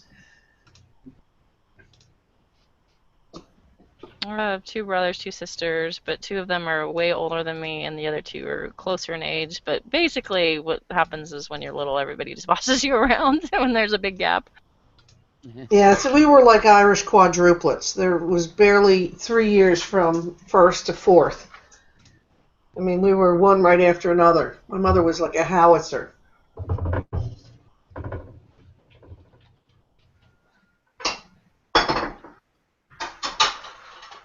That was those days when the Pope wouldn't let you do birth control.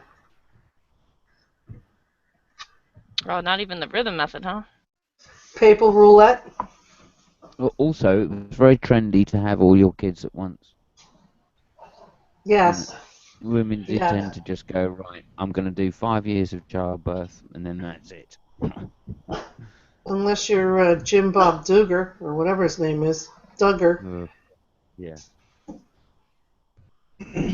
I don't know, it was thought important to have children all at roughly the same age so they could kind of get on with each other, and you didn't have to go through, you know, the differences that you can get. One going through one cycle, another going through another, you know. It's interesting. All of my friends, they're either Irish or Italian, and the minimum is 10. I got 12 and 14ers routinely. Wow. These people didn't know when to I quit. don't know how that... Well, it's dangerous, I'd say. Well, I would be thinking, somewhere along the fifth one, probably earlier, that we'd be finding something else to do on We'd be finding something else to do on Friday night. We'd be taking up bowling.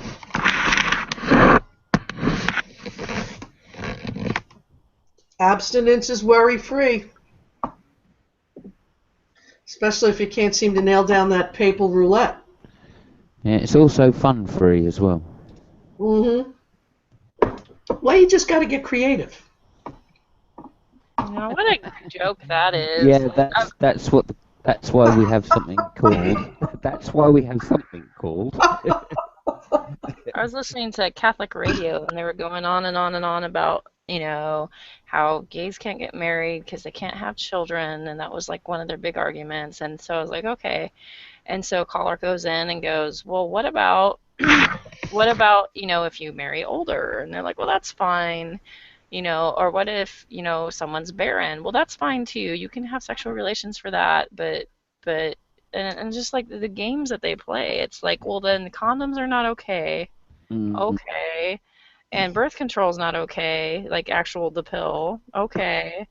But, it was just making me want to like head desk the whole time. Like I was listening to it in the cars. Like that's one thing where Protestants are a little strong, but not a whole lot either. Like I don't know, it's ridiculous. I don't know. I just want to punch people. I think it's the one thing that screws teenagers up the most is being really uncomfortable because of the lack of knowledge of their sexuality and what happens. You just told them right at the beginning. Maybe they wouldn't worry about it so much. And there's enough to worry about, without putting extra social pressures on it of not being normal. If you haven't lost your virginity by the time you're, I don't know, 22 or something, you're a freak, all that kind of bollocks. There's people. I met a guy that was pushing 30, and he had some sort of developmental issue mentally.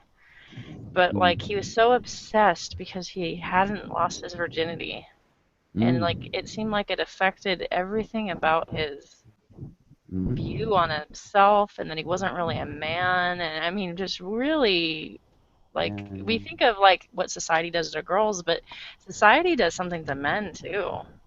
Oh yeah. Oh yeah. I mean, that's why, you know, and I don't, when we say society, of course, we really mean parents. You know, the one thing we do not want is our children to be different. We want them to, you know, get along with everybody and fit into society. And it's just incredible how much subconsciously goes to the children just because of expectation. I hear it constantly as I'm walking around, and you hear parents telling off their children in completely different ways. Girls do not get completely different discipline to boys do from their parents.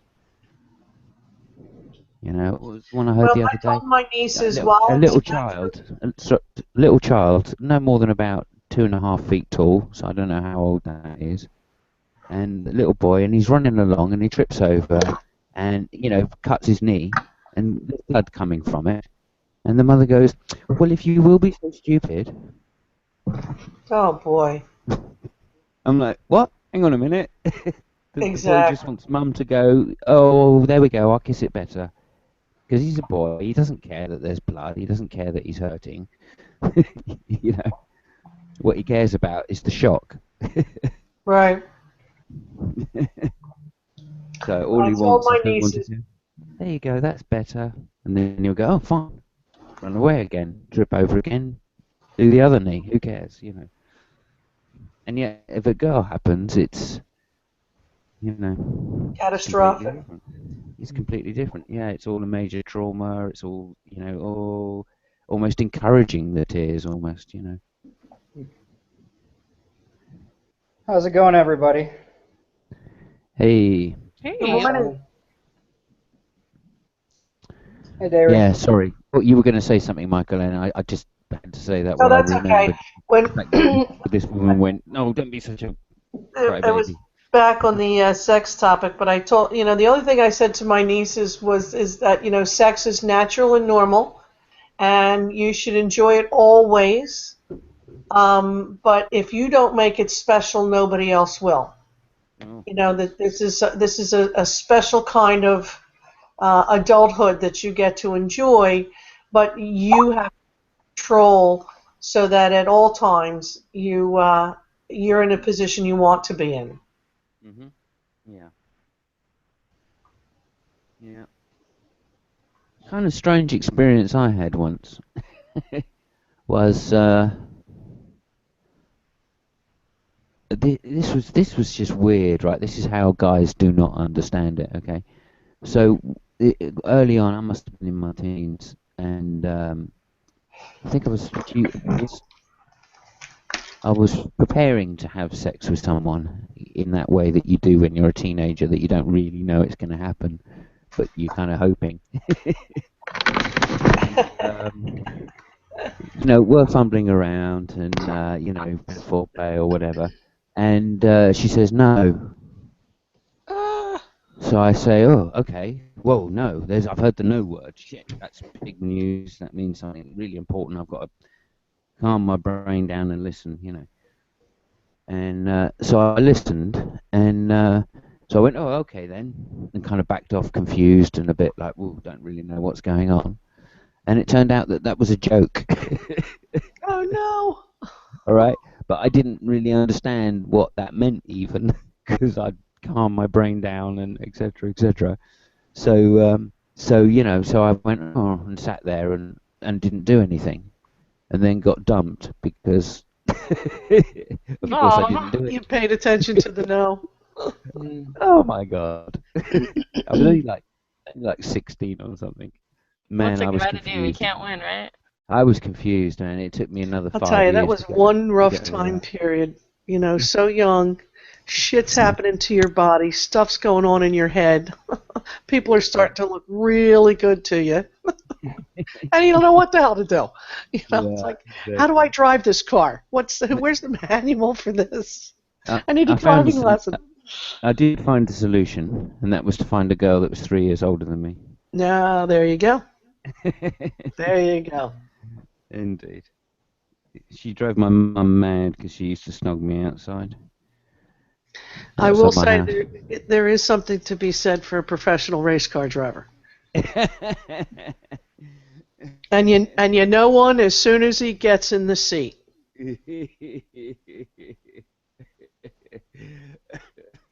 Yeah. Yeah, I got no time for driver's ed. Yeah, no, do you know how I know that? I'm not surprised by that. You got 3 brothers.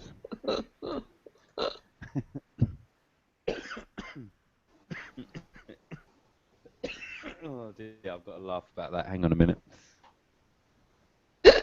I know, I had to mute myself too.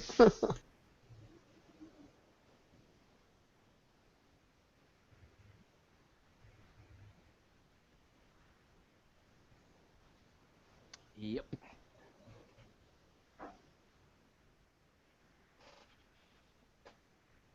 My older brother, he was just absolutely ridiculous individual. Mm-hmm. And he comes to me one day and he says, "You have to help me out." I said, "Well, what's up?" He says, "I need you to put your bra on and you have to let me try to take it off." He was trying to hone his bra skills. Yeah. Did he get the one-handed? God, that's what he was trying. He was trying to do the one-handed, instantaneous, all 3 at the same time, kaboof. He was, Yeah. there was something wrong with my brother. I'm just going to have to say that right out of the chute. I hate to tell you that nothing wrong with that. Yeah, we've all done that. I practiced for ages and ages. Oh, Friend, my Lord. for a date, and I went out and That, tried it that on the had to date. seem like a It was a monumental different type of task. bra. It didn't have a clip at the back. Oh, no. Oh man. That's hilarious. Defeated in one. That was a tough skill to master. That was not easy. I had fun learning that one. Yes, the skills of manhood. You just got to get there's a checklist. Indeed. Yeah. And you just got to go through and jack of all trades. Yeah. In reality, it's better to let the woman do it herself anyway. I don't know. I think there's something to be said about somebody who knows how to undress you. Yeah. No, well, yeah. I mean, I practiced a lot with my eyes, but.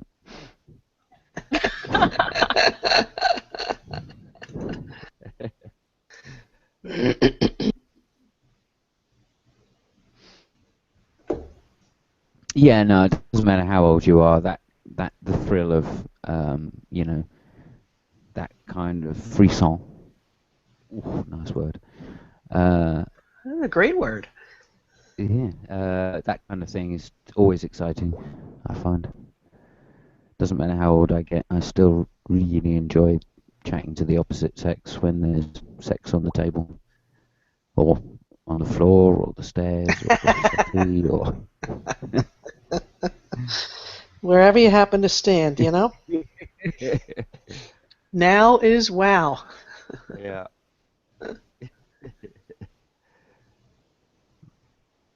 It's funny, some of my friends who, have multiple partners and things like that, they're like, oh, monogamy must be really hard. And I'm like, well, not really. I mean, like, you know each other. I guess you could say, oh, it's boring and you have to spice it up or whatever you want to say, but at least you know your partner generally, unless you're a Yeah. stuck-up idiot. I don't know. Like, there's some people that are like all freaked out by sex, and some people aren't. I'm not one of those people that are freaked out by it. But it's interesting because I always kind of feel bad for the guys in the casual sex realm because it looks like it would be really hard because women are sort of like we change from woman to woman. Not all of us are the same. Okay, this is the order that we're gonna go in, and this is you gotta follow the same pattern. And like I feel like for guys, it's like got to be really confusing in comparison. Like, if you're not with the same partner, you know. No, it's not. And I gotta say, there's a huge misconception when it comes to guys that we're kind of simple, that we want things just one way. The fact is we want it. That's obviously, and we're willing to get it whichever way. So if when you're young, if every girl does the same thing to you, you don't care. But all men have their own preferences, just like women, and want certain things and want it in a certain way. So Oh, I'm talking about like it's there's a lot of women who lie that say yes, yes, yes. In reality, they're like, "Are you done yet?" It's gotta be confusing for guys. guys do that too. There's there's getting off, and then there's getting off. With guys, because climax is such a like obvious form for us. And actually, guys can ejaculate and not really have much of a climax at all. So yeah, it's not that simple. But yeah, I know what you mean. With women, it's much more internal. It's a lot less obvious, right? Not to mention the order of things, and some women hate, for example, having certain parts of their body touched while others love it. But then again, it's the same with guys. Yeah, I mean, that leads to a bit of what Deirdre said there about being with one partner when you know their body very well. Yeah. Then, especially with women, then you can kind of concentrate on the whole, what really the other person enjoys, and then delivering that to them at the same time that they're able to deliver the thing that you enjoy most. So you can time orgasms, basically, is what I'm saying. I'm just saying, like, when there's girl talk, like, there are girls that never, ever, ever, ever, ever, ever, ever, ever get off from penetration. Mm-hmm. And there's other girls that don't like oral sex. Or there's other girls, all these things. It's got to be so confusing for a guy. It's like, I mean, when it's a brand new girl, like, I would imagine that would be really confusing. It's different if you've, like, been with somebody for a while, I would imagine. But when it's like, here you go, you got one shot or a couple shots, like, it's got to be confusing, I would imagine. I don't know, maybe I'm just, I have limited experience and I just hear stories, but it looks confusing to me. Part of the discovery process, the chat, the talk. It's just about the communication. Yeah. I mean, if you lie there like a wet fish, then you're not going to get very good orgasms. In reality, it's the women that say, "Oh, I like that," when somebody does something they like. So many women lie. That's what's so the insane. Most. Yeah, but I'm not going to come for until I've seen the lady have a good time herself. I'm just not going to get down to myself enjoying the act in a purely hedonistic and unthoughtful way. And so when you consider that being kind of what happens during orgasm, then it's not about being ultra sensitive to the other person. It's just about delivering that moment for them. Right. In a loving way and all the rest of it. And there's lots that leads up to it, but mainly foreplay. Guys, mainly foreplay. Yeah. So you have to concentrate on that. Simon needs a little PowerPoint right now. Well, another really good point is that women do take a little longer to get revved up, so to speak. So, if you touch it's like a meal. There are times you just gotta grab a sandwich and go, and there are other times you just want to sit back, relax, have and luxuriate through the courses. You got to get your timing sequences together, that everybody's in the same dining mode, so to speak. Mm-hmm. Unfortunately, men prefer fast food more than women do. In general. But we can eat a lot. True. Well, no, not even that. Women eat a lot more. I don't know. But yeah, my girlfriend has at least 2 or 3 meals every courses every. You know, I only have one. Let's see what you did there. Hey, I'm just using the analogy. He's clever, that Simon. You got to work on that, Simon. Go for the Kegels. Yeah. You got to love dessert, though, haven't you?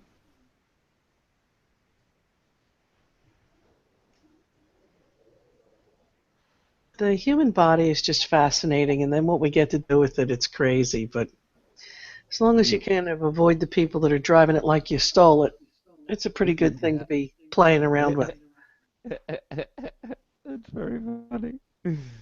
Yeah. No, I think Deirdre's right, though, about this when you understand somebody else's body and the advantages of monogamy in that respect is that you can get yourself satisfied much quicker. It does take a Advantages while of when you meet someone. I would probably also like put the stipulation that monogamy where that couple is still interested in each other, maybe, or what would be another stipulation? Skill level. You know, okay, so Not so important. my husband and I were virgins, actually, and I'll tell you what, it didn't take long to be, very well pleased with the situation. That wasn't Figure really a out all the problem for bells and us. whistles. Yeah, like goofy moments, yes, but it wasn't really that bad of an ordeal that everybody made it out to be. I don't know, but I will say this, that what was I gonna say?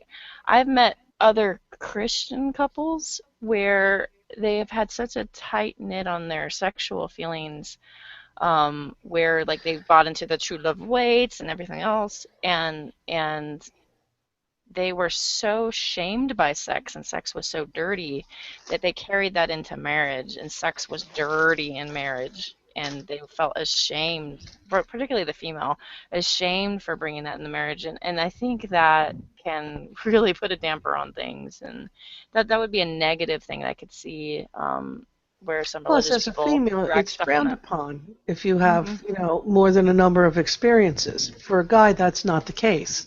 So I think a lot of women are torn, at least in the ones that I knew. They didn't know what to do. They wanted to do something. Their body was encouraging them. Their mind was encouraging them, and then the rest of the world was saying, no, no, no, no, no, don't you dare. Not before marriage. Like I'm not thinking Christian hillbilly's got a swing in the house. You know what I mean? I'm not thinking that's got to be too exciting.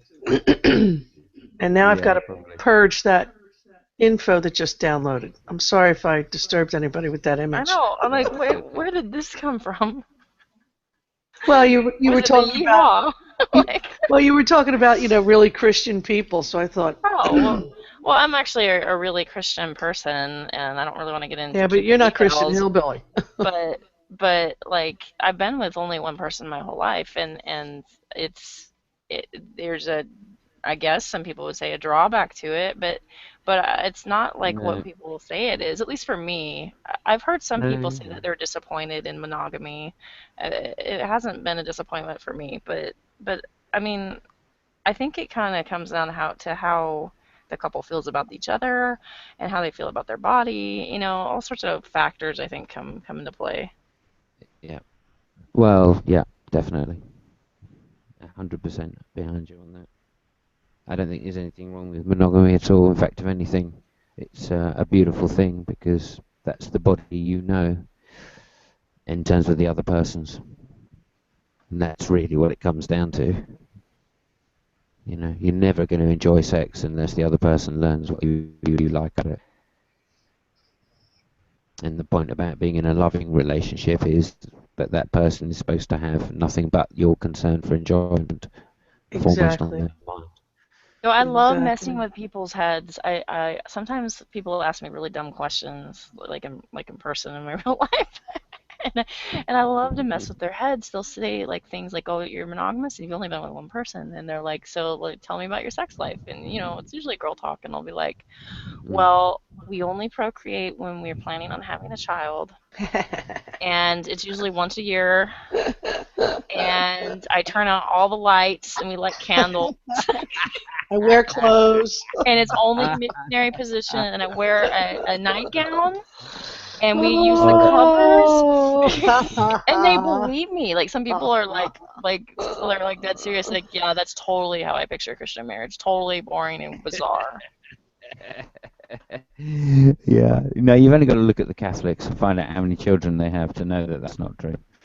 Exactly. Well, the turning the lights out is probably true, but yeah. No, I mean, I think it's quite common though, isn't it, that because we're a whole range. I mean, like Michael Ann, yeah, growing up with lots of brothers is very forward because of your profession, presumably, and your general personality that you've got used to this stuff. Mm-hmm. And that's one particular type. Yeah, men type. were not a mystery to me. Yeah, exactly. And likewise, I went out very young and found out about the opposite sex and kind of enjoyed that aspect very much. But I've come across a lot of people, not a lot, maybe, a fair number of people, that their sexual desires are tied up to do with life goals. That they're not separating them and finding the enjoyment themselves from their own body. It's more to do with a power play for a particular position in life. Mm-hmm. And that I find quite disturbing, But I understand it because not all people are sexually driven. I mean, some people are just not sexually driven at all. Mm-hmm. And they put into a society where sex is a big thing. And of course they're going to replicate the behavior patterns, even if they don't feel that way themselves. Mm-hmm. And that can be a problem with ladies and girls especially, because they're expected to have a really high sex drive when maybe they just don't. Well, they're starting to be ingrained to think that that's, men are visual creatures, and so therefore they start at an early age for the attraction. And as I keep telling my nieces, I don't care how well you dress. You could wear a burlap bag and smell like a garbage truck, and somebody's still going to want to have at it. Now, once you've had at it, you're going to have ankles, man. You're going to have to talk to somebody. You have to develop yourself. It's not about, just this one section, but you've got to develop it. But yeah, I try not to have sex with people unless I'm in love with them, because personally, for me, I'm not about being somebody else's entertainment. I like the head game. You're not a good time girl? In the old days. You've had your moments, but I have had my moments. Holy shit. Oh my God. I thought I was going to get deported in Mexico one time. I found myself on stage with the band. They had all these instruments on the wall as like decoration. And I had many cervezas, and I thought this would be a fine time to join the band. Oh my Lord, that was not good. I've worn the lampshade. I've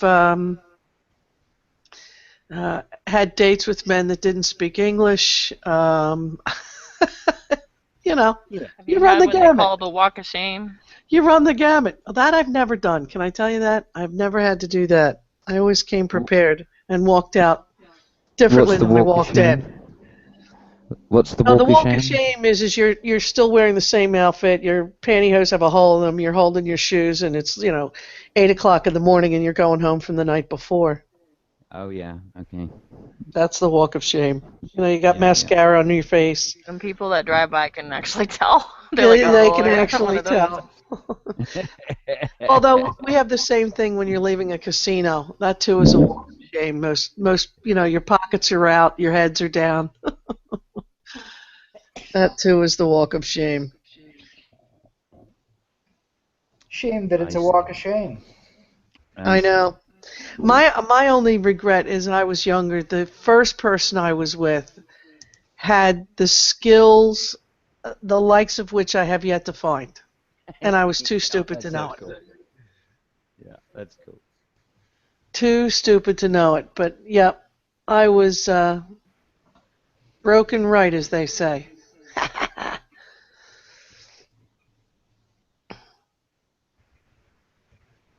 But it's terrible because then the ones that come behind, you're like, didn't you get the manual?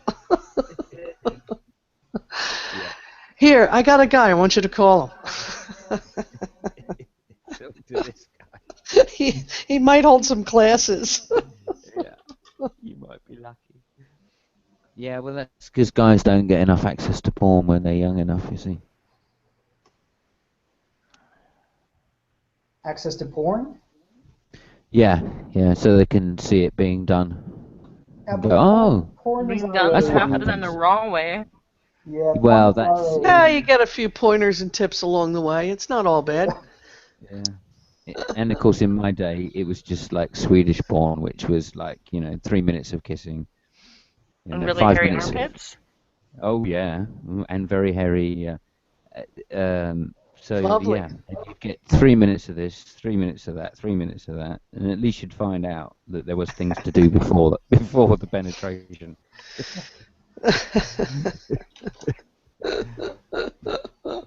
No, as a quick tip, you can learn a lot about oral sex by watching lesbian videos. There you go. There you go. Just as a little tip out there for guys. Unless they're gay for pay.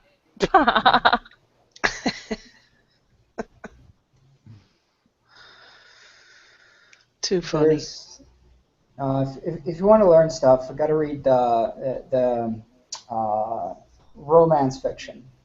That's Oh boy. That is Oh, where yeah. to go. With Fabio on the cover? Well, there's a great one. Man, what was it? Anne Rice, the one who wrote Interview with the Vampire, Right. has a pseudonym under which she wrote a whole bunch of sex novels, and some of them are bondage, and quite good. Hmm. Yeah, quite educational.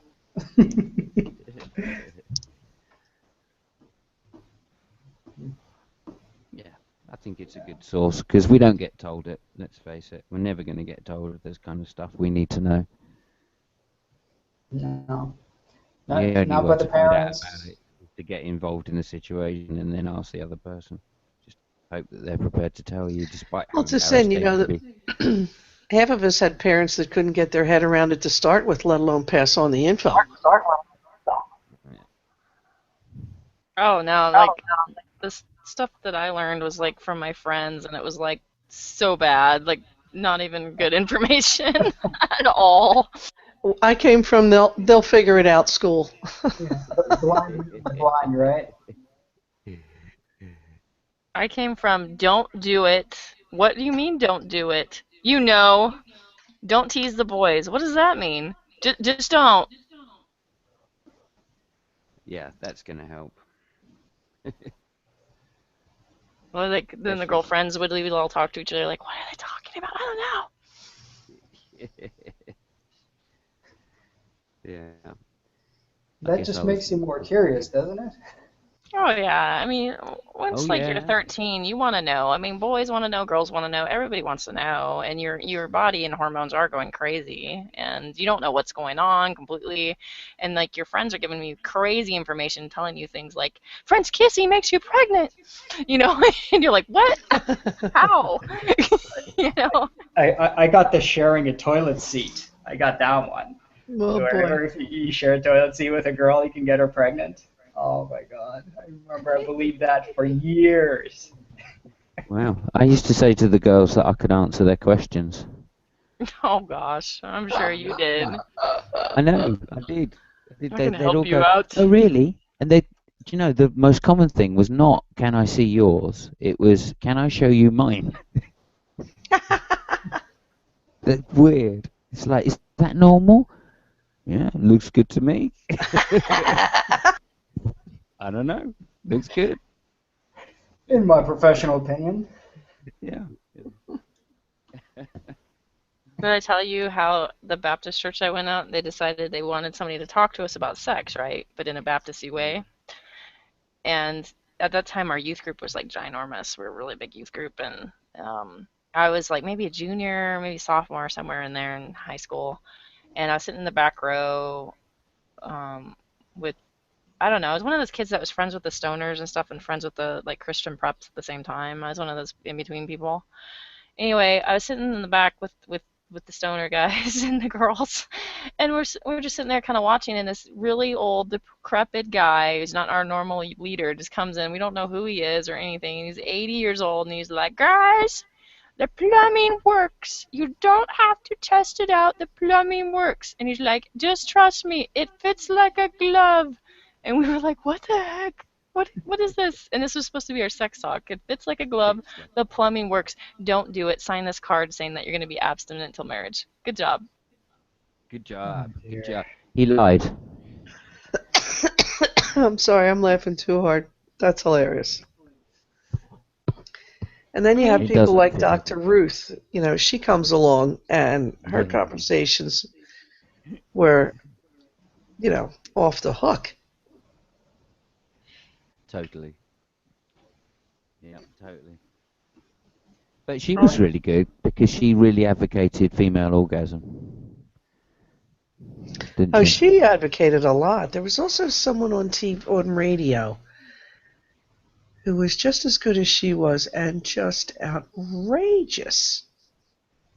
Oh, what was that radio show? It was unbelievable. You couldn't imagine the questions that were coming in. Hilarious. And she would answer these questions. Yeah, here in Canada, we had Sue Johansson, another kind of older lady that would be very candid, and this was on public television. There was actually on a Sunday, I believe, like a 1 hour or half an hour long program where it was a call-in show, and people would call in and ask her questions about sex, and it was very candid and very informative. I remember watching it with my girlfriend at the time many times. Definitely the most educational thing I've ever seen about sex at that age. Oh, it's killing me to think of it. She would, and she would also show, like she would review a sex toy every week, or a new condom, or just something, you know, crazy and outlandish. Oh, it was a great show. I wish I could remember. She would interview guests. It's just amazing. Was it on BBC or in the U.S.? No, it was in the U.S. and it was a cable channel. You know, not a well-known one, but like one of the 8,000 you can pull down on a dish. And it was hilarious. Oh my God. Never left. And the questions people would ask, you know, about everything. Noises, smells, tastes, reactions. You can't imagine. Yeah. And then the sex toy review was hysterical. Because she would try the toy and then tell you how she tried the toy. And she had to be like 90. Are you sure this wasn't Sex Talk with Sue Johansson? Because this is, I mean, I'm sure that all these programs are similar in a sense, but it's just. It might be. I don't remember her name, but it was just holy Toledo. Do you know, it's kind of weird because I've just been reflecting on Deirdre's sex education. The lack of there. You know, was you don't struggling to- really. Go on. You don't really need it per se, but Need it?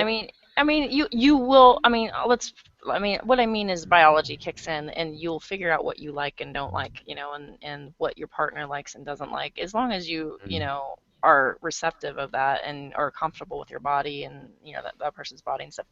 But my story was that there are some people that are shamed and embarrassed and they never get over that, which is very unfortunate, and I think that's a shame. And I think that's why I jumped on David when he talked about Adam and Eve doing something other than biting of the fruit, and that was probably sexual. And I think that's when I jumped and made the joke, like, what, the first blowjob?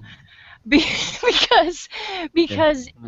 because I'm really sensitive of people making sex dirty. I think that sex can be responsible, and I think there's a good way of going about it.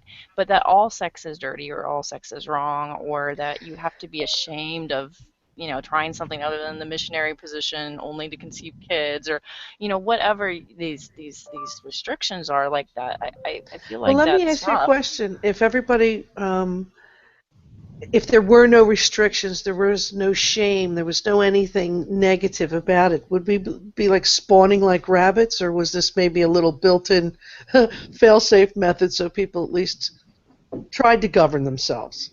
Well, I mean, I believe No, in some governing, obviously. Otherwise, I wouldn't be a monogamous person. But No, no, I well, think it's more to do with spawning like rabbits. So if you have multiple relationships, you're probably not going to spawn like a rabbit. Whereas if you're just in one and you have a secured income, etc., in the old way, then that kept the wife very much chained to the man, and therefore the primary purpose then is to spawn these 12 children, which the Catholic Church was all for. You know, again, to me, it's a way of controlling women. I've always seen it that way. to me, it's a way of growing a I church, to I be cannot read honest. the Bible any other way than to say this is suppressing women and their rights. And when it turns out that in statistics, when women have less children, the children A live longer, B the woman lives longer, and generally has a better life as a result. It's women live. Yeah. Anyway, in the third world, things are very different, and it turns out in places like Bangladesh, where they've had a real drive to reduce the number of children, and they've gone from having like 8 children on average to 3 children, the conditions for the women has improved immeasurably. Nothing's changed for the men, but the women, conditions the women live in, is immeasurably improved. Well, there's a toll to pregnancy on the body. I mean, it's pretty bad. I Oh mean, yeah. there's people that have to have reparative surgery. There's issues with people's uterus actually basically yeah, leaving their hormones body. being. I mean, there's some complications that people don't think about. Everybody acts like it's like easy and you completely recover. Yeah. Sometimes some people don't. Some people end up with diabetes. There is a toll. There is a price to be paid for giving human life. Yeah. Yeah, human beings actually have one of the worst reproductive systems in the animal kingdom. I mean, the women's hips are not developed enough to pass the baby through. The way the hormones affect the brain and the body is all out of whack. I mean, it's definitely definitely hard compared to other animals, and so this notion that this is natural and it just happens and everything's okay is quite wrong. I don't think it's I think natural. I just don't think it's easy. Yeah. no. Yeah. It's evolution shows us that our species, virtually amongst all species, is right on the edge. The compromise between brain size and development in order to be able to have birth is just such a marginal thing. Yep. Just when you buy into evolution. Yeah, funnily enough, I do. But before we just change topic too much, the other thing, there was just one other thing. Let me see if I can get back to it. I can't. Sorry. We're talking about sex education, bad sex education, Pregnancy. pregnancy, Yeah. Oh yeah, controlling of women with pregnancy. the controlling of women. There we go. So yeah, the stories in the Bible don't talk about the pain of childbirth particularly. In fact, if anything, they tend to minimize it by saying, I'm reminded of the story of the woman that was quite old before she was allowed to conceive. Abraham's wife? I don't Or know who it Elizabeth? is. Elizabeth sounds right. Elizabeth and And Abraham's wife Sarah, yeah, both are old. all that's said on her problems is she was unable to have, she was barren. Barren. That's it, one word. Bang. And that doesn't describe anything like the life of somebody who's barren that really wants children. Yeah, it's one thing. The Bible is extremely patriarchal. You kind of have to read into the females. Yeah. Probably in the Old Testament, the most you can get from a female perspective that kind of comes to my mind is Ruth. I was going to say Ruth is Yeah. in there. I mean, you can read Ruth. Ruth kind of gives a really pretty good, strong female perspective. And then out of the Gospels, Luke, the doctor, Luke, the one with the Greek influence, writes probably the most about women.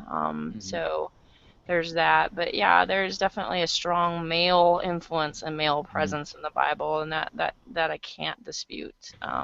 Yeah. This is the main reason why I could never become a Christian. It's the single biggest reason. Which is? Well, we shouldn't. The We lack should of not. We should. egalitarianism in the Bible. Well, we shouldn't set our society up for the benefit of men. That doesn't make any sense to me. If women bear children, we should be setting the society up for the benefit of mothers. Well, now women tend to be liberal and tend to be socialists. So, are you advocating an all-socialist world? My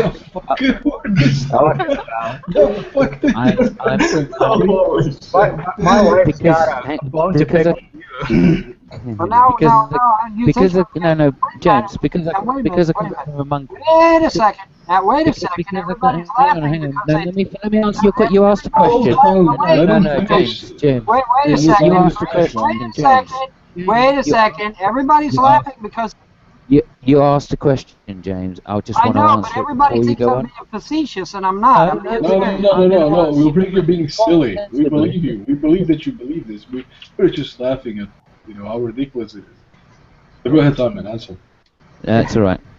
And there's a reason why women tend to vote Democrat more. That's because the Republican Party is still in the Iron Age when it comes to their attitude towards They've women. abandoned women? How about that? Yeah. So it's not like the Republican Party is giving women a choice to vote for them. Oh, okay. So the fact that the Republicans have fielded more women in the last 10 years than... It doesn't matter. It's hiding their own dumbass policies. The Republicans are the worst. They are the worst representatives when they talk about rape. Who says legitimate rape? Only a Republican congressman would say something as dumb as that. You want to kill babies even after they're born, and and that's fine. We don't care. We're not talking about that. I'm talking about absolute stupidity. Consider abortion to be murder. You're wearing an army hat. I'm not even saying pro-abortion. I'm talking about simple things like birth control and health care, and they're idiotic. You're wearing an army hat. You're wearing an army hat. You therefore believe in killing people after birth. I believe in killing the enemy, which is a difference. There's a difference. When somebody's shooting at my ass, I have a right to defend myself. Vaughn, is there such a thing as legitimate rape? No, there's no such thing as legitimate rape. However, instead of punishing the baby, how about we punish the rapist? Wow, what a fucking concept that is. I like how you just assume I'm like uber pro-abortion. That's really funny. You said out of your own mouth, I am left of center. I said, yes, okay, I'm left of center. All right, then. I don't hate women enough to say if you are desperate enough to have an abortion, I hope you die too. Yeah. And the irony here too is that Vaughn, you said. Well, now wait a minute. No, hang on. Hey, no. Wait a minute.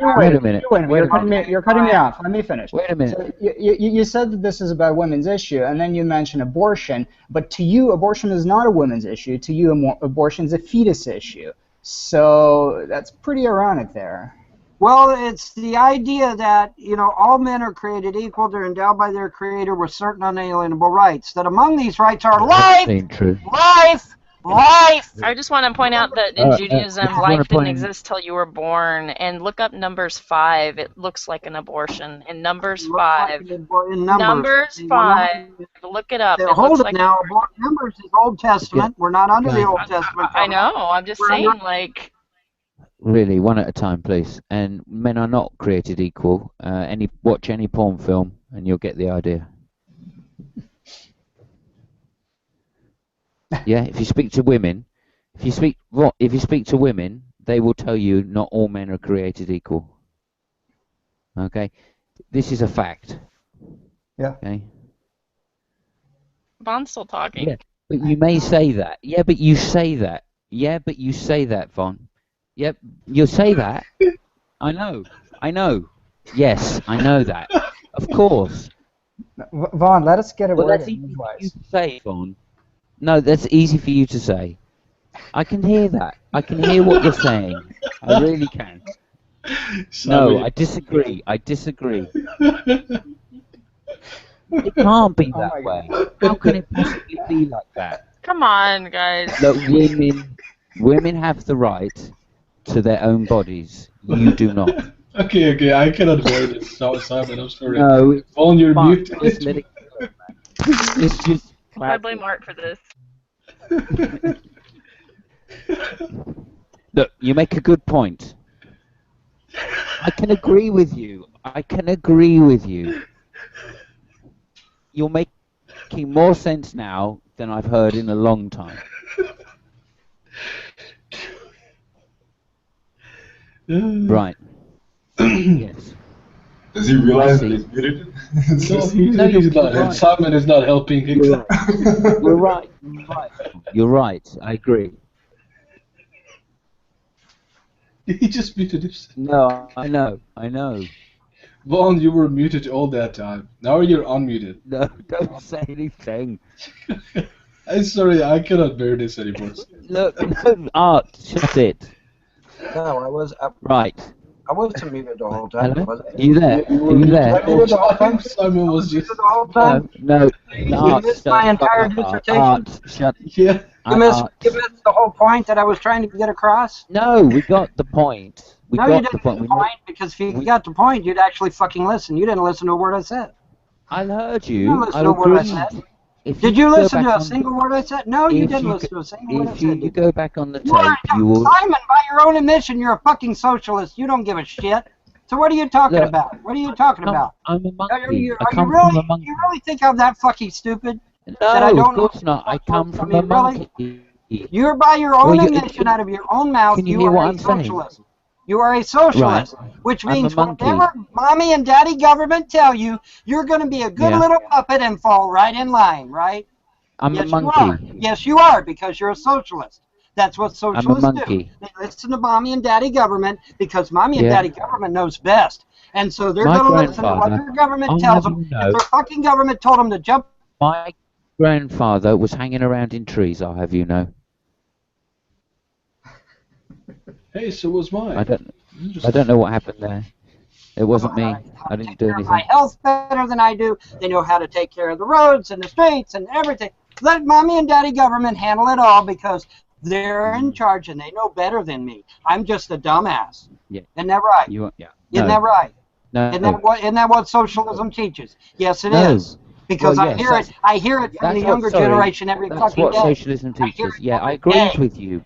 I literally hear it every day out of the mouths of young folks that I see on the street, where they're sitting there telling me, "Oh, well, Vaughn, it's the government's handling that shit. It's okay, Vaughn. The government's got that shit." I said, "Well, what happens when you need them and they're not around?" And then they're like, If you go back on the tape, you will hear me. Car 54, where are you? Haven't you ever heard of that? This is why I did it the first time. That's an old show from the 1950s. This is why I did it the first time. That's an old show from the 1950s, Simon. Maybe you heard of it. Car 54, where am I? Any chance I could say something? No, not until I finish my point. The point is, my point of bringing up that old show from the 50s is that the police are never fucking around when you need them, dumbass. Just like government. Government is never going to be around when you need them. But by God, if you fucking cross a hair crossways, they're right on your ass to get your fucking money now, aren't they? You've got to understand that government is not the fucking answer, and they never have been. They never have been. No, They I never agree. have been. I agree. I don't know. My roads get plowed.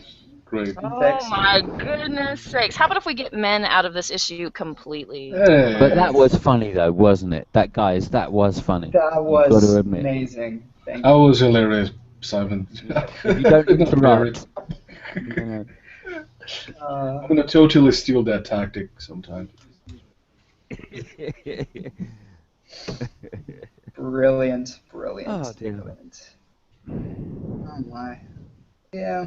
I noticed that, he's like, let me make my point, and now he left. Did you see the jump though to straight up abortion, and that wasn't the jump I was making? Yeah, it's Von. That's a Von tactic. That's no worries. Just because I say Republicans are idiots about sex and women's rights, it's immediately abortion. I don't like abortion. I'm very technically pro-choice only because I don't want women to die if they're desperate enough to have an abortion, or the complications where it's like the demise of a fetus and abortion law gets in the way of an actual medical issue. Things like that really bother me. So for me, I would never, if my friend said, what should I do? I would never ever recommend an abortion, and I would never drive somebody to an abortion clinic. Would I still remain their friend? Would I still love them? Yes.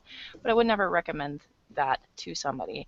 That being said, that would be considered, I would have a moderate view. And I almost hate saying pro-choice because I'm not really pro-choice. And yes, I'm pro-life, but then I'm not pro-life as defined by a Republican. So I need like almost another title. There are people like me. I found atheists that are like me, and I found Christians that are like me that are kind of in this in-between mode. And we're kind of shoved to this extreme. So like I'm pro birth control, I'm pro responsibility, I'm pro family planning, I'm pro sex education, I'm pro prophylactics, but abortion is uncomfortable. And while I would say yes, it should be legal, because nobody can force anybody to have an abortion, at the same time I would never recommend it to somebody. So I have kind of a weird view on that. That being said, do you see how you're shoved to that corner? You have to be all or nothing. So what you're saying, basically, just to sum it up, you basically like to kill babies. Oh yeah, obviously I'm a baby killer. Clearly. I don't think that there's any. I mean, one could argue that God is the grand abortionist, right? As somebody who's had miscarriages before, like me.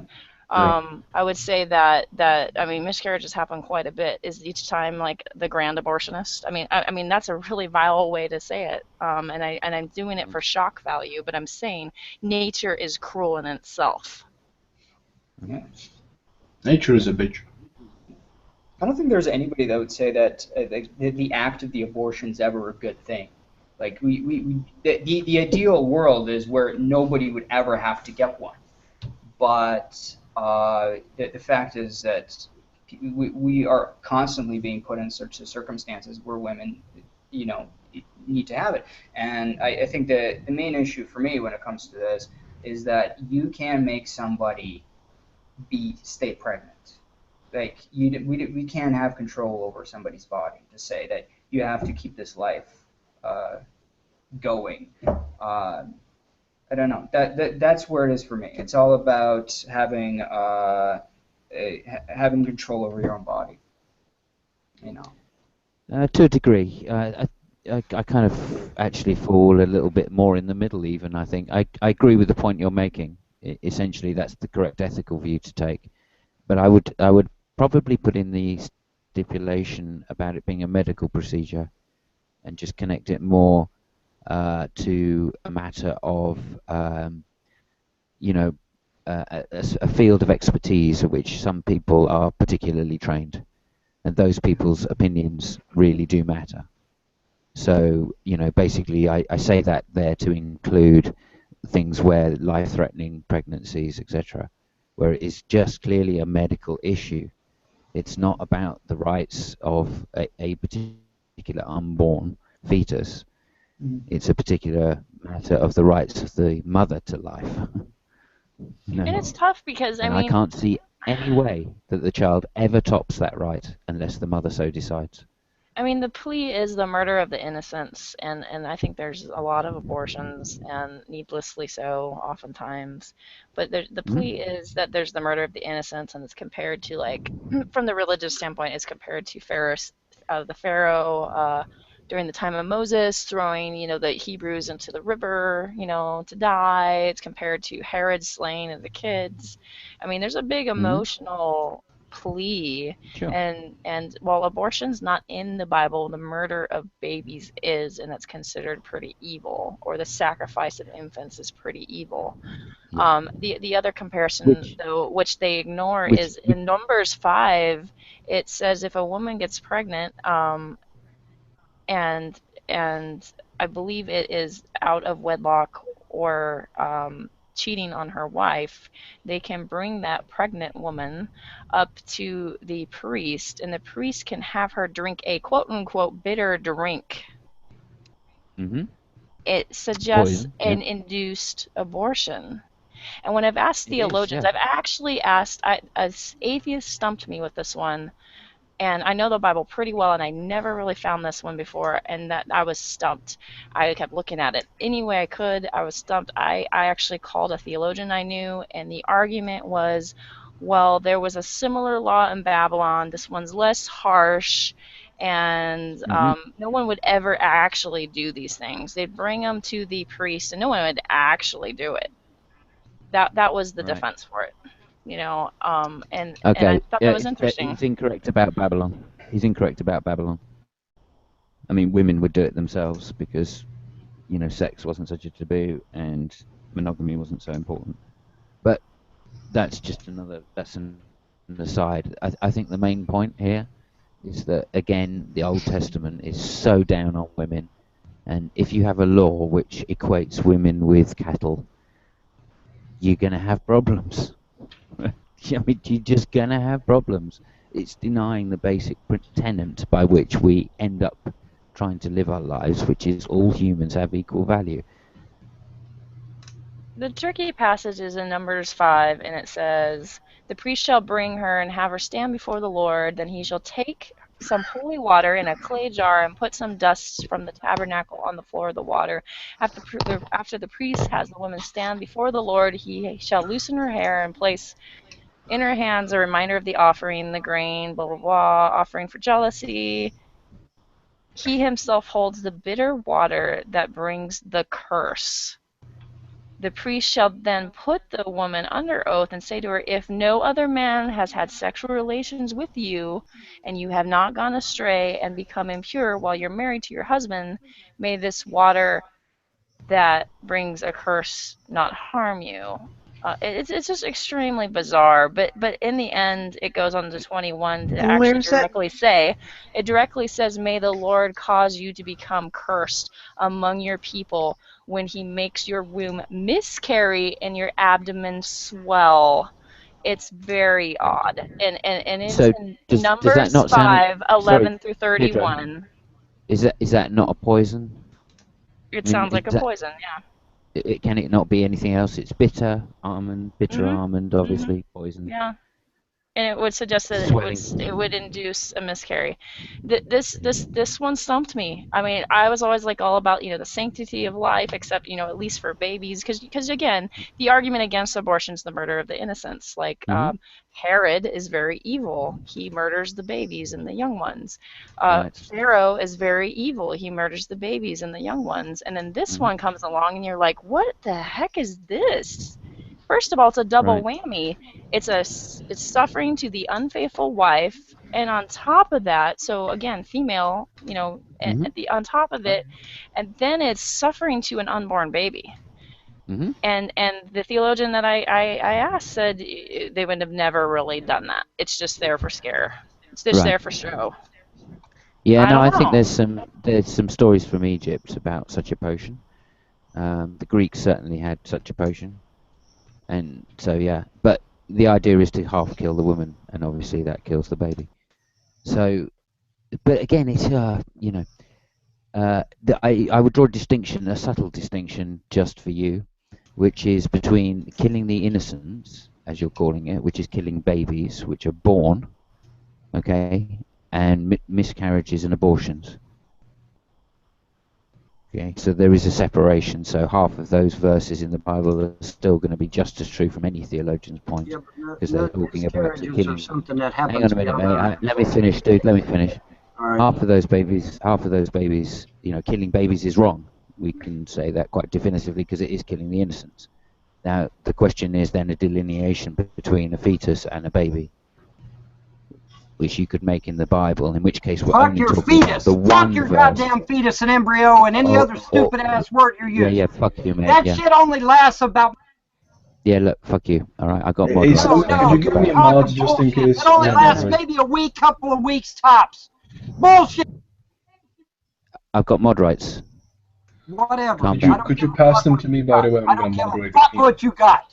You're sitting there trying to equate something that happens only a few weeks with something that happens for the rest of that kid's fucking life. And that's a bullshit argument. It's a bullshit argument. This talk of embryo and fetus and... Okay. Much better. Sorry, Deidre. I was really trying to sort of just draw a distinction between what you're saying. It doesn't change anything about the passage you were saying. I was just saying the other things that you said to support it, which are confusing, don't really confuse me in the same way. He's still talking. Hey, Simon, could you pass me? I'm going to turn it Well, off. I mean, it also says just a second, guys. I'm fearfully and wonderfully made, and I'm knitted wonderfully in the womb. I mean, it says some positive things about a It fetus. adjusted my fucking audio again while Nadia was sleeping. Because you're yelling like a crazy I was not fucking yelling. I was mad, but Yes, I was you not were yelling. That's a yelling. lie. No, I was You not. were yelling. Well, you adjusted my audio again, and I'm going to show this to Nadia again. Because this Please is a bunch show of it shit. to Nadia. No, Please it's show it abuse to of Nadia. mod power, dude. It's abuse of Please- mod power, and you know it. Please show it to It's Nadia. abuse of You're mod power, and you yelling and fucking you're know not it. letting other people say anything. Ah, shit! What's going on while I was out there getting my fucking groceries? Don't tell me you didn't get to say Because what you you were had to say. AFK, dude. That doesn't count. I'm sorry. You Oh, were it not doesn't even. count. You were Okay. not even here I'm for out the there getting my argument. groceries out of the car, and he's fucking rambling on while I'm out there getting my groceries. But he And you're didn't have not a chance to listening to say the what he wanted to argument, say. dude. You're not Bullshit. listening. You were not here. You were not listening. What's the point? The point is he's trying to make a bullshit argument. Fucking fetus, embryo, and all this other stupid shit is only a few weeks at the most. Compared to the entire life of a child, it's a drop in the fucking bucket. It's a drop in the fucking bucket compared to a life of an entire life of someone. So, Okay. you're saying that because the fetus has a potential to become a human being, we should treat it as a human being, correct? Damn right we should treat it as a human being. What's he Just a going to grow up to be, a fucking tortoise? Hold on. So you do know that with advanced technology, right, in the future, and even today, to some extent, we would be able to make a human life from anything, really. So by your argument, we should then stop killing cells. We should stop killing all matter.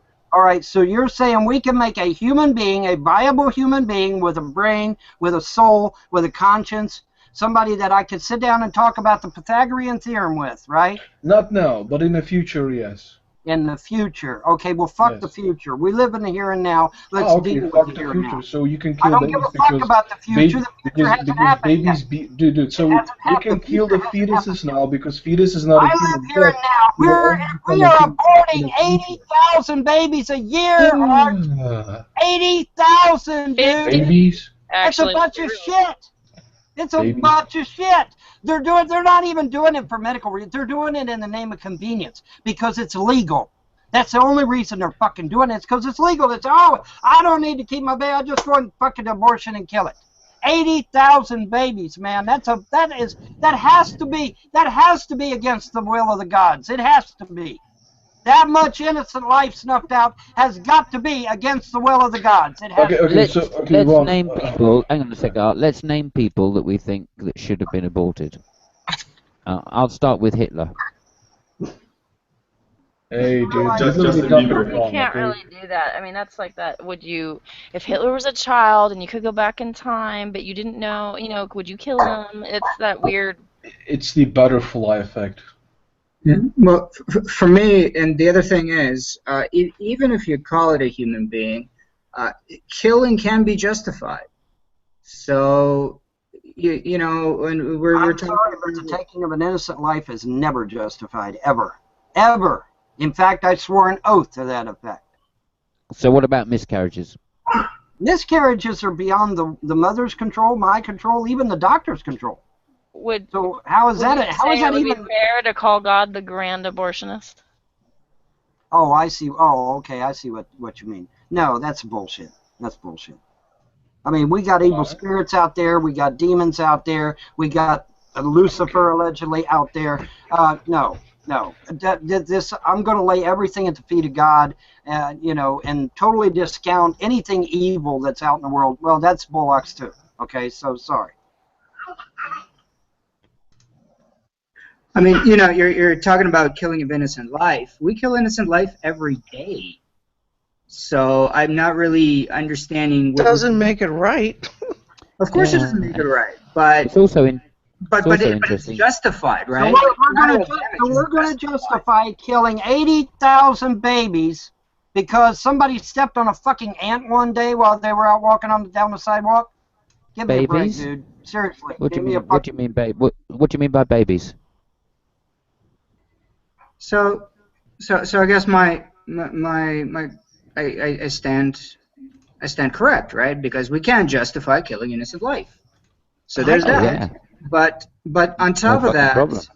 I don't think that I really disagree with this idea that a fetus and that is the same as a human being. It can be a human being, yes. It is a human being. Now let's not get silly here. There is some gravity to an abortion. There's some gravity when a woman has a miscarriage, whether they wanted the baby or not. If they're aware of the miscarriage and it's further along, there's still an emotional impact for most women.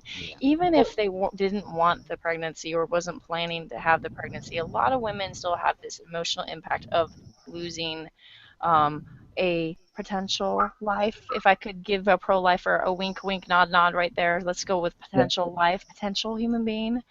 There is some gravity to that. Let's not downplay that. I think to downplay that is a little unfair and a little shady for the pro-lifers to do. But when they say, oh, it's just a fetus, it's just some tissue, it's no big deal, you know, like it is a big deal for most people. It is. They forget that that's what they once was. They probably never remember, but if I was terminated then, there would not be a me now to object to that termination. You know, it's like if you don't exist, you're not here to be sad about not existing. But how do we know we're going to get rid of somebody that might do as Art thinks and in the future be able to help us create life? Yeah, but we've stopped that process. Yeah, but this is a potential. Once again, we don't know what this being is going to be. I don't know what your potential is either, and you're already here. Well, exactly. I am already here, and that's simply that. But we can't go look at an embryo in the womb and say, well, this can potentially be something very good for humanity. Maybe you can, but I can. I'm saying it's very dangerous to cheapen life and say that this isn't a grave act either. I'm trying to look for a middle ground. Oh, I don't think, like I said, I don't think anybody's going to say they don't regard life as precious, no matter what stage it's at. It's precious, but we definitely clearly categorize different levels of development of a human being in different ways. Like we give different rights, different, to human beings at different stages in their life. Right, so you said it first time. Hang on, no, mate. Seriously, I need to get in here because Dex said it right the first time. Which was, in no way is an abortion a good thing. Okay, no one's saying that having abortions is good. It may be the lesser of the evils. That's what we're saying. Well, why don't we? In the cases where it is the lesser of the evils. Where it is the lesser of the evils, then it's worth considering seriously. Let's flip the coin then. All right, since you all say that it's legitimate to kill a baby because babies might die through miscarriage, Since you're going to say that, then let's flip the coin and let's say, okay, a lot of women die during pregnancy, so why don't we just kill off all the women? Why don't we do it? Good idea, Yvonne. Good idea.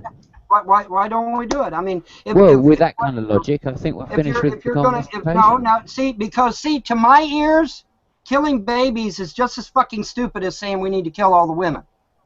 You know, maybe we should kill most of the men, because then misandry would rule, and maybe we'd have world peace. You wouldn't have world peace. A bunch of women getting on their period arguing with each other? Yeah, that's world peace. Okay. I'm being facetious, but let's not be severe. Yeah, and you're arguing that we shouldn't. Yeah, unbelievable. Yeah. Anyway, so Dex said that the first thing he said was no one's suggesting that this is a good thing. This and is I want to say procedure. that I am not if a there are proponent medical of... reasons, if there are medical reasons for it, then it should be done. Clearly, it should never. There are women's rights issues to do with their particular body. That baby is not part of a woman. It might be attached to her, but it's not part of a woman. A baby's missing half of its brain. It's going to suffer and die in 2 days. I have to point to reality here and say, in Ireland, when abortion was illegal, you have 15, 16-year-old girls used to come to the UK to get backstreet abortions. Many of them would die. That's in a country where abortion was illegal for theological purposes. It's the only reason why I'm pro-choice is that kind of thing. It was incredibly detrimental. It was incredibly detrimental to teenage girls. And it was proven in a court of law to be nothing but a big fat lie. No, okay, so now you said all that shit for no reason. Sorry. He's saying Roe versus Wade, the lady fibbed. That's what he's saying. I have no idea what he's saying. I can point to you lots of studies, examples of the abortion issue during the 60s in Britain, which pointed directly to backstreet abortions as being the cause. He's saying the Roe versus Wade situation, the lady lied in court, which is true, but it doesn't mean that these things don't happen. I will say abortions happen in frequency and an alarming rate, which is disturbing. I would say that it's compelling when it's a situation of incest. It's compelling when it's a situation where it's fetal demise. I wouldn't say I don't think Down syndrome is ever a reason to abort, but there are people that will argue things like that. I disagree.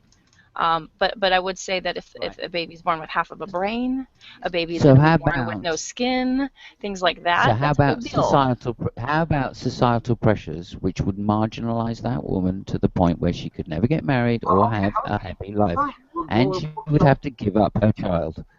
Okay, so where do we stop? Tell do we me start where killing... the justification for destroying people's lives when they are teenagers comes from. Wait a minute. What? Getting married and having children is destroying people's lives? Really? Really? That's not what happens. No, that's not what happens. These women are not virgins anymore. They're known not to be virgins, and they don't, and therefore are not getting married and having children destroys teenagers' lives. That's No. He's bringing up the time back in society where if a woman was raped or taken advantage of or duped into having sex before marriage, then if she had a baby, if she dared have a baby out of wedlock and she had to deal with that social shame, remember back in the days they used to stamp in America, they used to stamp on the birth certificate illegitimate, and that child would have to carry that bastard title along with the slut mother. That stuff did happen, and that is wrong. Well, here's the thing.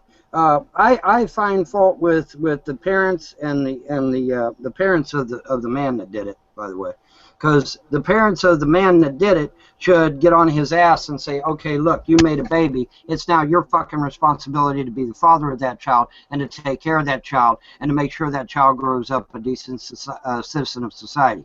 All right. So the parents of that boy or that young man or whatever, that was their problem. They fucked up. All right. Society didn't make it that way. They made it the woman's problem. It's always the woman's problem. If a woman can't say no, then it's your problem. I never said it was the woman's problem. I never said it was a woman's problem. Did you hear that from my lips? I never I said said that. society says that. You can say that all you want to, that it's not, but society has made it the Well, woman's problem. society, as we've clearly seen, is not always accurate, is it? Okay, so no. It is a woman's But it problem. is fact. She's the one that's That man, pregnant. any man that gets a woman pregnant has a responsibility to that woman and that child. That is his responsibility as a young adult. If Well, he Vaughn, does a lot of the that- men in my life disappointed me as a young child. I was abandoned twice, abandoned by a biological father and then abandoned by an adoptive father. Men can suck really badly. Yeah, I'm sorry to say. you know how many bad parents are out there to say that every person who gets somebody's pregnant has a responsibility. I agree that they should step up, but not everybody's capable of doing so. Well, so you can't expect that out of every person on the planet. That's ridiculous. I'm glad you did. found someone that doesn't, I did. Deirdre, because not all men are like that, as clearly My you husband's have a good found. guy. He's a very good guy, and I'm really I'm- lucky and fortunate. I'm happy. And considering that I have baggage, this is very good for me. Yeah, I'm happy. He sounds like a top bloke. You know, and I don't know. With me, I do believe that terminating a pregnancy for for the reason that you are not ready to have this child, terminate the pregnancy while in the first trimester, and sort of be realistic about that, because in the modern age, we can have 12 kids. I've got 2, and I'm very happy to be a father. But if and thankfully I never had to go through the abortion thing, but if I got a girl pregnant in my teens, I know that I would not be able to provide as good of a life to that child as I would if I were ready. So, for me, it's not just about a life anymore. This is about quality of life. This is about potential of life. That's important, in my opinion. Yeah, that's a good point. I mean, again, this is where we're going to disagree. When a woman is expecting a baby and wants a pregnancy, we say baby, baby, baby, baby, baby, baby, baby. We don't say fetus, thing that's growing inside, ball of tissue, embryo, little tadpole, unless we're Juno. Generally we say the word baby because that's what we want. It's what we, and even a woman who's struggling with there's a small percentage of women that are like, yeah, I'm loud and proud of having an abortion, hoorah. There is a small percentage that are like that are just like, man, I would eat a fetus if I could. Like, it's insane. It's kind of like maniacal and nuts. And they do exist, but most women do consider abortion as something that is a last resort, something that they wouldn't want to do willy-nilly, that is concerning, and there is some gravity to it. So just to say it's simple, it's just a choice, it's all right. I don't know, man. Like, I don't know. The people that I've known that have had abortions, it weighed on them. It really did. I agree. It's a serious thing, and also the point you make about it being referred to as a baby is an accurate point. But that's a future potential that, once again, we're talking about. Yes, it is. It's what that's a technical term, and nobody in common language uses it that way. So I think to argue against the point on a medical grounds is incorrect. It's a moral point we're making by saying that it's a baby. I always like to point out there's a moral and emotional connection there. And the other thing I would like to point out is you could argue, I believe it's 22 weeks and below as much as you can, but then, I mean, there's things like there's a heartbeat, there's things that are there that are very, I mean, it's human life. I'm sorry, you can't get around it. The question would be then, is sentience, feeling pain, stuff like that. Like, that's where the arguments start to get like more serious. Yeah, I mean, personally for me, it comes down to sentience, consciousness, development of the brain, and that happens very early on. You have to make the decision. All you got to do is watch the video. All right, am I still and that's why down? that's actually why I'm quite. No, Vaughn, I hear you. That's why I'm pro the morning after pill. I think Well, here's the thing, all right? You know, we can sit there and call it whatever the hell we want, but at the end result, it's still a human being. It has rights, at least according to the Constitution. It has rights. The Declaration of Independence, the Constitution, the Bill of Rights says that it has rights. It Yes, doesn't have even, rights in my hostile uterus, apparently. well, it has rights. Because obviously it can't have the right to life, liberty, and pursuit of happiness if it's aborted. Okay, so in my opinion, and I think in a great many people's opinion, they were actually specifically targeting the unborn when they said that shit. Because obviously, if you're already alive, you've got life. Duh. Okay, so who the hell are they talking about? They're talking about the unborn. They have to be. Because if I'm already alive, I've already got life. They're So who are talking they about continuing your life. I don't think they're necessarily talking about the unborn. I never read it that way. I think that's kind of digging deep. I mean, I see No, what you're going, but no, I can see no. that reading though. I can see what you're saying with that reading. I mean, if I'm already alive, I've got life. Yeah, So I can see it. Yeah, I can hear yeah, it. so it has to be about the unborn. It has to be. Well, You I know, don't they think were. we should. Yeah, but I think there's a more complex issue which keeps getting skirted. Yes, there is the bloodlust of some individuals and groups. Which starts with the medical issue, and then blends into the moral issue. What medical issue? What medical issue? This is 2015, dude. What medical issue? there's a lot of medical issues. I can think of four women I know. One baby has no brain. Another one baby has half of a brain. Another one severe dwarfism to the point where doctors say, I urge you to abort this baby because this baby is going to suffer if it lives at all and it's going to die. Baby suffered for hours and then died. Those issues are baby that's dead in the womb, and this is years ago, but dead baby can't take it out because an anti-abortion law overstretches its law, and you have to go to the next state to remove a dead fetus. These are big issues. Like, it's not always like I'm irresponsible. I want to have sex willy-nilly, and this is a perfectly viable fetus, and I'm just going to abort it because I am bad at birth control. Some of this stuff is pretty nasty stuff. I mean, I wouldn't say it's all abortion, but there's some nasty stuff there that you can't just pretend like it doesn't happen.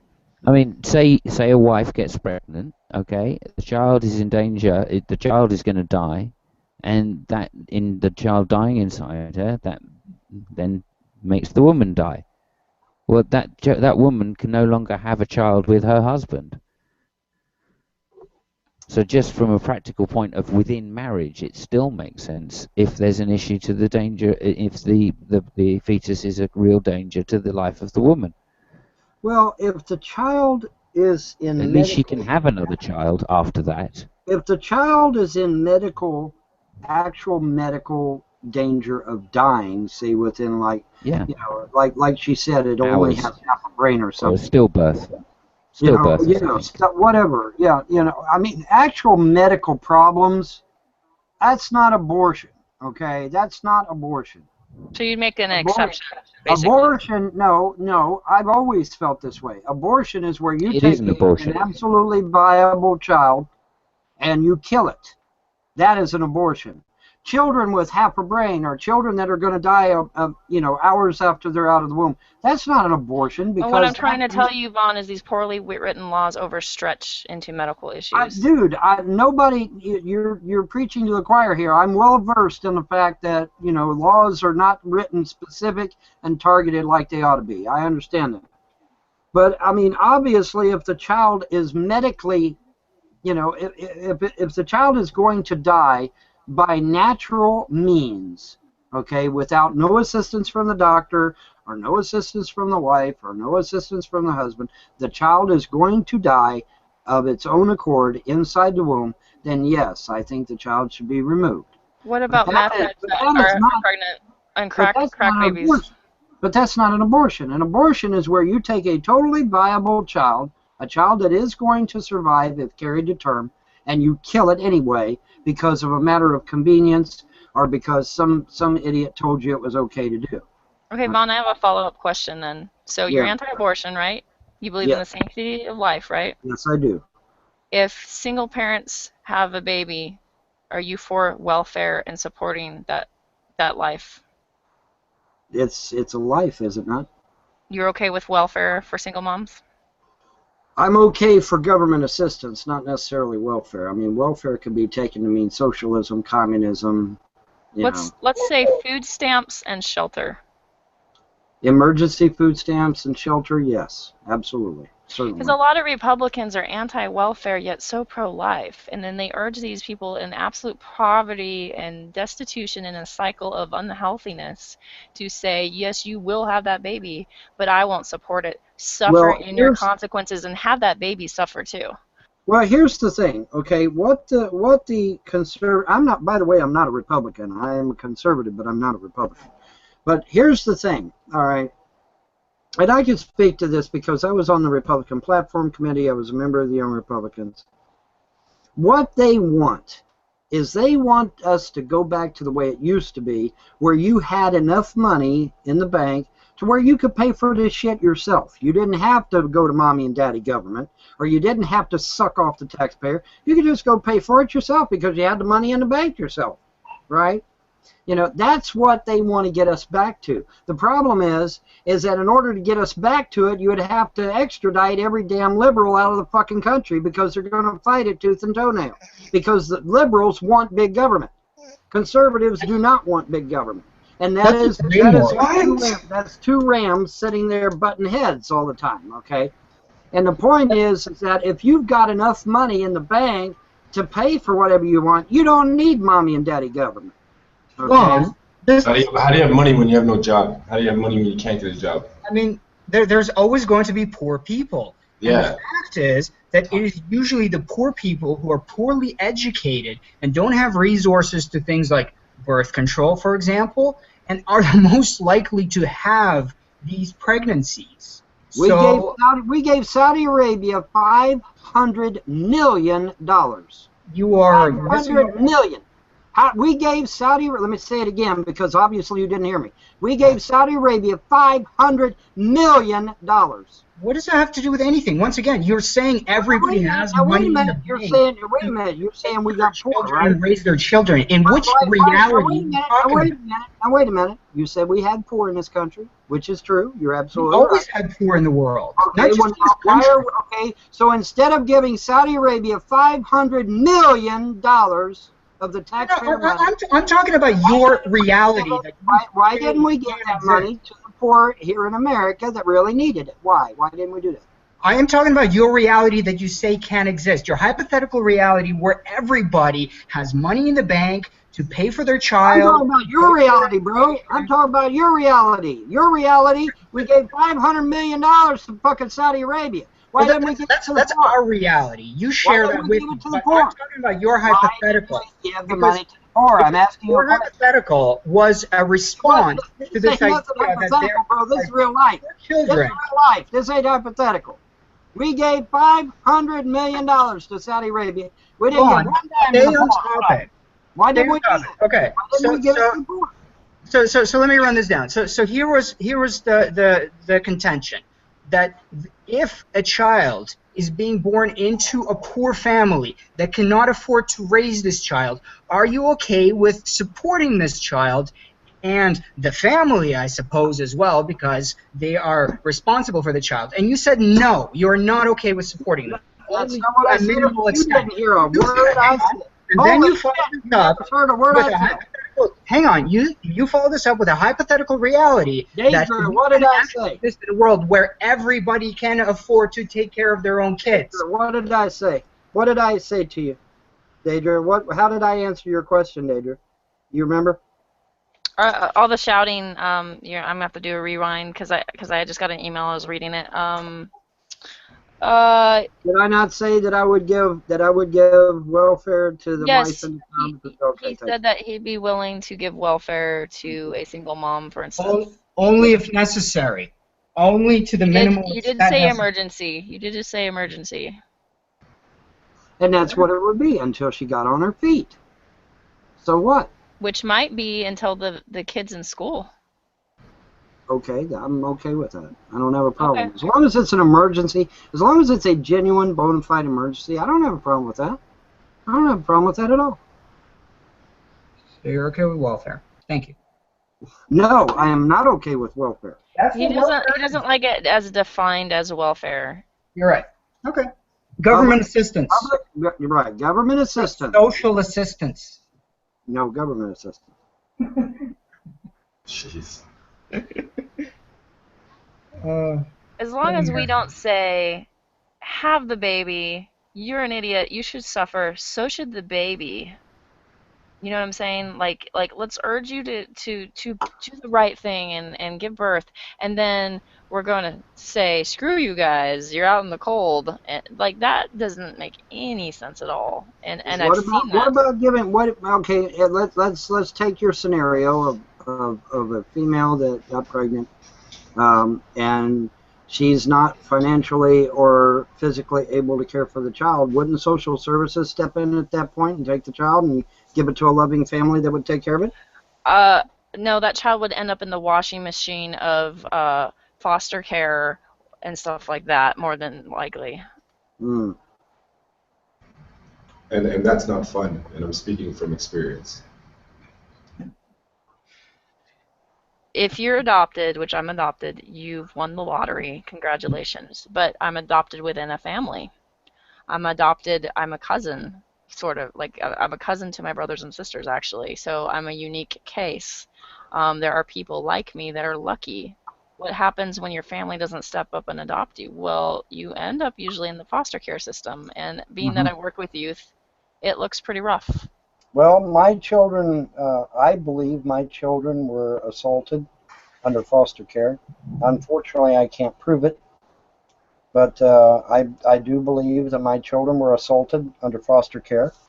I brought my children back home from being in foster care, and they started screaming at the top of their lungs in the middle of the night. We call it night terrors, and they didn't have night terrors before they left my house. But they sure as hell had them when they come back from foster care. And, you know, unfortunately, there's no way to prove that anything was done, even though the couple admitted that they left the children in the care of their daughter and her boyfriend. That still doesn't prove anything, you know. I mean, it could be anything. So I have no proof. But I absolutely believe that my children were abused. I absolutely believe it. Because my children didn't scream bloody murder like that, but they sure did when they come back from foster care. So, yes, I'm right there with you when it comes to foster care. No doubt about it. I'm saying, like, it's no matter what, it's a rough situation, and you know, a Baptist Bible thumper, you know, that I used to be could say, well, just don't have sex out of marriage, just follow God's rules, blah blah blah. The thing is that humans don't do that. Humans do biological things. Well, now wait a minute, Deidre. We have what's called the depot shot now. My wife had the depot shot.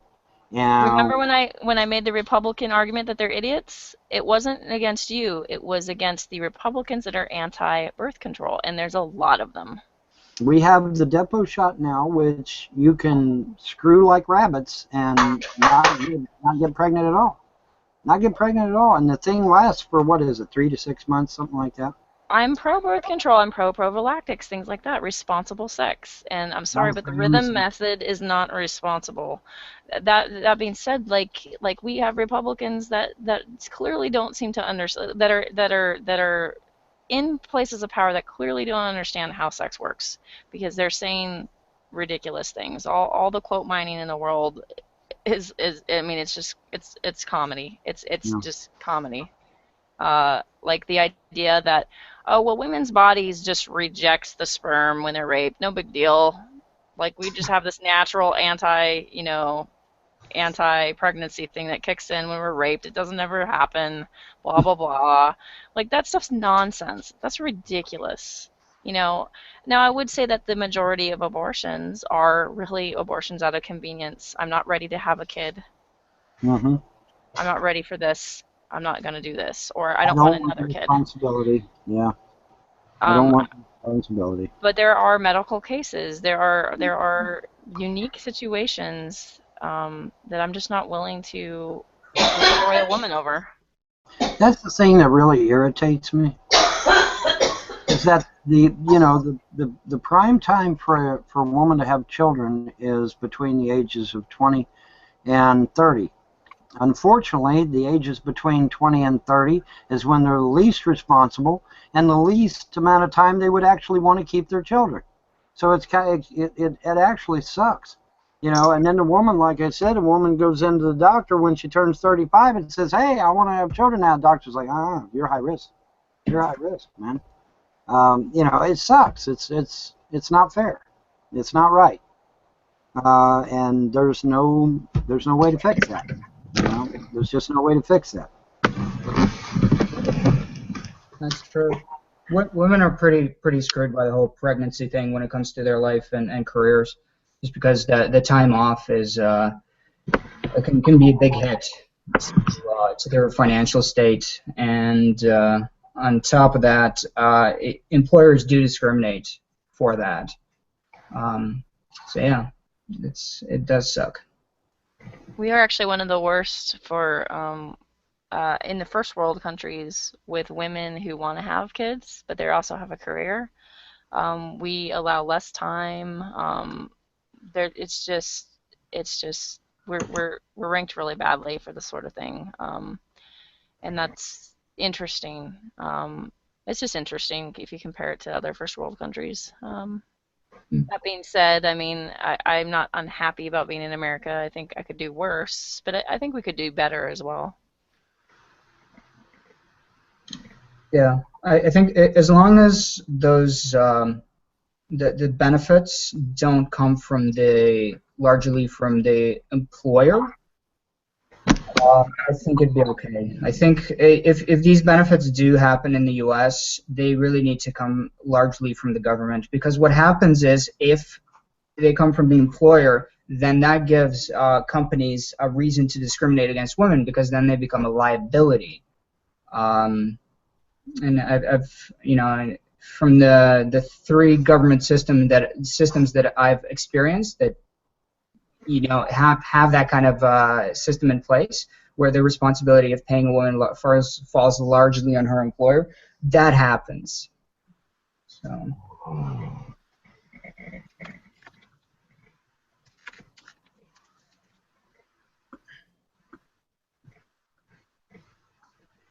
Yeah, I'd like to see the medical get kind of separated from the workplace. I think it made it really complicated. I have to take out the trash. I'll be right back.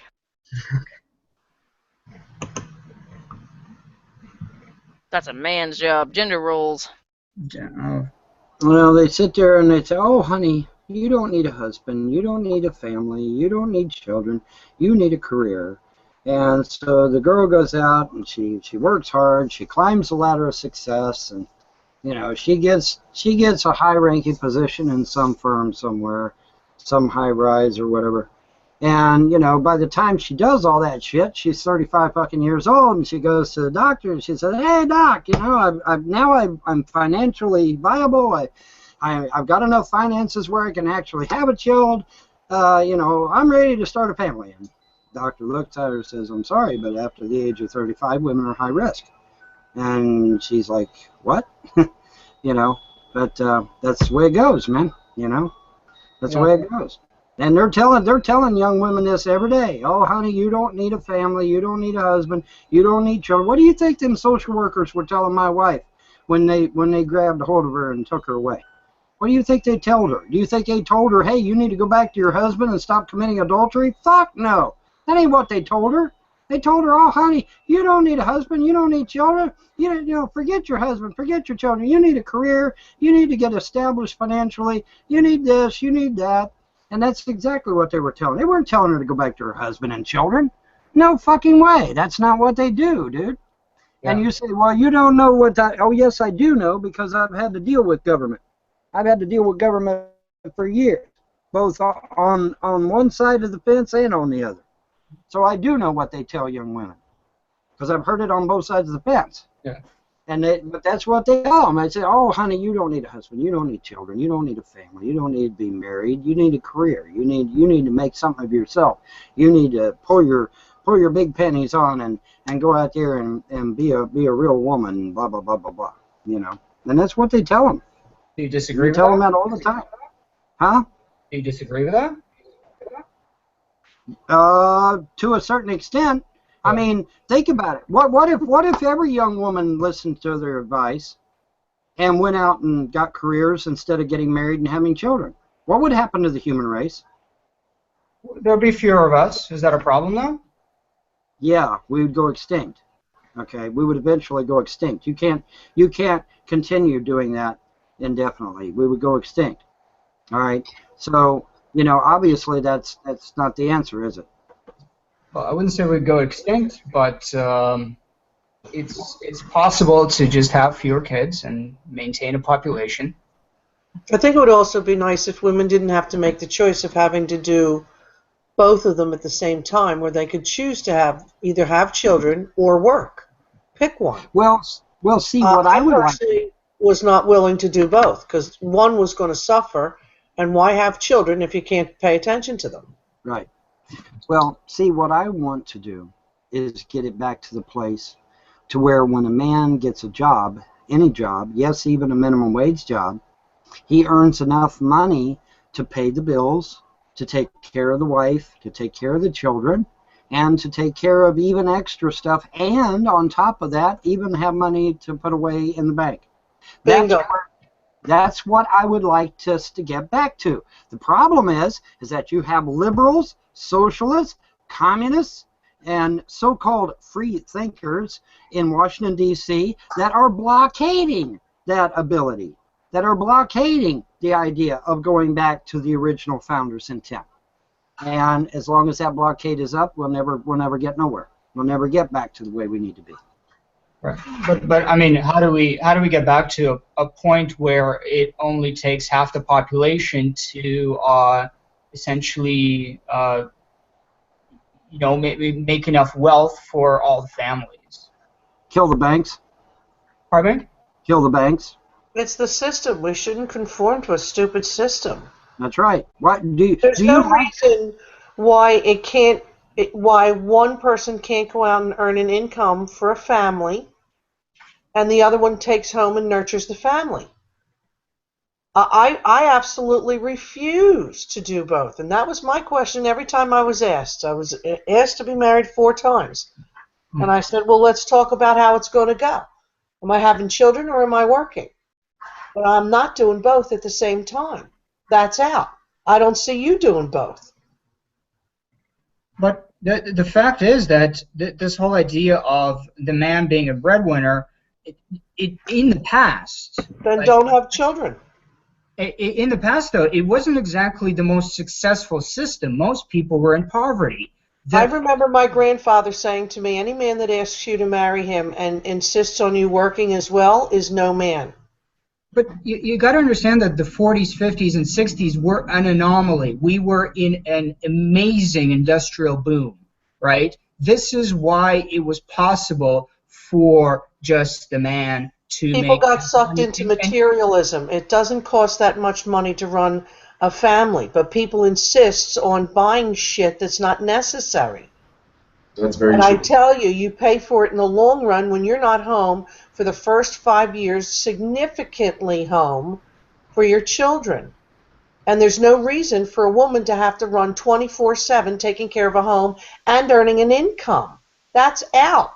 O-U-T.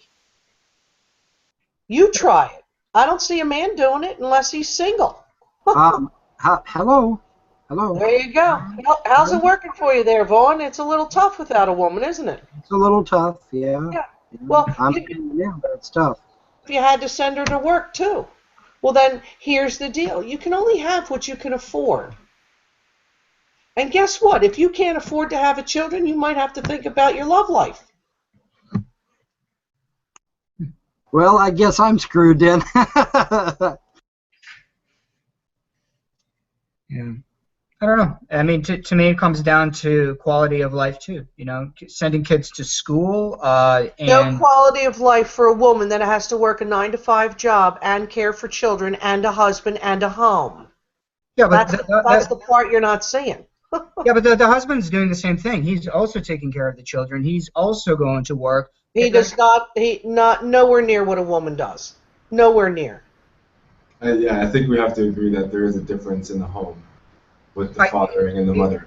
Like there's a big difference. But that's changing. So Well, it's changing because of, it's changing because of what Michael Ann is saying, because people are trying to do both, and I'm in total agreement with her. You can't do both things. It's ridiculous, I think, and that's why most families nowadays are struggling and failing for the most part, right? And children are out of control and all this stuff. So These people are having more children than a 2-parent income can handle. I mean, that's how deep they're going. the thing is, though, is I agree that this is an ideal situation if women did not want to actually have careers and do something with their life besides spawning kids and raising them. Most women would rather stay home with their children. I don't know about that. Well, I see no reason why you would want to put... Do you have children, sir? Yes. There you go. The instant the child's born, trust me, even the most hardened career woman flips. I disagree with that, and I know. But here's the deal. Now she's sucked into a career. She may or may not make more than her husband. She may or may not get her job back. So she's forced to ditch the kid and go back to work. What for? It makes the job look more important than the rearing of a child. You got really 5 years to lay down the solid foundation in order to make a good human being. Right. So, but now you're making the husband and the wife make a choice. So then the husband is away from home. If I were a man, I would not want my wife's attention distracted from my children and my home. That's what I married her for. But what about the man's attention? Not for her earning power. What about the man's attention to the children in his home? Okay, then here's the deal. Somebody sits on the bench, Chief, while we're having kids. I don't care which one. Pick one. Exactly. Okay, So what about both? We're just talking about people that have to go back to work after 6 weeks. You know, yes, there are people. I would never set my life up like that. You'd have to be an idiot. People do make mistakes, but once again, like I realize what you're talking about, but at the same time, I feel it is incredibly unfair that women have to make this choice generally, right? And in the modern world, this is becoming to be less true. That women are. The choice should be ferreted out long before the situation arrives. The world is not that simple. Because it's interesting to me that women who don't want to get pregnant seem to figure out a way not to get pregnant for a lifetime. Isn't that interesting? Of course. There you go. So the rest of them are either acting irresponsibly or on a mission you're not aware of. I disagree. There's nothing irresponsible with getting back into having a career and raising children at the same time. It is possible.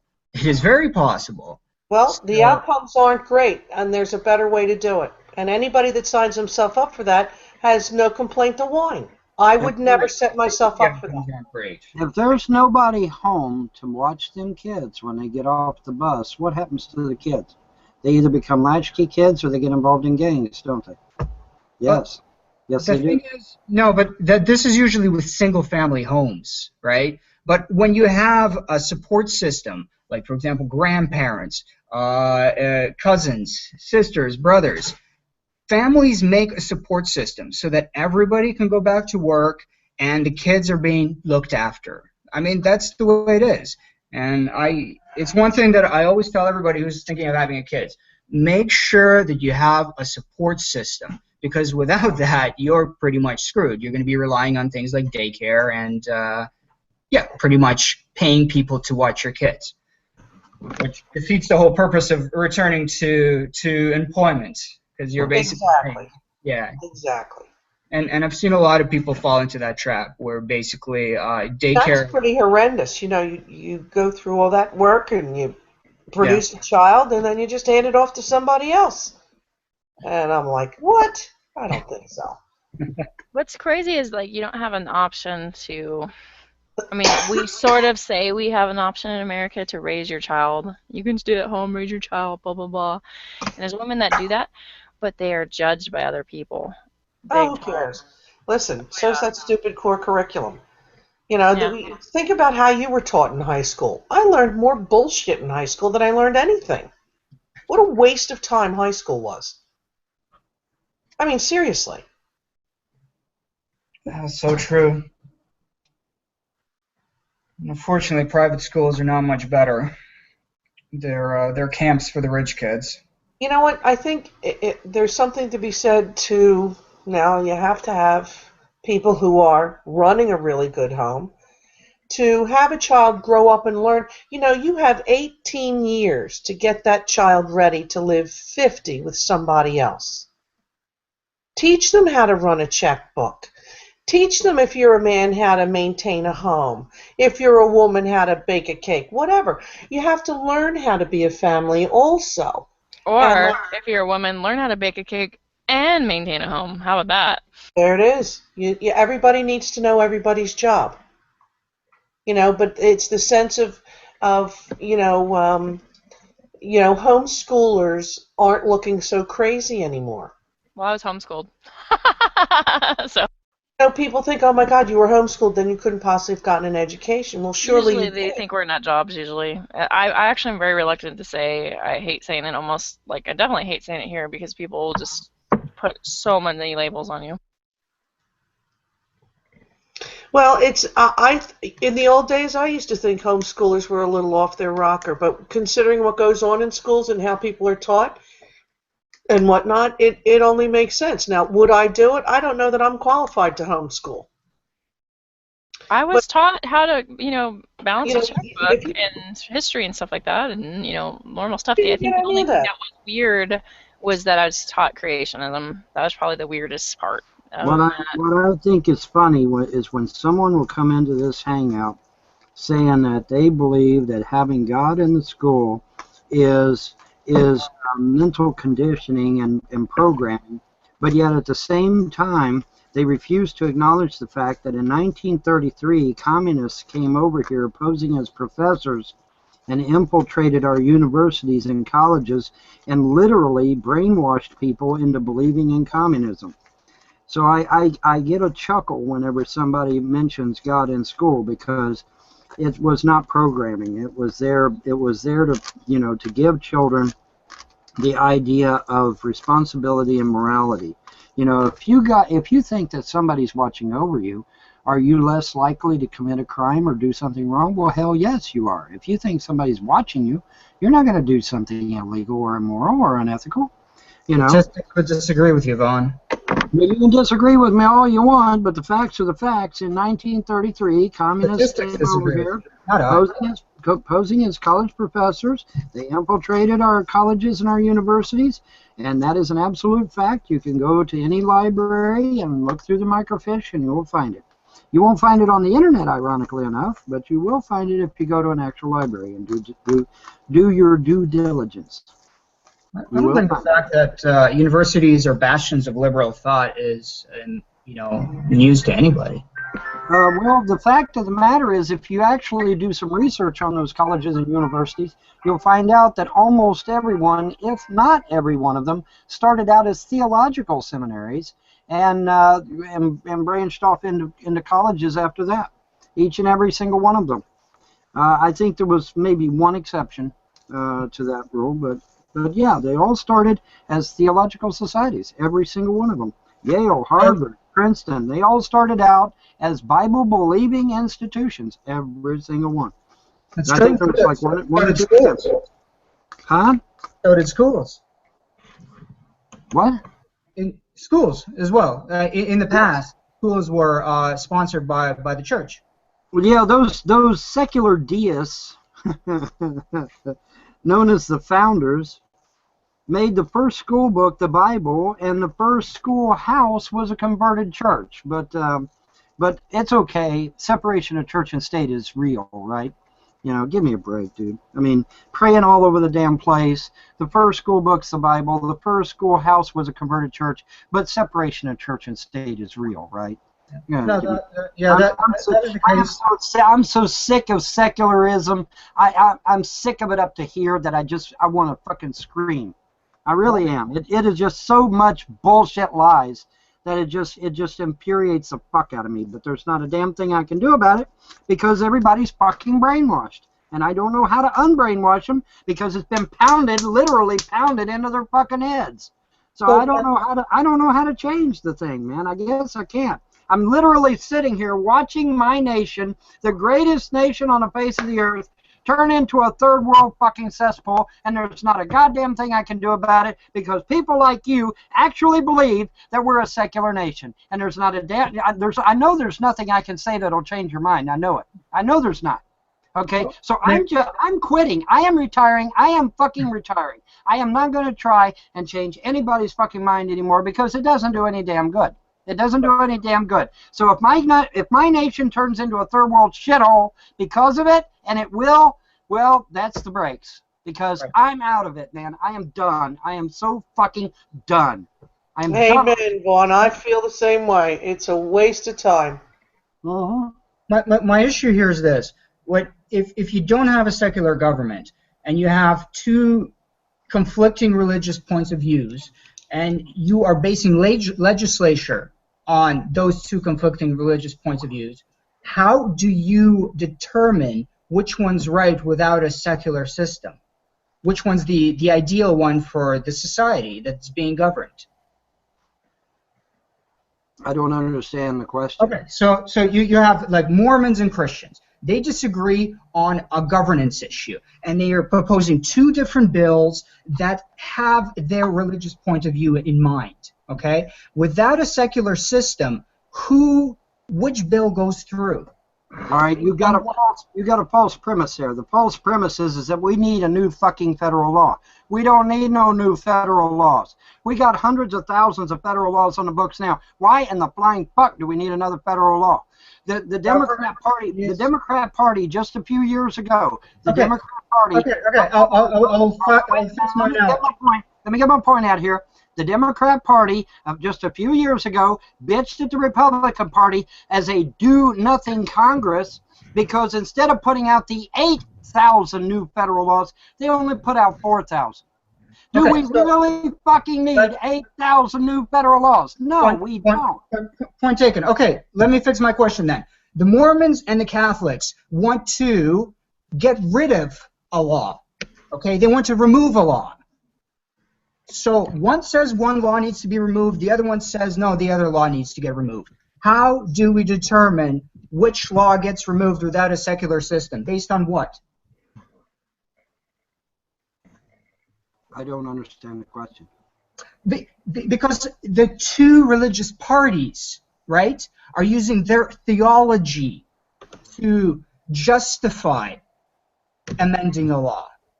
Let's say one's about marriage. So Mormons are saying, hey, polygamy's back. We can marry multiple wives because that's biblical. That's in the Old Testament. And then the Protestants like, no.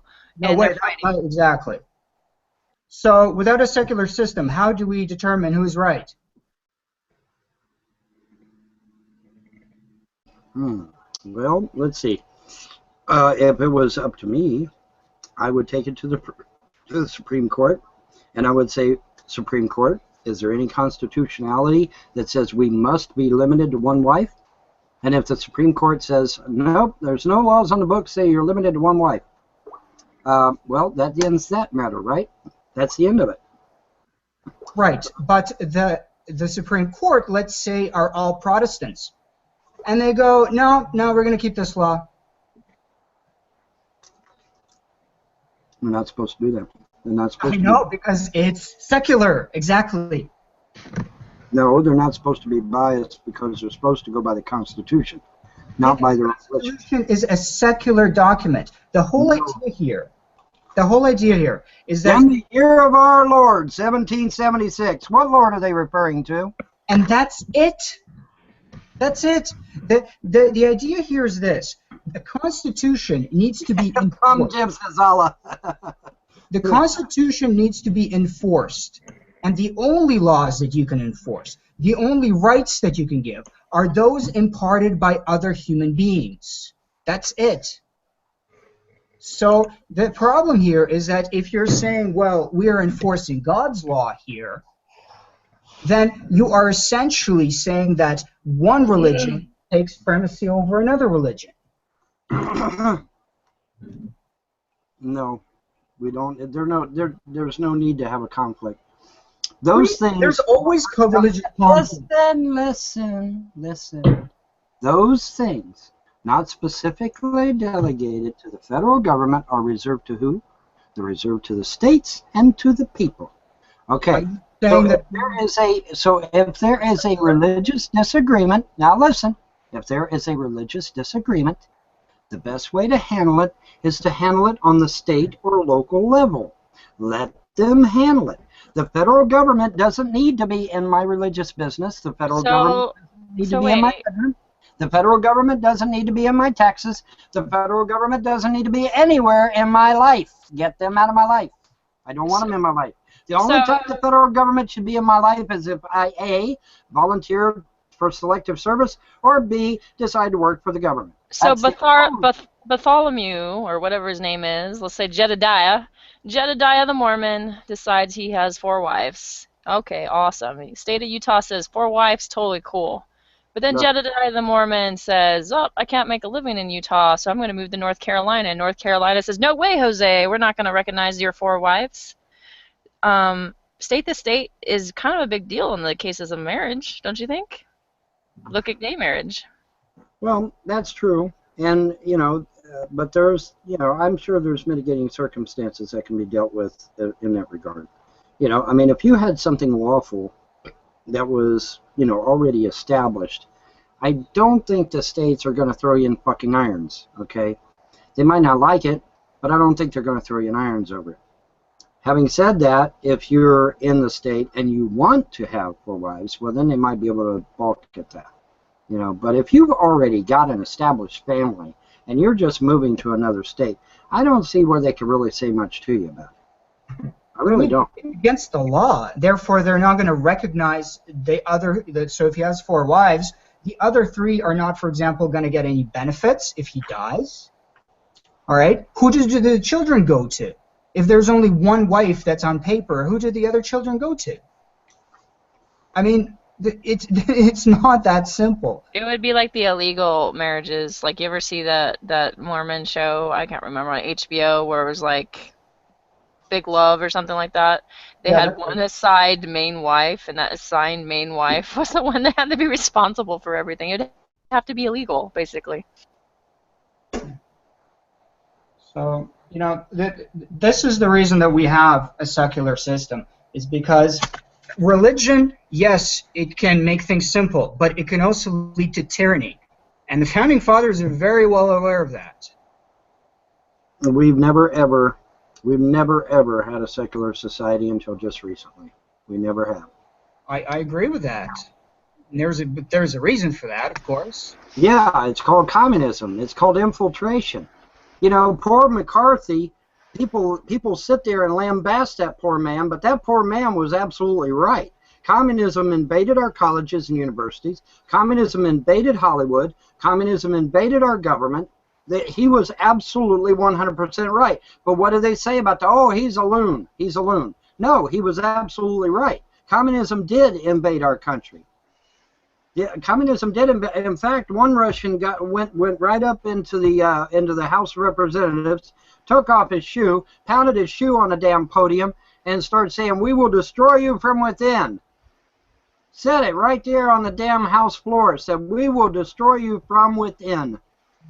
All right, and what did they do? They fucking come over here and posing as college professors, posing as actors, posing as whatever. To get into government, to get into Hollywood, to get into our school system. And now what do we got? We got people running around saying, oh, America's a socialist or a communist nation. Oh, we need welfare. We need Medicaid. We need Medicare. We need Obamacare. We need all these socialist and communist programs. That you never heard that shit back in the 40s. You never heard people talk like that in the 40s. Never. It didn't happen. Communism has been around before the 40s, so that Right, that but talk you didn't hear was that. around before the 40s. Right, that's nice, but you still didn't hear that shit back in the 1940s, not in America. You didn't hear it. It didn't Okay. happen. Are you sure about that? Yeah, because we even had a phrase called "better dead than red." Yeah, but that was a response to Stalinism. That was after the Second World War. Second World War, right? Mm-hmm. I mean, we were in the middle of a Cold War. Fine. And we lost. Fine. What do you mean by that? Fine. Okay, how many Americans infiltrated Russia and turned Russia into a democracy? Fine. Oh wait, nobody did. Vonnie If Puss. they did, please name the Americans that infiltrated Russia's schools, Russia's media, Russia's military, whatever, government. I blame Art. Damn it, Art. Russia was being guys, can't you bombarded. hear Gus? Name. I want the names of the Americans that infiltrated Russia's school system and converted it back to a democracy again. Please, Well, give me the names. there is no such mechanism possible no because such Russia thing. is Thank you, Art. because There's no because such thing. Russia is dictatorial. Because Russia back then was dictatorial. It's not possible. America was actually open to scientific discoveries to an extent, right? America dropped its guard and allowed itself to be infiltrated, and that's a shame. But that's what Okay, happened. sure. Well, by the way, guys, didn't you not hear Gus? He was trying to say something. He was trying to talk to Yvonne, actually. Fine. Yes.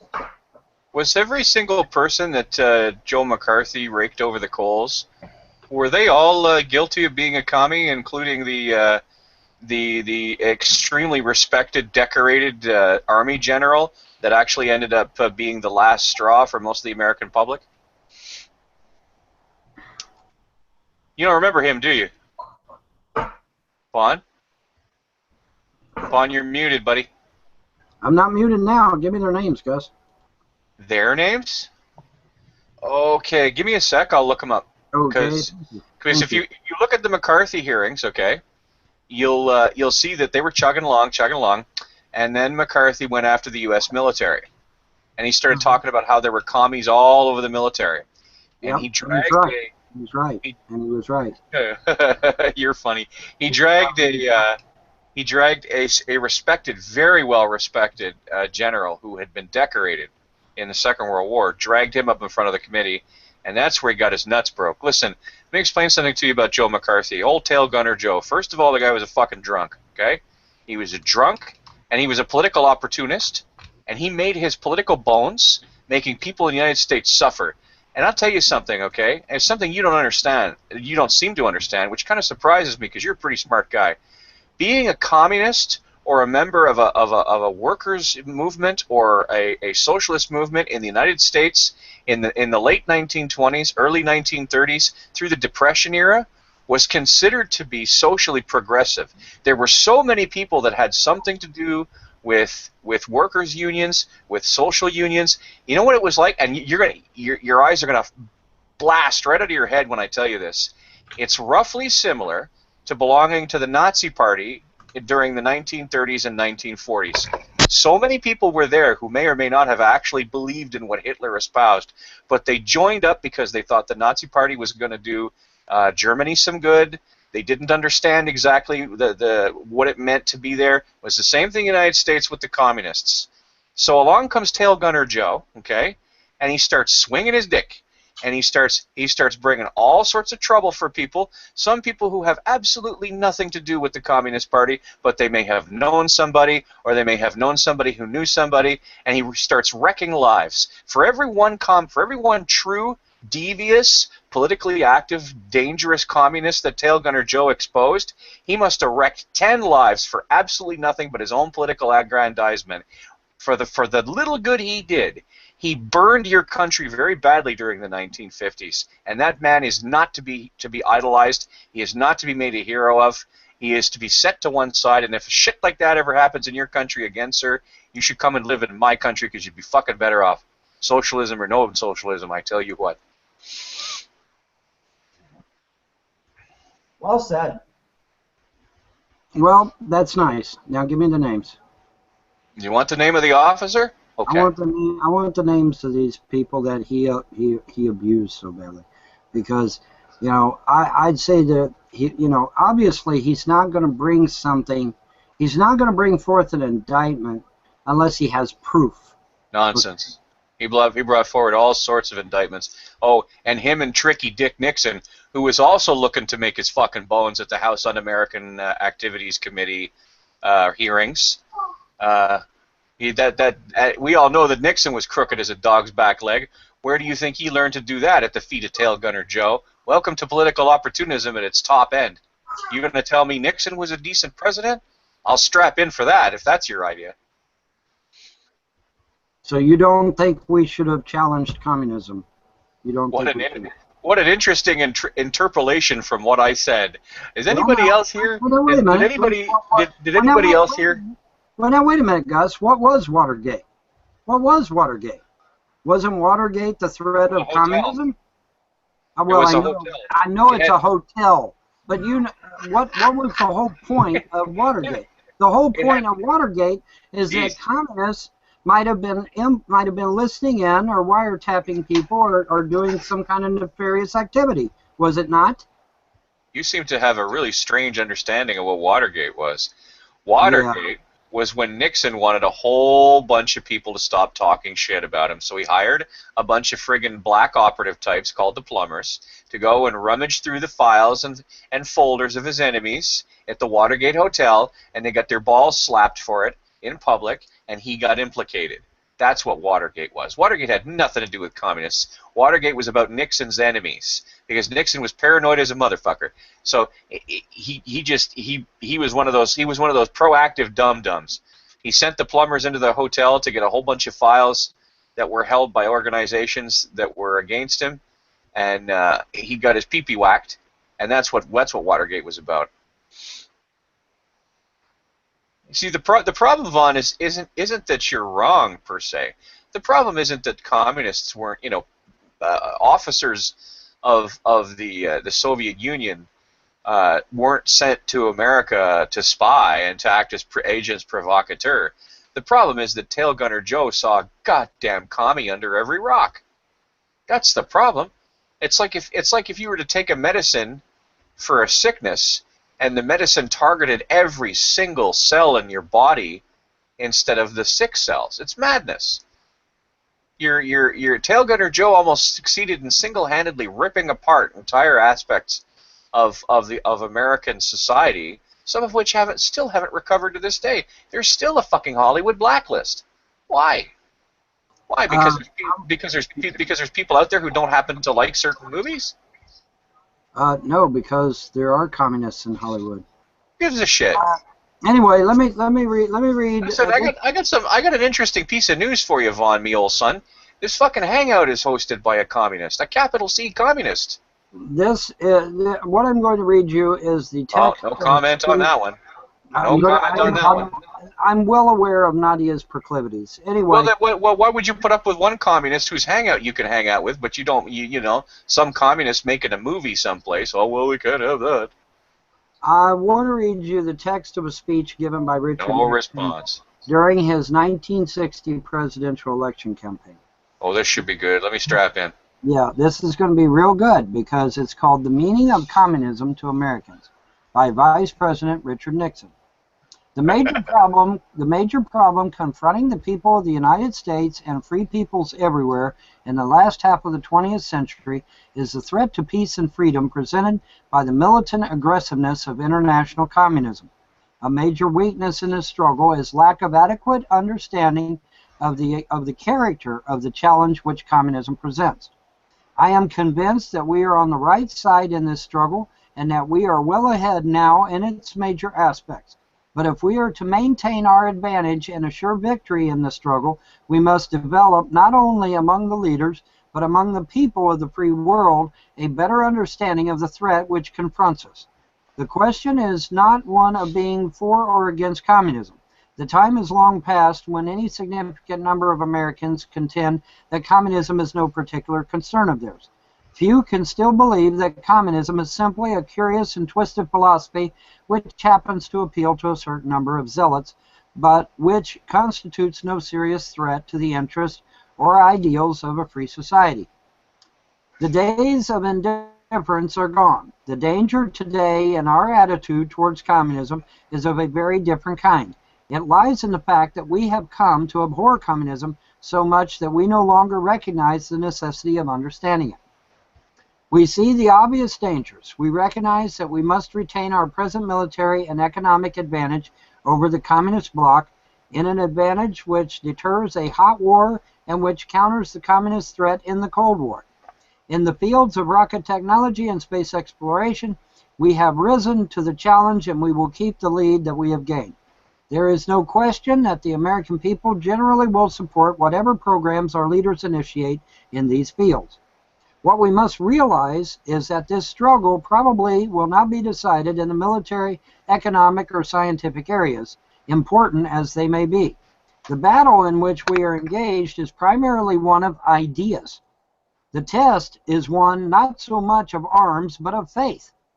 If we are to win a contest of ideas, we must know their ideas as well as our own. Our knowledge must not be superficial. We cannot contend with simply an institution that communism is wrong. It is not enough to rest our case alone on the assertions, true as they are, that communism denies God, enslaves men, and destroys justice. We must recognize that the appeal of communist idea is not to the masses, as the communists would have us believe, but more often to an intelligent minority in newly developing countries who are trying to decide which system offers the best and surest road to progress. We must cut through the exterior to the very heart of the communist idea. We must come to understand, the weaknesses of communism as a system. Why, after more than 40 years on trial, it continues to disappoint so many aspirations, why it has failed in its promise of equality and abundance, why it has produced a whole library of disillusionment and a steady stream of men, women, and children seeking to escape its blight. But we must also come to understand its strength, why it has so securely entrenched itself in the USSR, why it has been able to accomplish what it has in the field of education and science, why in some of the problem areas of the world it continues to appeal to leaders aspiring to a better life for their people. It is to find the answers to these questions that in this statement I want to discuss communism as an idea, its economic philosophy, its philosophy of law and politics, its philosophy of history. This statement will admittedly not be simple because the subject is complex. It will not be brief because nothing less than a knowledge in depth of communist idea is necessary if we are to deal with it effectively. Are you done? Are you done? Are you done? Oh my God, that's like a doctoral dissertation. It's not that long. It's why do I feel like I'm sitting in a dentist chair? Listen, I can't listen. I'm a socialist. I'm not a communist, okay? And I can't disagree with you that in most of the places where capital C communism has been tried in the world, it hasn't worked. Now, what Nadia has often said in response to that is that many of the people who are proponents of communism within their own system have said that unless it's applied to the world as a whole, without any opportunity for people to quote unquote get away, it's never going to work. Okay, that's often admitted straight up front. But first of all, that's got nothing to do with how people went looking for communists, first of all. Second of all, fucking Richard Nixon is a liar. He is a lying sack of shit. I wouldn't trust Richard Nixon to tell me what time of fucking day it was. Never mind say anything about the communists.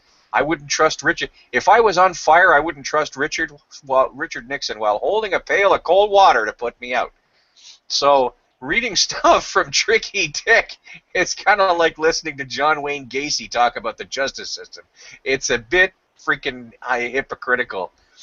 That being the case, it's not that communism is something to be See, if there is a gigantic problem North Americans have between their ears, okay, and it's not just you guys down there in the States, we up here in Canada have the same damn problem. It's that you keep seeing the word communism as being identical to the word socialism. Drives me crazy. Most of you people don't know the difference between a communist and a socialist. They are not the same thing. And communists don't help themselves because they often cloak themselves in the word socialism as well.